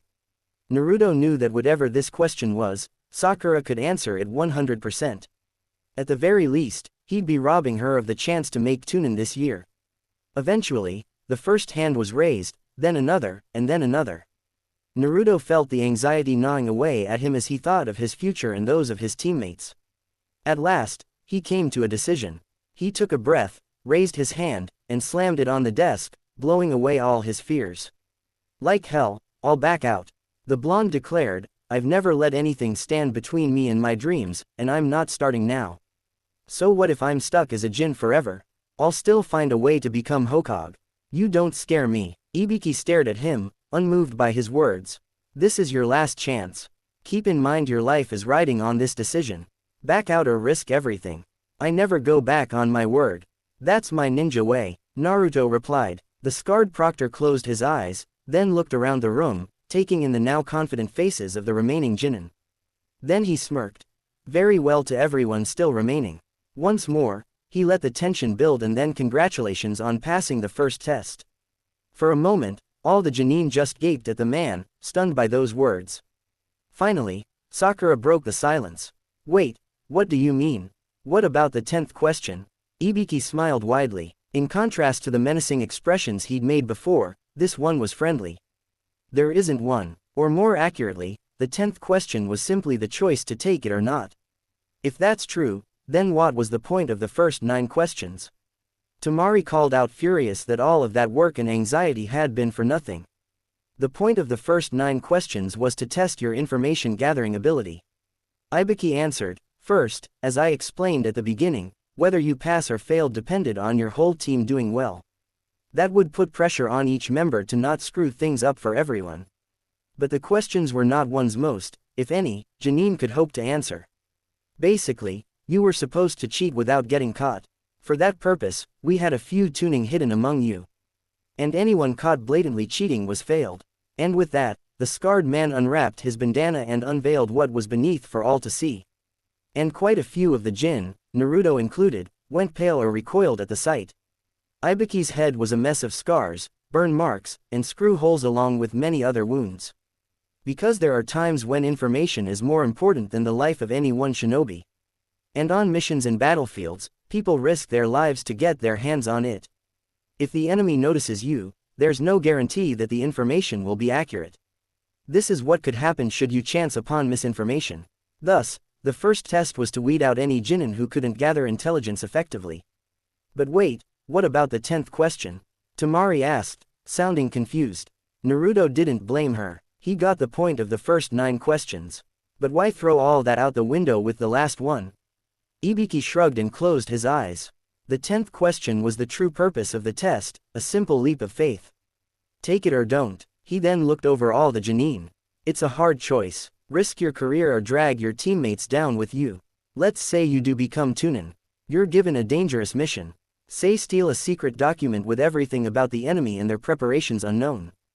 Can you turn this mission down because you're afraid for your lives or those of your comrades?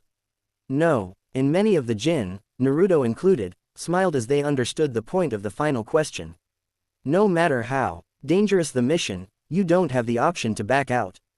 The courage to face the unknown and overcome any hardship are necessary traits for a shinobi. Those who can't put their fates on the line, who would take the coward's way out.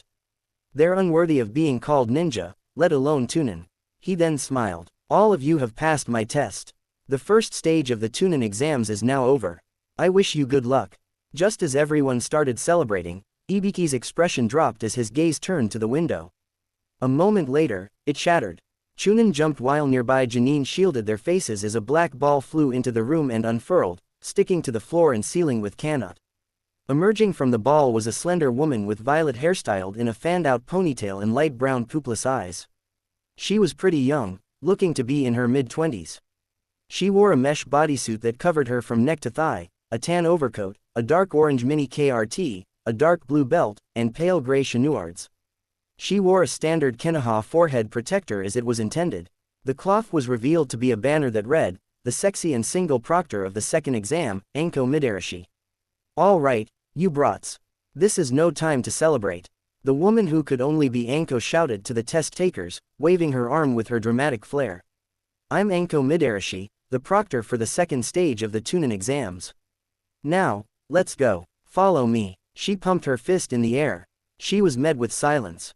A few seconds later, Ibuki peeked out from behind the banner and gave her an annoyed look. Bad timing, Anko, you're early again, he said, causing the woman to blush in embarrassment. Naruto chuckled. That seemed like something he'd do. After regaining her composure, Inko looked out over the crowd and did some mental math. 66. She turned to Aki with a scowl. What the hell, Ibuki? You let 22 teams pass. Are you going soft or something? There's a lot of outstanding jins this year. That's all, Iki replied with a smirk. Well, that's fine. I guess my test will cut that number in half at least. Anko then smiled, and while Aki's grins had been cruel, hers was plain sadistic. Follow me. I'll explain once we get there. The jin had been led to a massive gated-off forest. The trees were the largest many of the hopefuls had ever seen. Naruto saw tiny sections of root systems that were bigger than he was. Despite how spaced out the trees were, it was still so dense that they couldn't see that far in. The whole place radiated a sense of ominousness that had some Jinnin intimidated. Naruto could hear them muttering. Welcome to the 44th training ground, my own little home away from home, Anko said, genuine cheer in her voice as she looked over her shoulder into the dense woods. But I doubt you brats will think of it as fondly as I do. Pretty soon, you'll all find out how this place got its nickname, the Forest of Death. Naruto couldn't lie, the forest looked creepy, but after what they went through on the wave mission, he found he wasn't really intimidated. What was the worst that was in there? Giant beasts. Huh, Forest of Death, huh. Doesn't look so scary to me, he said, placing his hands behind his head and closing his eyes. Ooh, a brave one, huh. Anko replied with a cheerful smile. In the next instant, she drew a kunai and threw it straight at the blonde. Naruto didn't have his guard up. He hadn't had a reason to have his guard up, so he was unprepared for an attack. The blonde had just enough time to shift to the side, but the weapon still grazed his cheek. And good reflexes. Not good enough, though, Anko said as she reappeared behind him, leaning down until her head was beside his shoulder. She then licked the blood from his wound. Kids like you tend to be the first ones to die here, spilling that pretty red blood everywhere. Suddenly, she pulled out another kunai and pointed it behind her as a woman appeared behind her. It was another genin, one from Kusa. She was tall with long, straight black hair that trailed all the way down her back. She wore plain gray garbs with a black polo and pants underneath a thick purple rope belt tied in a large knot behind her back. And hanging from her mouth was a ridiculously long tongue that she was currently using to hold up Anko's thrown kunai like a third arm. Your kunai, she offered. Why, thank you, the purple-haired woman replied. But just some friendly advice. Don't sneak up behind me unless you want to die. I'm sorry, I get excited at the sight of blood, too.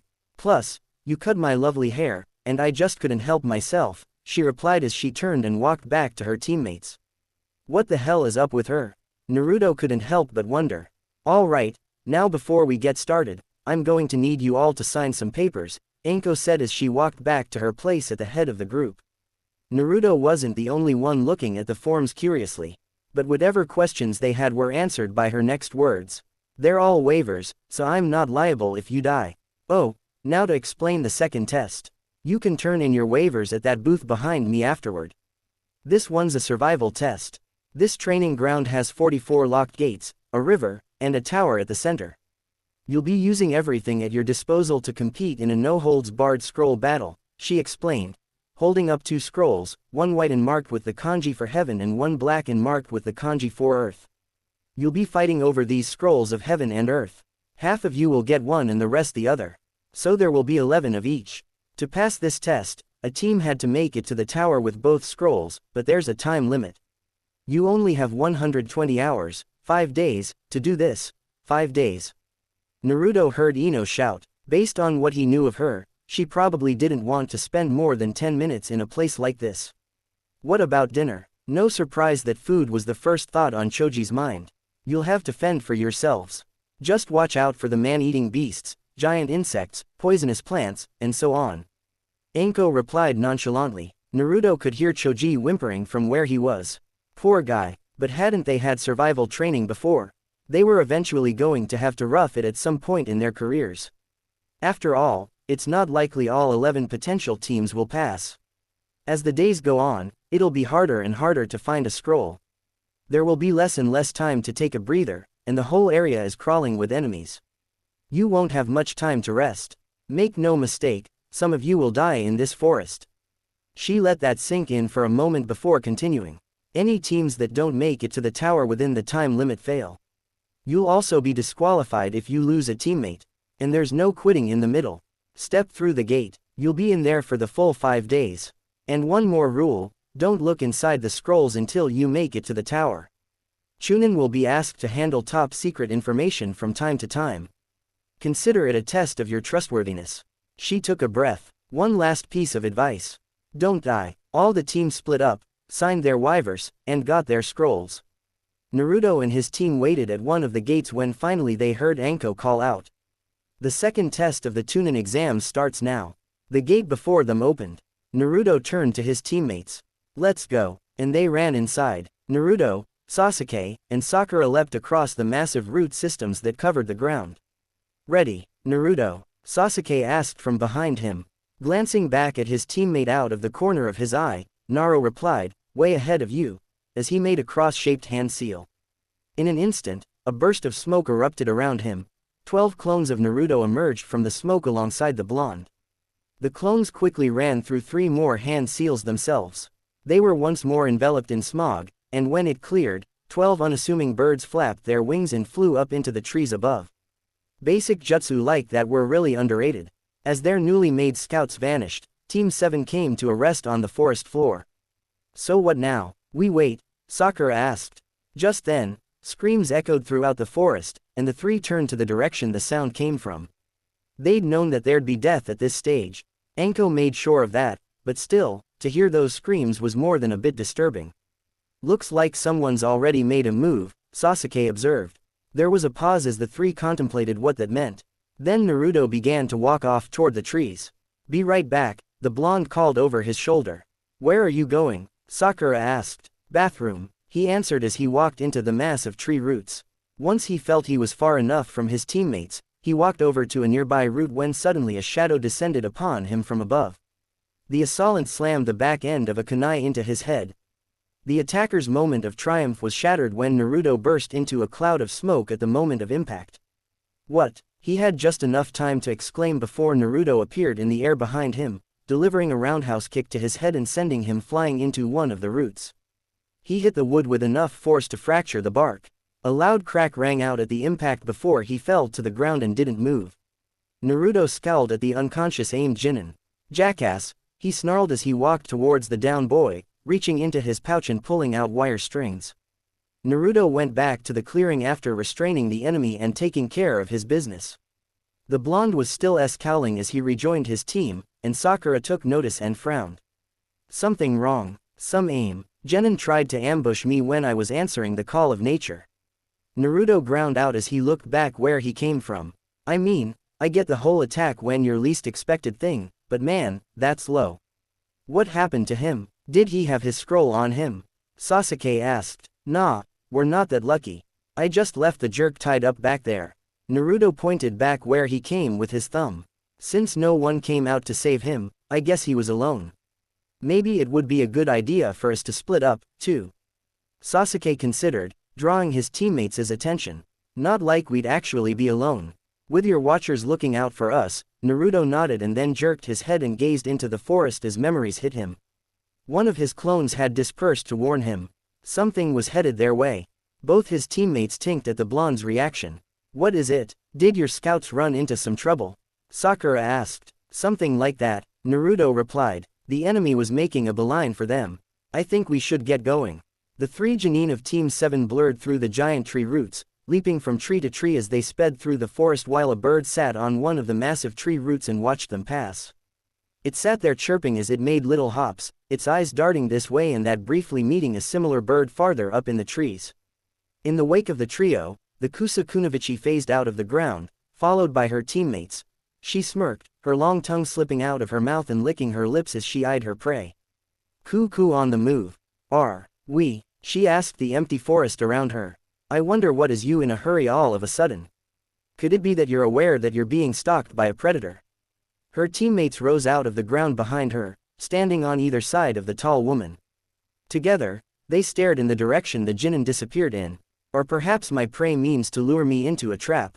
She mused aloud and immediately the bird's eyes focused on her. Oh, how amusing. This will be more entertaining than I thought. Had she caught already? He was right. That creepy lady was bad news. It seems our prey wants to lead us on a pointless chase. Clever, but not quite good enough.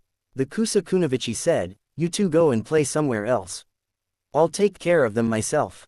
Oh boy, well, if the kunoichi wasn't going to fall for it, it might be a good idea to go for broke and spring what's left of the trap right about. Now, let's see, the Kusa-kunoichi said, bringing a hand to her face to above and ate searching elsewhere. The bird froze and the Kusa-kunoichi turned her head to look at it. Absently, it noted her eyes were silted like a snake's. Before the bird could process anything else, it burst into smoke. I don't like this. That Kusakunochi seems like trouble. Sasuke thought aloud, and why is she coming right for us? Naruto frowned and crossed his arms. How should I know? Somehow I doubt it had anything to do with that thing with the kunai. You don't think she wants to test herself against an Iha like Lee did, do you? Sakura asked, looking at Sasuke. Sasuke's narrowed eyes were the only indication of how he felt about that. Who knows, but if she saw through that ambush, we should probably stay out of her way. Naruto was about to voice his agreement, but his head suddenly jerked and looked off into the distance. His teammates turned to him, waiting for an explanation. He turned back to them, opened his mouth to speak, but before he could, he jerked his head again, then in another direction, and then again in yet another, his face draining of color. Sasuke and Sakura tensed at the blonde's shocked expression. What? Sakura asked. What is it? What happened? Naruto shook his head slowly, astonishment and disbelief dancing across his features. I don't believe it. She destroyed them. Which ones? Sasuke asked immediately catching on. Your scouts. The ambush. All of them, Naruto said, the memories of his clone's demise playing back in his head one after another. She got all of them. Sakura's face turned to concern while Sasuke's became grim. What? That's impossible. You sent them out in all different directions. There's no way. Naruto shook his head again. No, it was her. I'm sure of it, but how? Sakura asked. It doesn't matter how, Sasuke said, snapping the two out of it. What matters is that she did it. And we're next. We've got to. A wave of killing intent washed over them. The sheer bloodlust was so potent it chilled their blood. It set every fiber of their being alight with terror, screaming, "You are going to die!" at them. For an instant, they saw themselves being torn apart, blood flowing from countless wounds as their bodies were riddled with kani. And just as in their visions, they fell to their knees. Their bodies trembled and refused to respond. Sakura was frozen completely, her eyes dull and unseeing. Sasuke bent forward and threw up, and the fear twisted Naruto's stomach so bad, he almost joined him.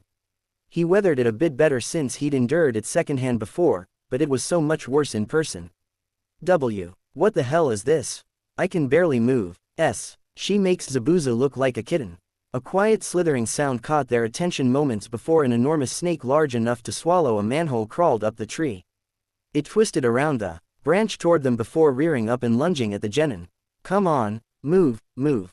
Naruto managed to snap out of it just in time, and a glance showed him his teammates had too. They all jumped away, Sasuke launching 6 shuriken at the serpent that pierced its head as they landed on 3 separate branches. The snake let out a loud hiss before it fell over and lay still. Any hopes that it was over were dashed as the snake's scales shifted as the Kunoichi emerged, uncaring that she was covered in the snake's body fluids. My, aren't you the clever ones? And it seems you were preparing to run. What good instincts. Unfortunately, it seems you've been cornered. Sasuke grimaced as he tightly gripped a kani, his eyes shifting to crimson. I take it you're not after our scroll. How right you are. The Kunoichi answered, clearly amused at the Jin's dread. Naruto glanced at his teammates. Sasuke seemed to have recovered. Sakura was trembling but stopped after taking a deep breath. At that moment, the Kunoichi burst from the serpent, snaking up the tree like a serpent herself. Quick as a blur, she slithered along the branches until she reached Sasuke's tree and closed in on him. Naruto immediately formed a cross-shaped seal as he moved into action, for clones appeared around him as he leapt across the gap. All 5 threw a volley of kunai as Sasuke kicked back to the base of the branch he was on, putting some distance between him and his foe as he added his own kunai into the mix. The serpentine Kunoichi merely weaved around them as she continued on her way. She rose up when she reached him like a snake preparing to strike and slammed into the branch with enough force to kick up a cloud of dirt and debris. Sasuke, he and Sakura yelled as the blonde landed on the branch only for the dust to clear to reveal a broken log covered in explosive tags. The Kunoichi vanished in the explosion, but past experience with her told Naruto no way had that gotten her. His clones rushed the cloud as sure enough she emerged unscathed. She casually weaved around his clones' attempts to strike at him, dispelling each with a well-placed counter, a knee to the stomach, an elbow to the back. His clones were destroyed one by one until 5 seconds later they were nothing but smoke. She turned to him, but it was at that time Sasuke landed beside Naruto and both ready jutsu wind-style gale palm. Naruto clapped his hands and unleashed a blast of wind. Sasuke used his signature fireball jutsu. The attacks combined into a massive wall of fire that completely consumed the branch. The 2 Genin stared at the conflagration as it began to fade to reveal nothing, just a ruined tree. The branch the pair stood on was just barely hanging on. The 2 tensed as they felt a presence behind them. Naruto didn't have enough time to turn before a leg slammed into him and sent him flying, crashing into another branch with a cry of pain, sending fissures through the bark. Sasuke jumped back and threw shuriken that were effortlessly avoided as Naruto got back up and made another cross-shaped hand seal for clones burst into existence and charged at the serpentine Kunoichi, who easily dodged their strikes and took them out one by one. Sasuke had another jutsu ready by the time half of the clones were defeated. Naruto recognized it as fire-style running fire. The Uchiha breathed out a stream of flame that formed a circle around Orochimaru and the remaining clones, cutting them off from sight. Naruto jumped into the air and saw their foe had vanished from the ring already. The Kunoichi rose out of the branch behind Sakura. The pink-haired girl had until then been too freaked out to move, but the imminent threat snapped her out of it, and she immediately leapt away, her eyes wide with terror. Sasuke appeared in the air in front of the tall kunoichi in a blur of motion. He aimed a roundhouse kick at her head, only for her to catch it with her forearm. The Uchiha twisted his body and made to punch her in the face, only for the kunoichi to block it. She rotated her arms to spin him in the air before kicking him in the chest, sending him sailing through the air where Sakura caught him. Naruto jumped into action, shooting off from his place and over the kusakunichi, throwing down 4 kana that she easily dodged as he landed in front of Sakura and Sasuke. Wind-style divine wind, Naruto called out as he made the ram seal, unleashing a wave of wind that formed several small tornadoes. The Kusa Kunoichi smirked casually walking through them, but it was then that her attention was drawn to the ground to the kunai.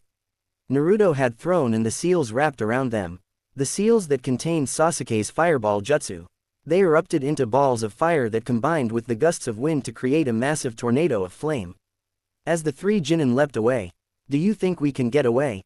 Sakura asked as they looked back. "With how she caught us before." "Not a chance," Naruto replied through grit teeth. The Kusakanoi was once more moving in serpentine form, snaking her way across the tree limbs as she chased after them. They only caught a brief glimpse of her slithering form as it blurred past them and vanished into the foliage. Even with the charring gone, Sasuke couldn't follow the movements of the strange kunoichi hunting them.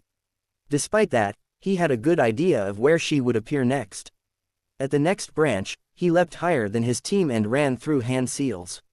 Just as he expected, she emerged from beneath the branch ahead of them as he molded chakra in his chest. Fire-style Phoenix Flower Jutsu. He peppered their foe with small fireballs as his teammates landed and bolted in opposite directions.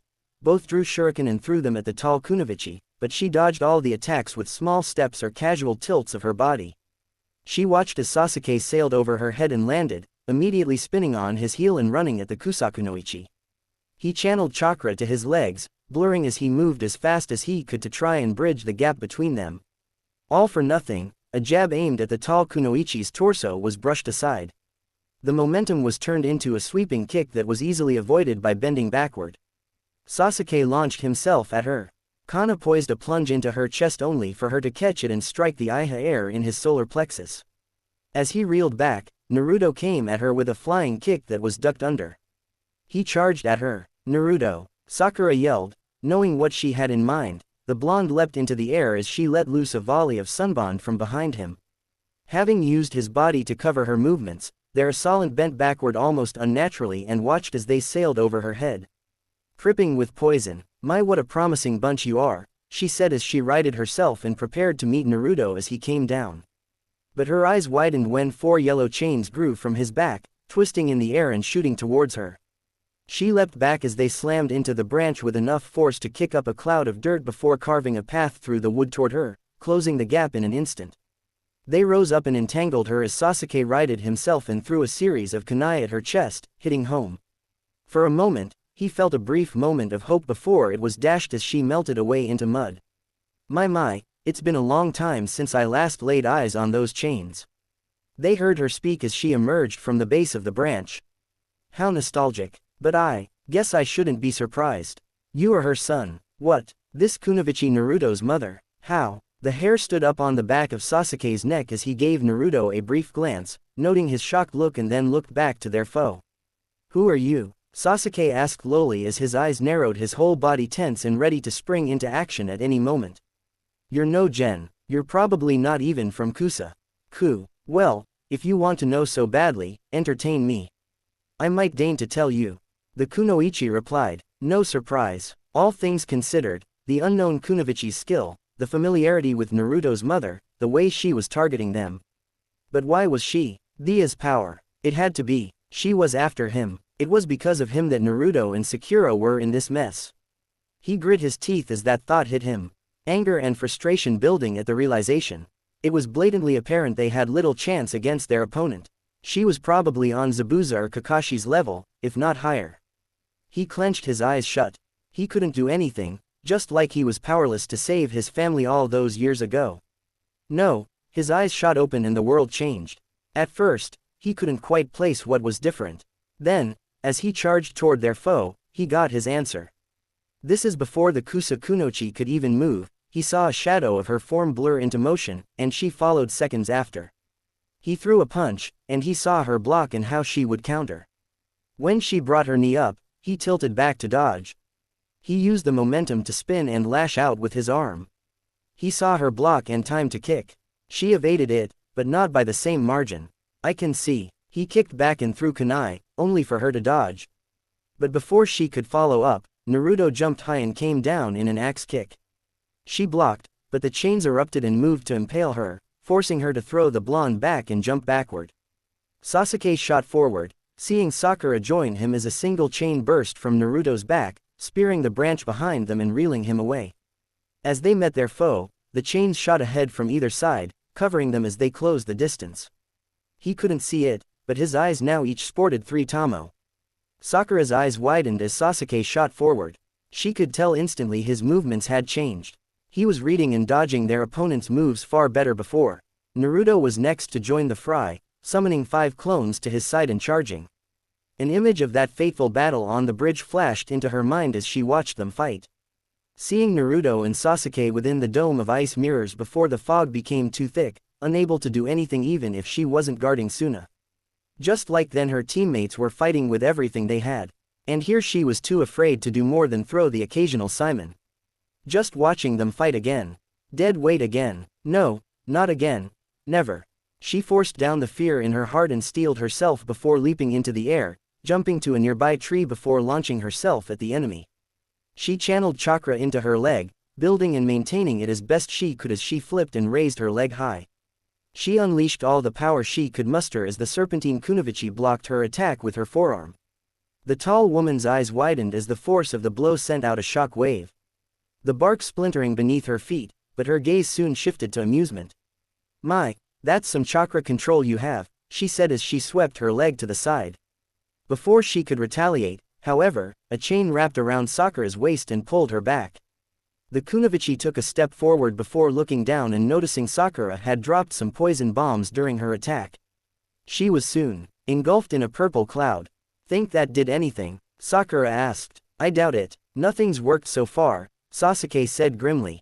"I'm not sure we can take her," Naruto admitted, smiling humorously. "But it's not like we have a choice. Besides, running's not my style anyway." Sakura took a deep breath and drew Simban needles between her fingers. "Whatever happens, I'm with you. I'm not going to sit back and watch you two fight again." The blonde looked at her and smiled genuinely. "Yeah, we're in this together," he said, getting a nod from a smirking Sasuke. "How touching," the snake user said as she rose from the ground behind them. "Very well, if you've managed to gather your wits together, show me what you can really do. You asked for it, and with that team, 7 charged." Sasuke took the front, supported by Naruto's clones.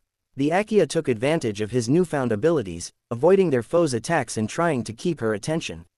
Sakura came at her with heavy blows fueled by her precise control of chakra. The real Naruto ducked in and out of battle, attacking from every direction with the chains. As Sasuke ducked and weaved around all of the snake user's attacks, Sakura jumped back when the snake user lashed out with a kick. Naruto leapt into the air and came at their foe with a roundhouse kick as 2 of his clones vanished in clouds of smoke. The chains burst from his back as the snake user crouched down and let it sail over her head, forcing her back as they slammed into the bark where she stood. Sakura took advantage of the debris cloud and threw a volley of poison-covered sunbond from behind it. The long-haired woman simply brushed them aside with her arm. As she prepared another volley, Naruto unleashed his chains and Sasuke jumped high and unleashed another phoenix flower jutsu. They assailed the woman with a combination of fireballs, poison needles, and stabbing and sweeping chains. Once more, she took on a more serpentine form and snaked through the assault, closing the distance between them in an instant and rearing up to attack. The pair leapt back to dodge, and she saw Naruto make a hand seal as they flew. The snake user bent backward as a hail of kunai erupted from the ground, flying straight up into the air. Ah, Naruto had placed one of his seals there. Sasuke reappeared behind her. He aimed a sweeping kick at her waist, but she shot into the air, flipping over his head. She vanished in a burst of speed the moment she landed. The genin gathered together, standing back to back as they heard her traveling through the foliage, leaves raining down to the forest below. Sasuke's eyes followed her every move as he ran through hand signs. He turned and unleashed a stream of fire at the exact moment their foe turned to face them. Naruto took that opportunity to send his chains into the bark beneath them. She could see fissures spreading as they tore their way towards the wall of fire before them. A similar fissure cleared the wall of flame. It seemed that tall Kunoichi had avoided the fire by diving beneath the wood too. Lucky them. Sasuke readied shuriken as they all knew what would come next. Sure enough, the woman burst from the ground to avoid the sharp tips of the chains. Sasuke threw his shuriken the moment she appeared. They sailed past the woman, but the way her eyes followed their trail showed she realized the danger. Too late, Sasuke pulled on the nearly invisible wires ensnaring the woman. Sakura had started her charge the moment the shuriken flew. She slammed her fist into the serpentine Kunoichi's chest and sending her flying, fracturing bark when she slammed into the base of the tree with a grunt. Perfectly placed for when Naruto's chains burst from the ground, impaling her through her torso. For a few moments, all was quiet. The Genin watched, waiting, hopeful that it was over. Their hopes were dashed as she once again melted into mud. Well, that was quite entertaining. A familiar voice rang out above them. But I think I've seen enough. They looked up and briefly saw the woman before she launched herself at them. They leapt in different directions as she crashed into the branch where they'd stood, making a dust cloud.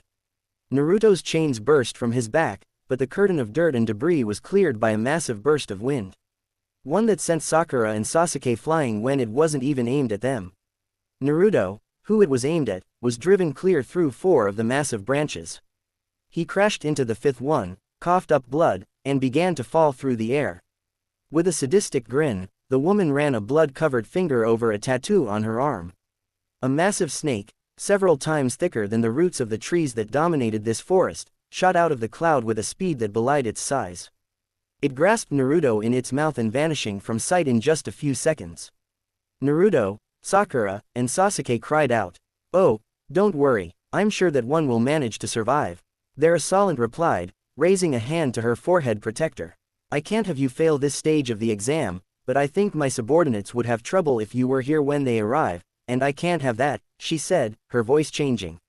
An oily male voice had replaced the feminine one from moments before. She took her hand away from her forehead protector to reveal a musical note. "Odo and she," he said. "Subordinates, is he a jonin of their village?" Sakura thought as she and Sasuke prepared to attack. Now enough of that," he said before making a one-handed seal. And instantly, all the strength left her body. Her arms and legs felt like lead weights as she fell to her knees, struggling to even keep her head up. As much as she tried, her body refused to respond.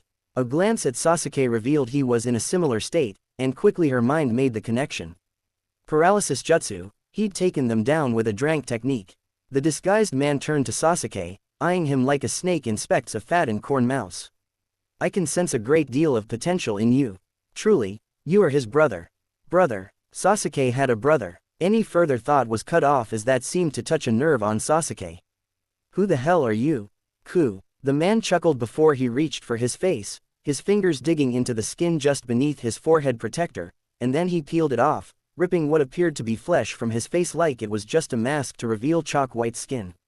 The man had strange purple markings around golden eyes with the same slit pupils they'd occasionally seen through his disguise. He had pronounced cheekbones, and when his mouth opened, it revealed fang-like teeth. But far more concerning than his sinister appearance was what he said, "My name is Orochimaru." And instantly, all the fear Sakura had forced down came flooding back. "Ororu, we've been fighting Orochimaru. If you want to see me again, then you'll have to defeat my men and pass this stage." He continued, raising his hand to reveal their heaven scroll. When did he? And then it burst into purple flame before their eyes. Orochimaru gave a wicked grin as he made a hand seal, his head shot forward, his neck stretching out as he reached for Sasuke and sunk his fangs into the eye just above the shoulder. And suddenly, the force holding them was released. Sakura rushed over to Sasuke as quickly as she could as the Uchiha fell to his knees, grasping at the bite mark. As she tried to support him, she saw a seal of some kind form on his neck, one that resembled the Tomo marks in his eyes. "My gift should give you a taste of power. Seek me out if you want more." She looked back and found the snake summoner was gone, leaving her alone with Sasuke, who was almost screaming from whatever pain was coursing through him. "Sasuke, Sasuke, talk to me." Sakura cried desperately. This pain." The Aki managed to gasp as he grabbed onto Sakura, his fingers digging into her skin painfully. But she paid it no mind. She looked at the struggling boy and then to the trail of destruction left by the snake. Naruto, I have to help him, but I can't leave Sasuke like this. What do I do? Naruto slowly began to regain his senses. Everything had been a blur in the wake of that last wind attack. He was only barely aware of his surroundings. Slowly, however, things began to come into focus, and his eyes shot open as he realized what happened. Chains burst from the snake's underbelly. It reared its head up and let out a roar as it reared up before it fell onto its side and lay still, draped over the massive branches. Naruto shot out of the hole in its gut and landed on his feet covered in fluids. Ugh, sick. Did she try to feed me to one of her snakes? He yelled as he looked at his arms. It was then that he noticed. He was in an entirely different area of the forest. He hadn't even been out for a minute. How fast had that thing been moving? Sakura, Sasuke. He turned back in the direction the snake had come from. The trail of torn branches before him seemed to have no end in sight. He gritted his teeth and with thoughts of his teammates dominating his mind, he took off. He didn't get far before a massive shape burst from the canopy beside him. He had just enough time to jump as another enormous snake shot towards him. Another one. His face twisting in anger, his back began to glow as his chains prepared to burst forth while the serpent turned around and lunged once again. It was then that another hissing roar reached his ears. He looked down to see another one rising to meet him. Its maw opened wide to swallow him and the branch he landed on. He leapt towards the closest branch a moment before the snake tore through where he once stood. While the other snake reared up and prepared to come down on him, it never had the chance. At that moment, a blur came down from above with a cry of Takigake your hurricane. It smashed into the serpent's head, driving it down below the branch before it reared up with a pained cry. With that one preoccupied, Naruto turned to the remaining snake as it came at him once again. Reaching into his punch and channeling chakra into a seal in its lining, he drew a Fuma shuriken in a puff of smoke and threw it at the snake before clapping his hands together. Wind-style gale palm. The resulting wall of wind propelled the large shuriken forward, tearing right through the snake's head. It let out a cry before it fell limp. He turned his head to the other snake as a cry of exhilaration reached it. The snake was thrashing, trying to dislodge its attacker before it slammed its head into a branch. This was a mistake as the figure leapt off at the last second before darting back down and slamming back into the snake's head. This time, the creature hissed before falling limp, a trail of blood, revealing that the newcomer had driven a kunai into its head. Its head crashed down a nearby branch. Naruto got a good look at the newcomer for the first time as she stood. She was a petite girl who stood slightly shorter than he was. She had tan skin and choppy layered mint green hair that stopped just past her shoulders. She wore her forehead protector like an armband. It was marked with a downward arrow symbol, the sign of Takigake. She seemed to love white as much as he did orange as she wore a short white skirt, a white sleeveless shirt, and bandages around her upper thighs, and her chest that left her midriff bare. Even her sandals were white. And oh, hey, speaking of orange, her eyes were pupilless orange orbs that matched a hair clip she had on her right side. Naruto kind of wished his eyes were orange. The girl immediately began to spin and do a victory dance, only for it to be cut short when the snake burst into smoke. Why didn't the others do that? Maybe it was still alive. She landed on her feet and tensed, her eyes searching their surroundings. Oh, she must not have realized it was a summon. She relaxed when it became clear they weren't about to come under attack and looked to him with a bright smile before running towards him. Hi there, she said with a wave before stopping a foot away from him, her hands on her hips. I thought you could use a hand with those snakes. The more the merrier, right? The green-haired girl said, and then she recognized the boy she'd helped and gasped. Wait, aren't you Uzumaki? And who are you? Naruto snapped back, tense, ready for a fight. Oh, boy, well, the blonde had just gotten out of a fight. If those snake summons meant anything. Sorry, she held up her hands in a placating gesture. I'm Fo, and I was hoping I'd run into you. You were looking for me, he asked. She nodded. I wanted to talk. I was hoping we could be friends. Fo answered, and he seemed to come a bit. I've wanted to meet you ever since you called everyone out back when we were waiting for the first test to start. I wanted to do that. Well, I wanted to see if any of them would be my friends, but still. Anyway, my team held me back. They said that my village chief wouldn't be happy if I caused a scene. She said, her voice gaining confidence. And then during the 10th question, I was so scared I'd have to go back to our chief and tell him I'd be an eternal genin. I mean, I wasn't going to let that stop, but still. But then I shout Daridio in scared ant. Whoa, whoa, whoa. Naruto stopped her before rubbing the back of his head. Look, I'm sorry, I'm just a little on edge, you know. I mean, can you blame me? The last 2 women I met threw pointy stuff at me and tried to feed me to a snake. He said with a slight chuckle. Ah, that's why he was covered in snake slime. Nasty. Still, they shared a laugh at that. So, friends? Fo asked hopefully, holding her hand out. Naruto smiled and took it. Yeah, you seem like a lot of fun. He said yes. He actually said yes. He was the first person ever to say yes. Fuzz's expression became ecstatic. She jumped into the air, raising a fist in triumph as she cheered. The day had started off on a sour note when her team kept her from announcing herself before the test started. Playing the Shibuki card that was low, but it had just gotten better and better since her team split up. First, she had a few hours to explore this creepy awesome forest to her heart's content. Then, she managed to get the scroll her team needed to pass. And now, she'd met the boy who seemed to like to make noise as much as she did, and he even agreed to be friends. Listen, it was nice meeting you, Fu, but I need to get back to my team. Naruto told her. Fu was a bit disappointed, but she understood. Night would fall before long, and even she knew being out here by yourself at night was a bad idea. She nodded with a smile. Yeah, I get you. I'm supposed to meet up with my team, too. Guess I'll see you at the tower then. Naruto grinned. You can count on it. And then he turned and leapt through the trees. She waved after him with a bright smile. Goodbye, good luck. Don't let any more snakes get you. See you later. She heard him call back as he vanished into the foliage. She was left smiling, her hands balled into eager fists in front of her chest as she stared. After the blonde, she'd been here 2 days, and she'd already almost doubled the number of friends she had. She was well on her way to 100. Sakura looked up at the night sky. A few hours had passed since their disastrous fight with one of the greatest traitors in the history of Koha.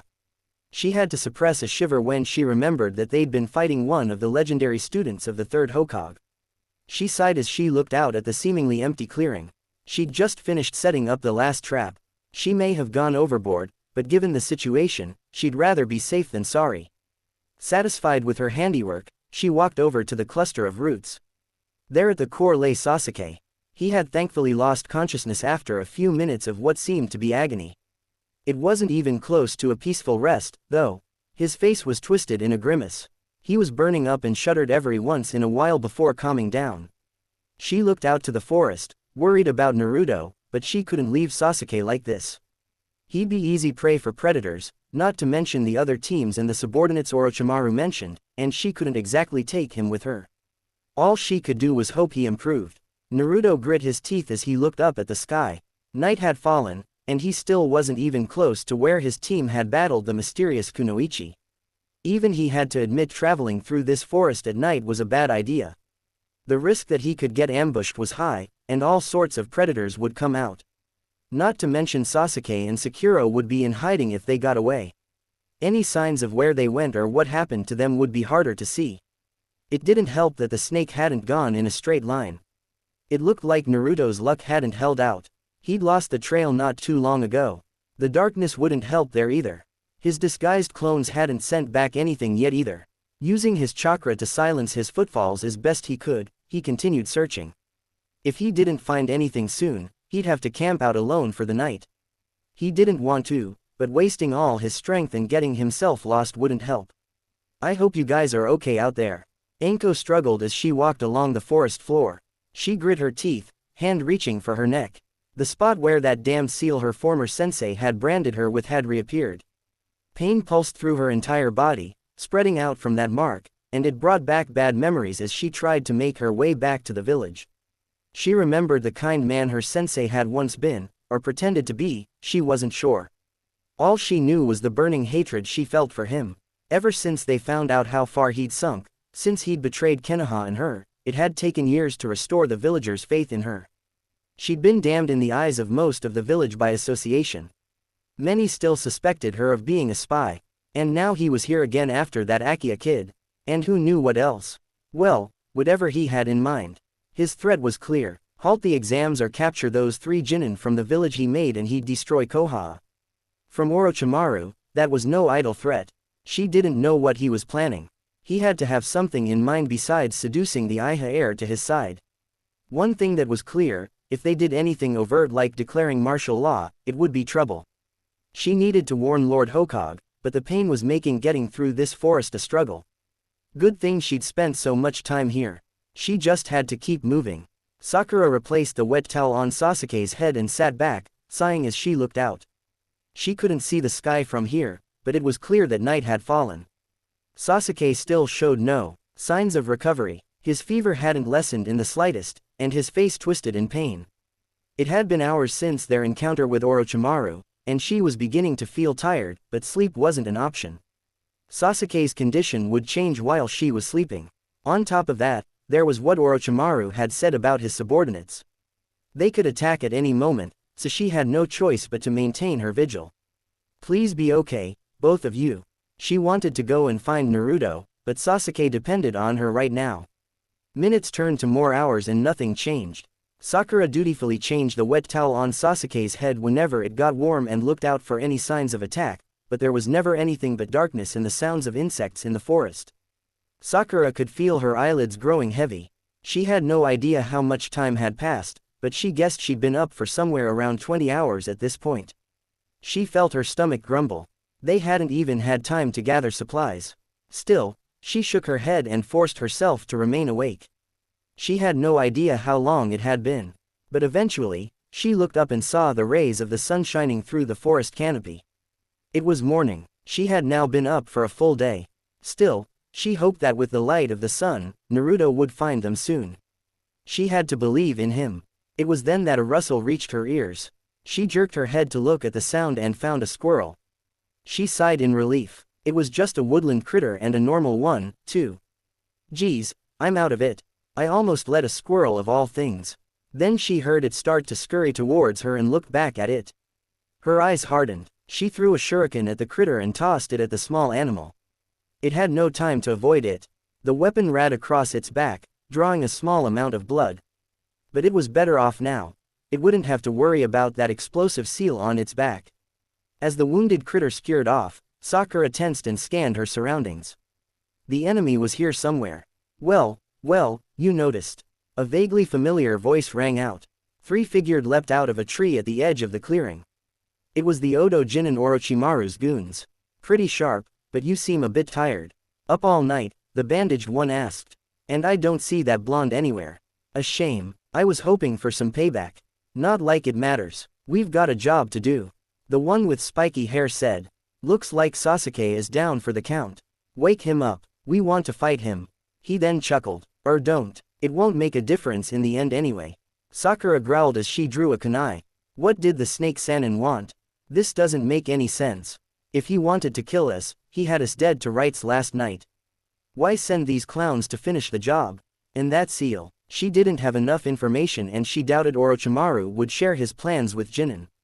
Either way, it didn't change the task in front of her. If you want Sasuke, you'll have to walk over my dead body. She grounded out, glaring at the trio.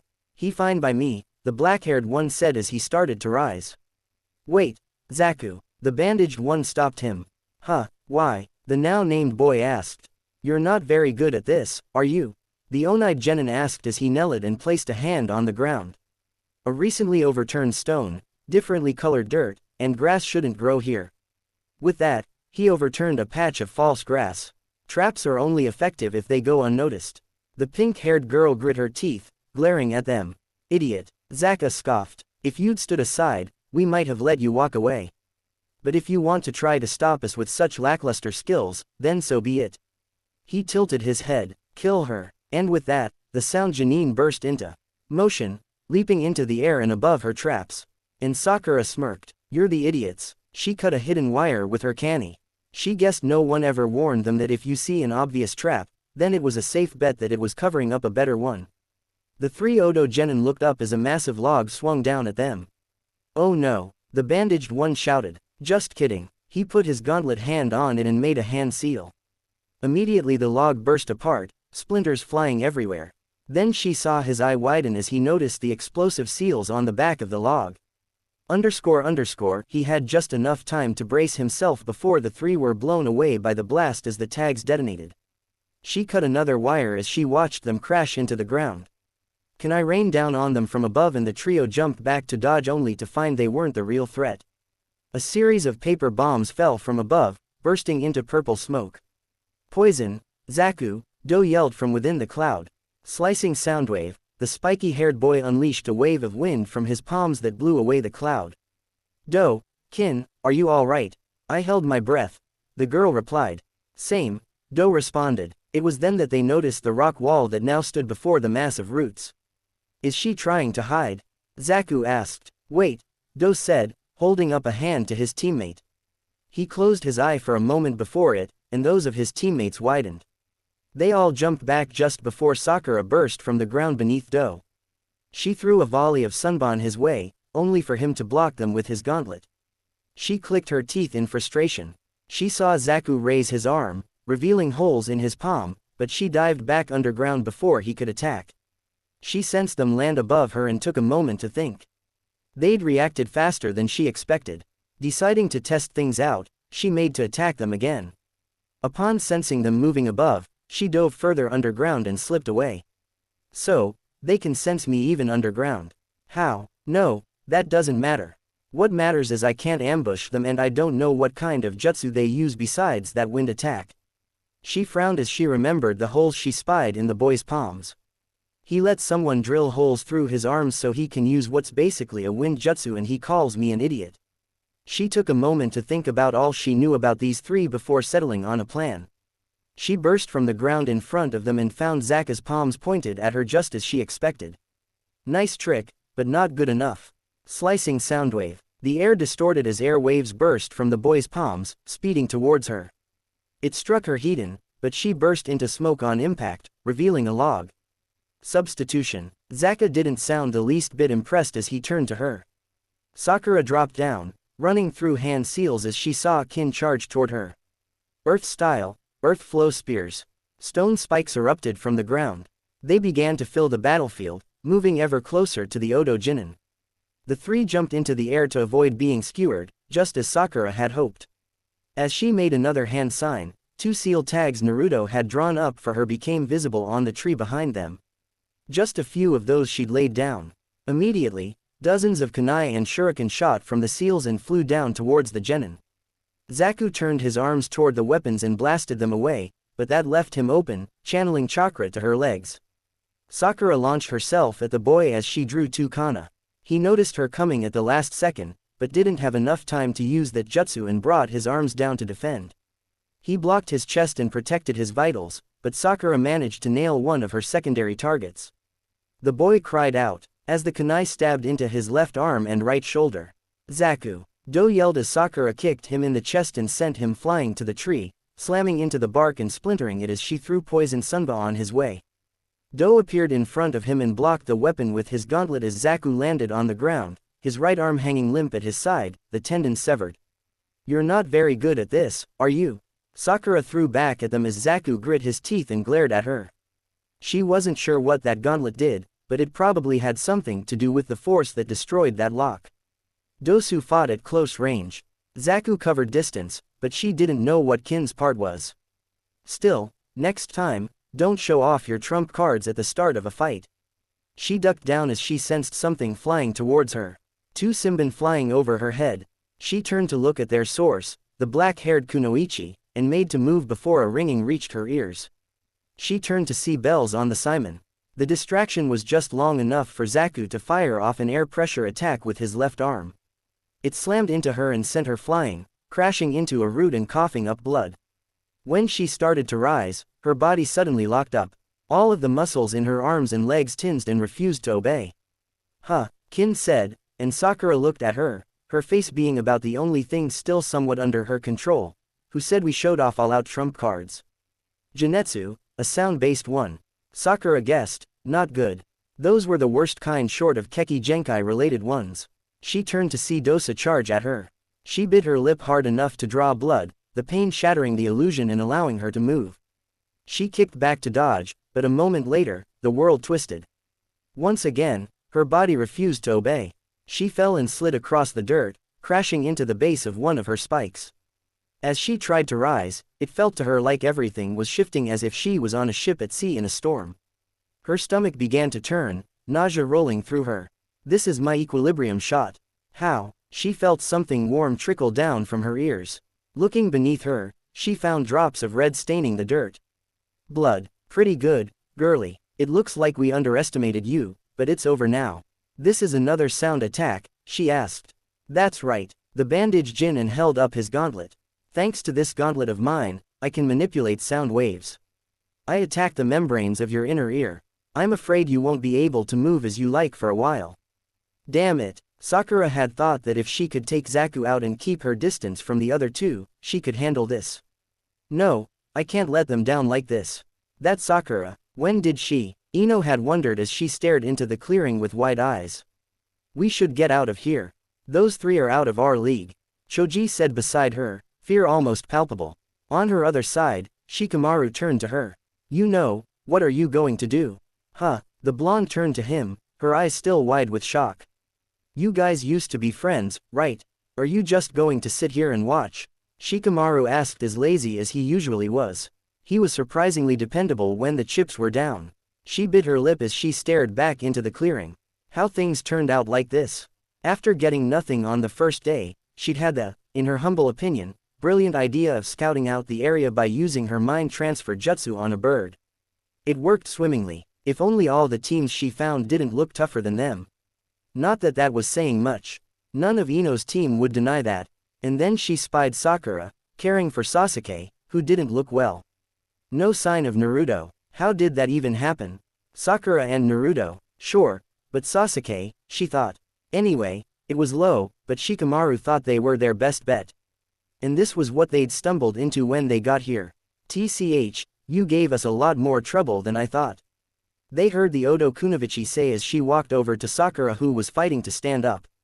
Let's make this hurt. Go and get Sasuke. Let's kill him in front of her. Ino's expression shifted to horror at that.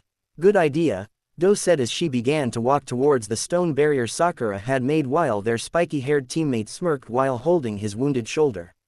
Sakura immediately launched herself at the Odo Kunoichi with her fist cocked back for a punch before she gritted her teeth and stumbled. Her opponent easily sidestepped her attack and knee her in the stomach, sending her to the ground. Shakily, she still tried to stand back up. I won't let you. When did Sakura get that strong? Ino wondered as she stared into the clearing with wide eyes. Not just in terms of fighting ability, though that was obvious. Ino remembered back when they first met. Sakura had been curled up in a ball, crying her eyes out after being teased by other kids. She remembered how shy she was when she introduced her to her other friends. The Sakura she knew would be frozen, trembling, tearing up as she could do nothing but watch, just like her now. Ino watched Sakura run for Do only for the girl to jump in her way. She tried to throw a punch at her, but she was slow and off balance. The Odo Kunoichi moved into her guard and struck the pink-haired girl in the face, sending her back to the ground. Ino's hands balled into fists, shaking at her side. She remembered the day Sakura ended their friendship. The day she asked Ino if she liked Sasuke, too, before telling her they were rivals from now on. And that day a few weeks ago. Flashback. Ino sat at the counter of her family's flower shop, sighing as she looked up at the clock and then turned her gaze to the ceiling. She enjoyed tending her clan's shop, but it was a slow day, and her other duties had already been complete. Nothing left to do but hope someone showed up and weighed out the clock. Still, it's not like there were worse places for it, surrounded by beautiful and fragrant flowers. She smiled as she thought this was one job Shikamaru might enjoy. Lazy stick in the mud that he was. Then she heard the door open. She looked over and her eyes widened before they narrowed. It was Sakura. She hadn't set foot in this shop for years. Well, look what the cat dragged in, Ino said, resting her head on her hand.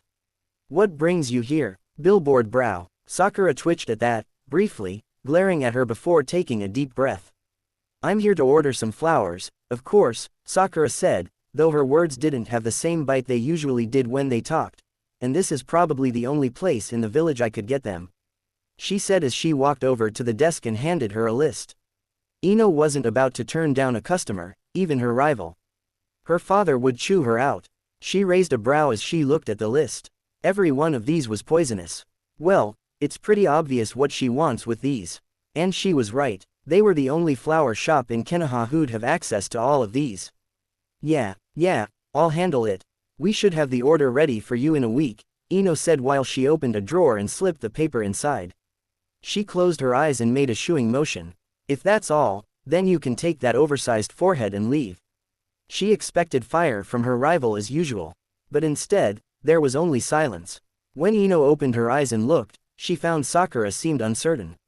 Well, that was one reason I came here, the pink-haired girl said, averting her gaze for a moment before steeling herself and meeting Ino's eyes. Besides that, I wanted to say I'm sorry. Huh, what are you talking about? For starting this, Sakura said with a sweeping gesture between them. I'm sorry for what I did that day, for walking away and making us rivals. Ino closed her eyes and turned her head. TCH, where, this come from all of a sudden? Think you can get me to drop my guard that easily? No, I just what? Like you said, you're the one who walked away and now you suddenly come in here and say I'm sorry after we've been at each other's throats for years. Why should I believe you? Ino then smirked. Then again, this is just the kind of ploy I'd expect from you, forehead. Your head might be inflated with all that knowledge that got you through the academy, but you don't have an ounce of wisdom to go with it. That got Sakura growling and she brought up a shaking fist. Yeah, well, at least I have a brain, you porker. You've got nothing but beauty tips in that empty head of yours. Well, at least my efforts pay off. Ugly. So, you admit you're a dumb blonde. They glared, sparks shooting between their eyes. Then, Sakura shook her head. Damn it, I didn't come here for this, she said under her breath before she walked out. That's right, get lost, Ino said as she set her head back down in her hand. Ino. Sakura got her attention as she stood at the door. For what it's worth, I did mean it when I said I was sorry. She walked out before the blonde could reply. Flashback end. Ino's face twisted as she watched Sakura try to get back up.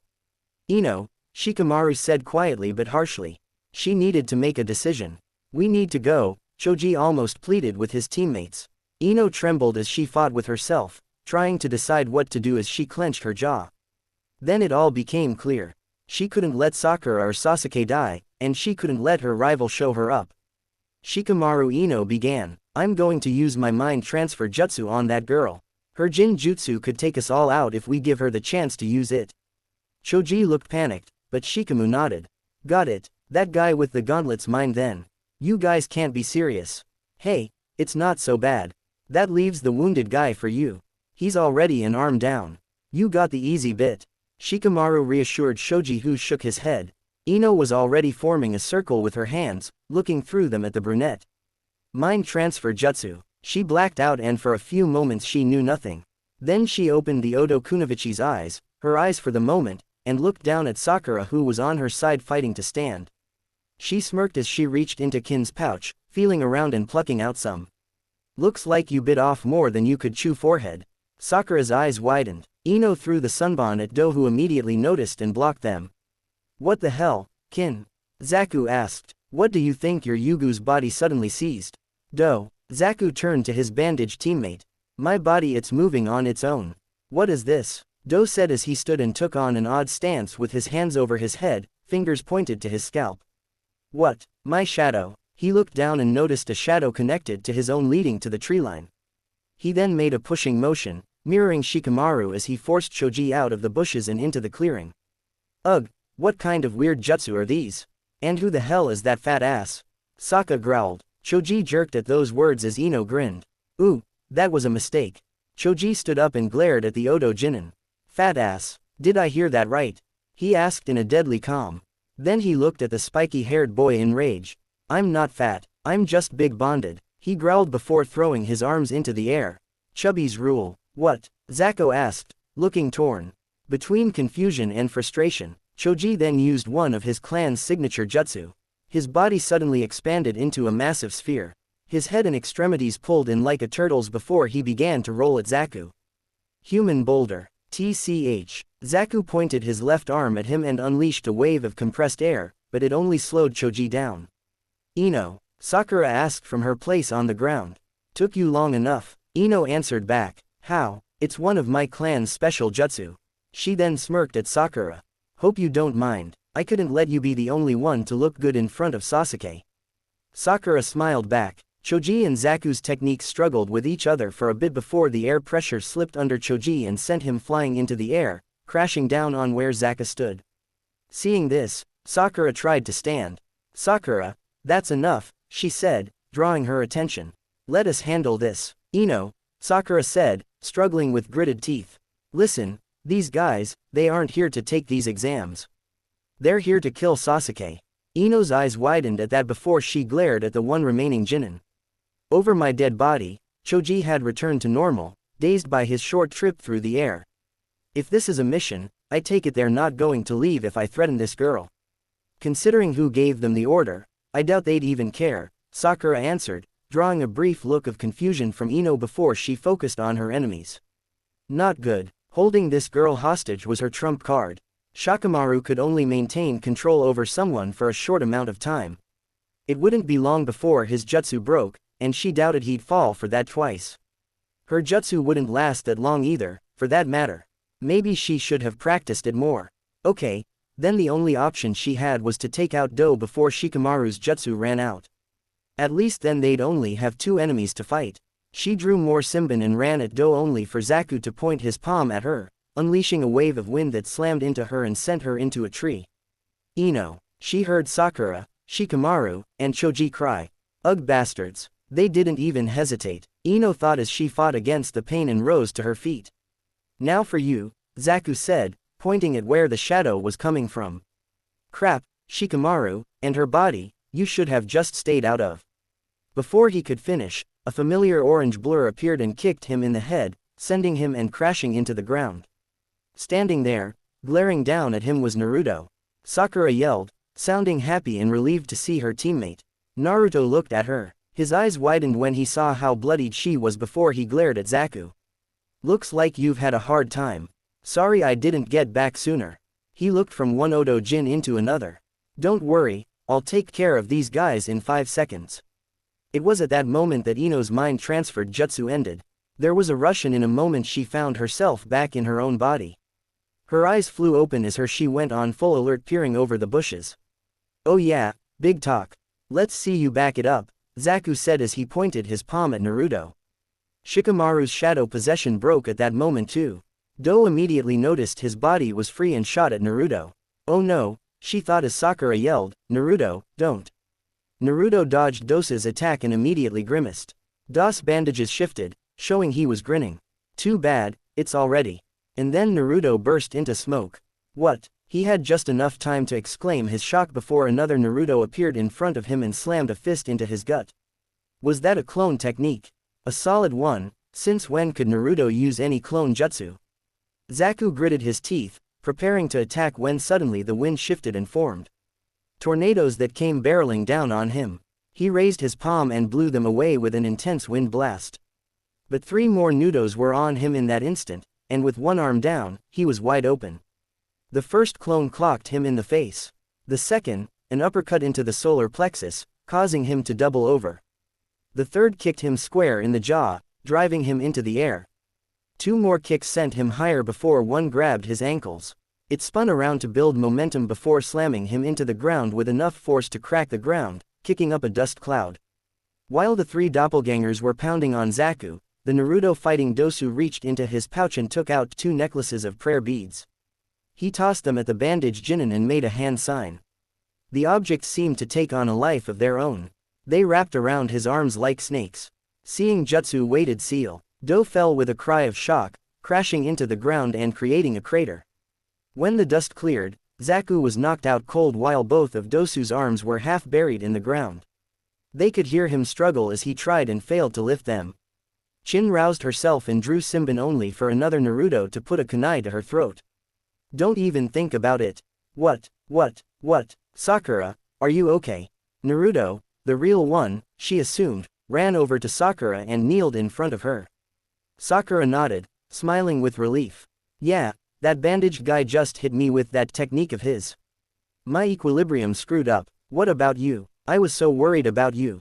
I'm fine, Sakura. You know it would take more than that to keep me down. He looked at the fallen Odo Jinin, stopping on the wounds on Zaku. Did you hold all three of them off by yourself until these guys showed? Yeah, Sakura seemed a bit down. Sorry, I couldn't take them alone. What are you talking about? It was 3-on-1 and you almost took that guy out by yourself. Hell, I only had such an easy time because my clone let me know what was going on. So, I came ready to blindside them, Naruto said, putting a hand on her shoulder, and she smiled again. Ino could only gape at what had just happened. Choji and Shikamaru looked as incredulous as her. You did great, Sakura. Okay, what? Sakura's strength had shocked her. But what was that? Since when did Naruto, the class clown, the dead last, the kid whose only claims to fame were pranks and almost knocking out their sensei with a perverted jutsu kickass like that? And since when did these two get along? Sure, Sakura didn't hit him back when the Jin gathered for the first test, but that was in front of all their rivals. The last time she saw them, Sakura would yell at Naruto every chance she got. If he was lucky, hit him if he wasn't. What happened to this team? You saw all that too, right? Shikamaru asked beside her. Ino's face twisted into a furious glare. She was about to explode with questions when Naruto's next word stopped her short. What happened to Sasuke? Is he alright? It was a good thing he'd thought of that trick with his clones and the transformation jutsu. One of them had found Sakura around the time the Odo Jin revealed themselves, knowing it wouldn't make much of a difference since it couldn't take a hit. It dispersed to let him know she was in trouble. Thanks to that, he'd come in ready to blitz those three. After his first clone took a dive and caught them off guard, he'd made sure to take them down before they could regain their balance. He'd gone a bit overkill. There were still a few clones waiting in the wings in case things went wrong. That was one of Kakashi's lessons. A good shinobi tries to end a battle before it begins whenever they have the chance. Or get as close to it as they can with their opening move. Sasuke's over there, Sakura answered, looking over at the stone barricade. He's been out for hours. He looks like he's in pain. She then turned to him and looked afraid. Naruto, that kunoichi we were fighting. It was Orochimaru. Wait, what did she say? What? He heard his reaction echoed from Ino's team. The two conscious members of the Odo team looked shocked at that. Wait. What are you saying? Orochimaru, here, what's going on? Ino burst out of the bushes as Shikamaru followed wearily now that he knew how deep in it they were. He couldn't lie, he was feeling about the same, knowing who they'd been fighting last night. Yesterday, after the exam started, we got off to a good start. Naruto had his clones scout out the area when suddenly they all got destroyed at once. After one of them saw that creepy Kusakunochi with the long tongue, Sakura began to explain. We knew she was bad news, so we ran, but it didn't take her long to catch us. We threw everything we had at her, and nothing worked. Damn, no wonder we couldn't touch her. Naruto said, cursing under his breath. Shish, he nailed me with a wind jutsu and then summoned a snake and had it drag me away from the fight. The damn thing was fast. By the time I snapped out of it, I was in a different part of the forest. I couldn't find my way back before nightfall, so I had to camp out in a tree by myself. He told Sasuke and me who he was after that. He said he wanted us to pass this stage, and then he put some weird seal on Sasuke. She then glared at the Odo Jinin and he said he was going to send these three bozos after us. They said Orochimaru ordered them to kill Sasuke. Naruto's eyes narrowed. That doesn't make any sense. And what's this about a seal? Well, Sakura, a familiar voice interrupted them from the barricade. They all looked up. Sakura began only to stop cold. Everyone in the clearing stared, eyes wide with shock or fear. Something was very wrong with their teammate. It was clear what seal she was talking about now. Black flame-like markings covered the left half of Sasuke's face and his arm. A tornado of purple-colored chakras swirled around him. His eyes had already shifted into the crimson of the Sharingan. There was a coldness in those eyes that they'd never seen before. Those eyes scanned the clearing, stopping on each of the Odo Genin. He scoffed. I see. I was going to ask who hurt you, but it looks like Naruto's already handled things. And I've been hoping to try out this power. As Sasuke, that's seal. Sakura said, Sasuke looked down at his arm, covered in the seal markings. Oh, this. Don't worry about it, I feel great. In fact, I'm overflowing with power right now. He clenched his fist. Then he looked to Naruto and smirked. Say Naruto, since you've already taken care of these chumps, want to spar? You've always been trying to prove you're better than me, right? Want to press your luck? Yep, this wasn't Sasuke. While he and Sasuke might like to compete, he'd never pick an actual fight on a mission or in a situation like this. Not to mention that from that look and his tone, he wasn't planning on stopping until one of them couldn't get up if their life depended on it. The blonde then plastered a smile on his face and placed his hands behind his head. You know me. I'm always ready to throw down. Good, but Naruto interrupted, becoming serious again. Not while you're letting that thing control you. He glared. Wake up, Sasuke. I don't care if that thing came from Orochimaru. You're stronger than that. Sasuke seemed unmoved. The curse marks spread further, now covering his whole face. This is strength. Sasuke listened to him. Sakura yelled, struggling to her feet. Naruto reached out to support her, seeing how unsteady she was. This isn't you. You think so. I told you. I'm an Avenger. Isis began. Then he frowned and looked down at his hand. Suddenly, he let out a cry of pain and grasped his head as he stumbled back. The mark glowed an angry crimson and then receded to the back of his neck as the Uchiha heir fell to his knees. Sasuke, his teammates yelled as they ran to him, kneeling in front of him. Sasuke looked up, his eyes returning to their usual coal color. What happened? Naruto and Sakura looked at each other. You don't remember? The pink-haired girl asked. The last thing I remember is Orochimaru.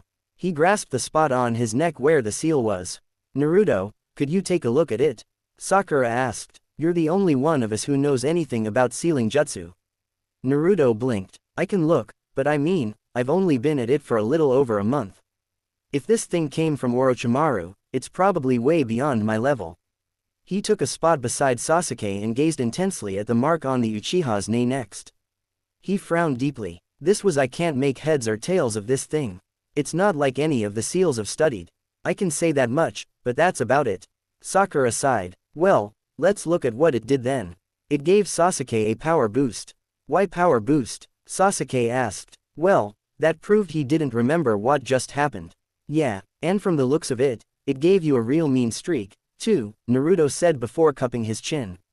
Maybe that's the point. It gives you power while twisting you into someone like Orochimaru. In that case, it's probably addictive, too. It's got to make sure you keep coming back for more once you realize it's bad news, right? Oh, I get it now, Sakura said, looking like she had had an epiphany before turning to the Odo Jinin. That's what these guys were sent here for. All eyes turned to her. Orochimaru said we'd have to defeat his men, these guys. She looked at the Odo Jinin and they said they'd been sent here for Sasuke. That didn't make sense. If Orochimaru wanted us dead, why didn't he kill us himself? Why put that mark on Sasuke? But if it gives him power, if it's supposed to get him addicted and change him, in other words, these losers weren't supposed to kill me. They were supposed to get their asses kicked by me, but you guys beat me to the punch. Sasuke finished. That's about what I thought when I saw that mark. Do admitted begrudgingly. Do-kin yelled scandalized. Kin, look at me honestly. Tell me you can think of any other scenario. Why else Lord Orochimaru would send us here with orders to kill Sasuke, but then go ahead of us and place one of his curse marks on him? Dosa shot back. Kin looked surprised and seemed to think for a moment. Then a look of realization came over her. She looked away into the ground. Chances are that's why he sent Naruto away too. Sakura pointed out, cupping her chin. He said he wanted us to pass this stage. He was probably afraid you and I could take them together, but couldn't risk crippling you and making us fail. Wait for a second, you think these exams are still going to go on? Orochimaru is in the village. Ino yelled. Dosa chuckled. You think they don't already know? They all looked at him most glaring. Think about it, Lordo. No, Orochimaru killed some jin and to infiltrate this forest. Do you think they haven't already found out? And yet here we still are. My guess is Orochimaru has some leverage to force them to keep going. I hate to say it, but he's probably right. Shikamaru spoke up, cupping his chin. If it's Orochimaru we're talking about, and he does have some leverage on them, they'll probably play along. Prepare for the worst while hoping this is all he had planned. Speaking of, Do spoke up again. Let us go and I'll give you our scroll. What, after everything you pulled, you think we'll just let you leave? Ino yelled. Do tilted his head from his place on the ground. What else are you going to do? Kill us? You got the stomach for that? He asked, and Ino wilted. Besides, we know the truth now. We aren't assassins, we were sacrificial lambs, and your partners were enough to beat us, Sasuke. Even if we could beat the three of you at once, you could always draw upon that curse mark's power, then there'd be no hope for us. There was silence as they contemplated their enemy's words. He had a few points. Naruto glared. What else do you know about this curse mark? Nothing. Du replied, surprised. We're Gen and we were completely in the dark about Orochimaru's true intentions. I know of the curse mark. Everyone in Odo does, but the specifics are above my rank. All I can tell you is that he places them on most of his experiments and anyone who catches his eye. That and that Sasuke must be one tough customer because most of the people he puts them on die from the strain. Naruto glared for a moment, though he had to admit he felt a bit sorry for these guys. From the look on Kin's face, they'd been loyal to Orochimaru and this was how he repaid them. If he was right before, then taking them in would probably just piss off Orochimaru and they probably wouldn't get any intel. As he said, they were just Gen. If not, the Jonahan would probably pick them up later. And Naruto didn't want to kill them. They'd just learned their leader had betrayed them and that they'd come after them on a lie, and they'd already beaten them pretty hard once. They didn't have a reason to attack them again besides payback. All right, no funny business. He made a hand sign, releasing his jutsu and causing the prayer beads to loosen, allowing Do to slip them off. He rubbed his arms for a moment, then reached into his raincoat and pulled out an earth scroll. He walked over to Zaku and picked him up, at which point Naruto took the katana away from Kin's neck. She quickly rejoined her teammate. The two left without another word. Ino was kind of numb from everything that had hit her over the last few minutes.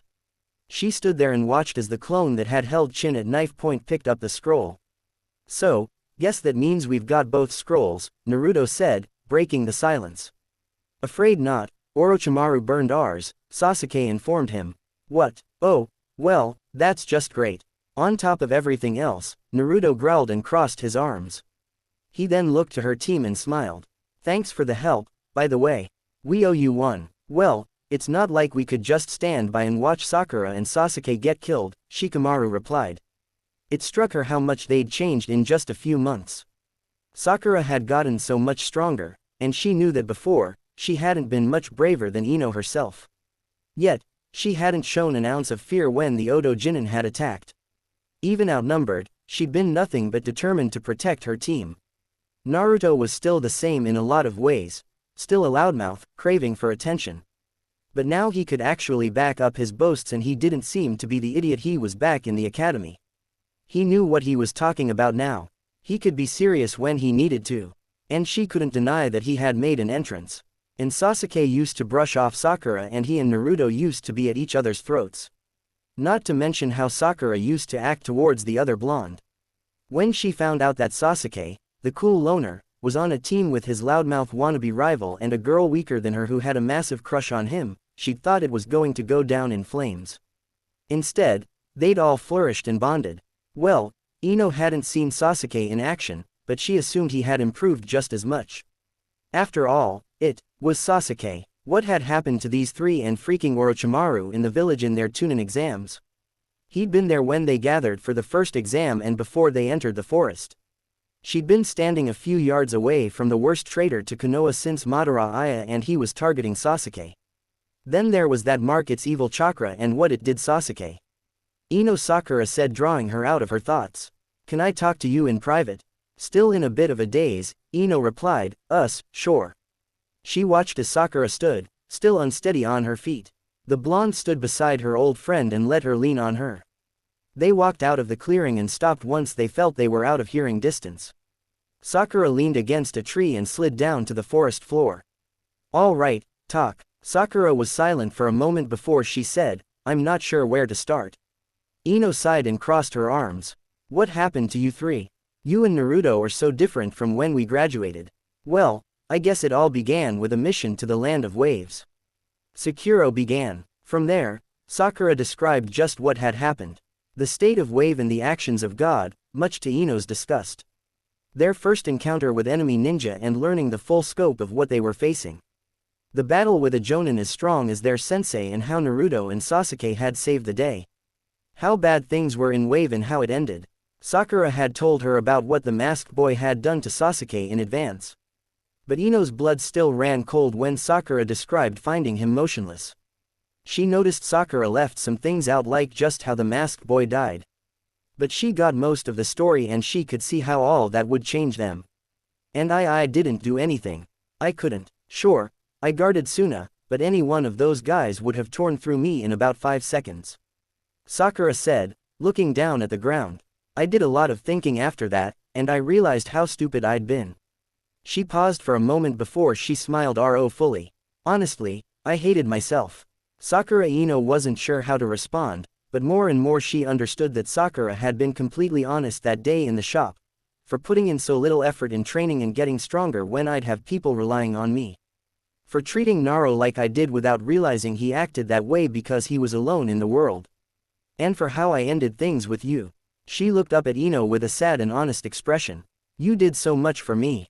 You saved me from bullies, helped me find confidence, introduced me to people when I'd been alone, gave me something to strive towards, and I just cast you aside as soon as I found out we liked the same guy. She gave another wrathful smile. I used to call Naruto an idiot, but he'd never turn his back on a friend like I did. She looked at Ino with determination. So, I'm sorry. I understand if you don't forgive me, but I'll keep saying it as many times as it takes. What was she supposed to say to that? All the memories from their friendship passed through her mind. Her pep talks, tending to flowers together, hanging out with her other friends at school, all those good times that ended when Sakura decided they were love rivals. Her vision blurred a bit as she stared at her friend-turned-rival. At once, she knew how she felt and how to respond. She knelt to Sakura's level and wrapped her arms around her. Ino, geez, Sakura, you're making it hard to stay mad at you, Ino said, and she felt Sakura's arms wrap around her. They held that for a moment before she pulled back. But don't think this means I'm going to let you take Sasuke's forehead. Wouldn't dream of it, Miss Piggy. There was no fire in their words, and both wore smiles on their faces. Chin sighed before, looking to Do, who stood with his back to her.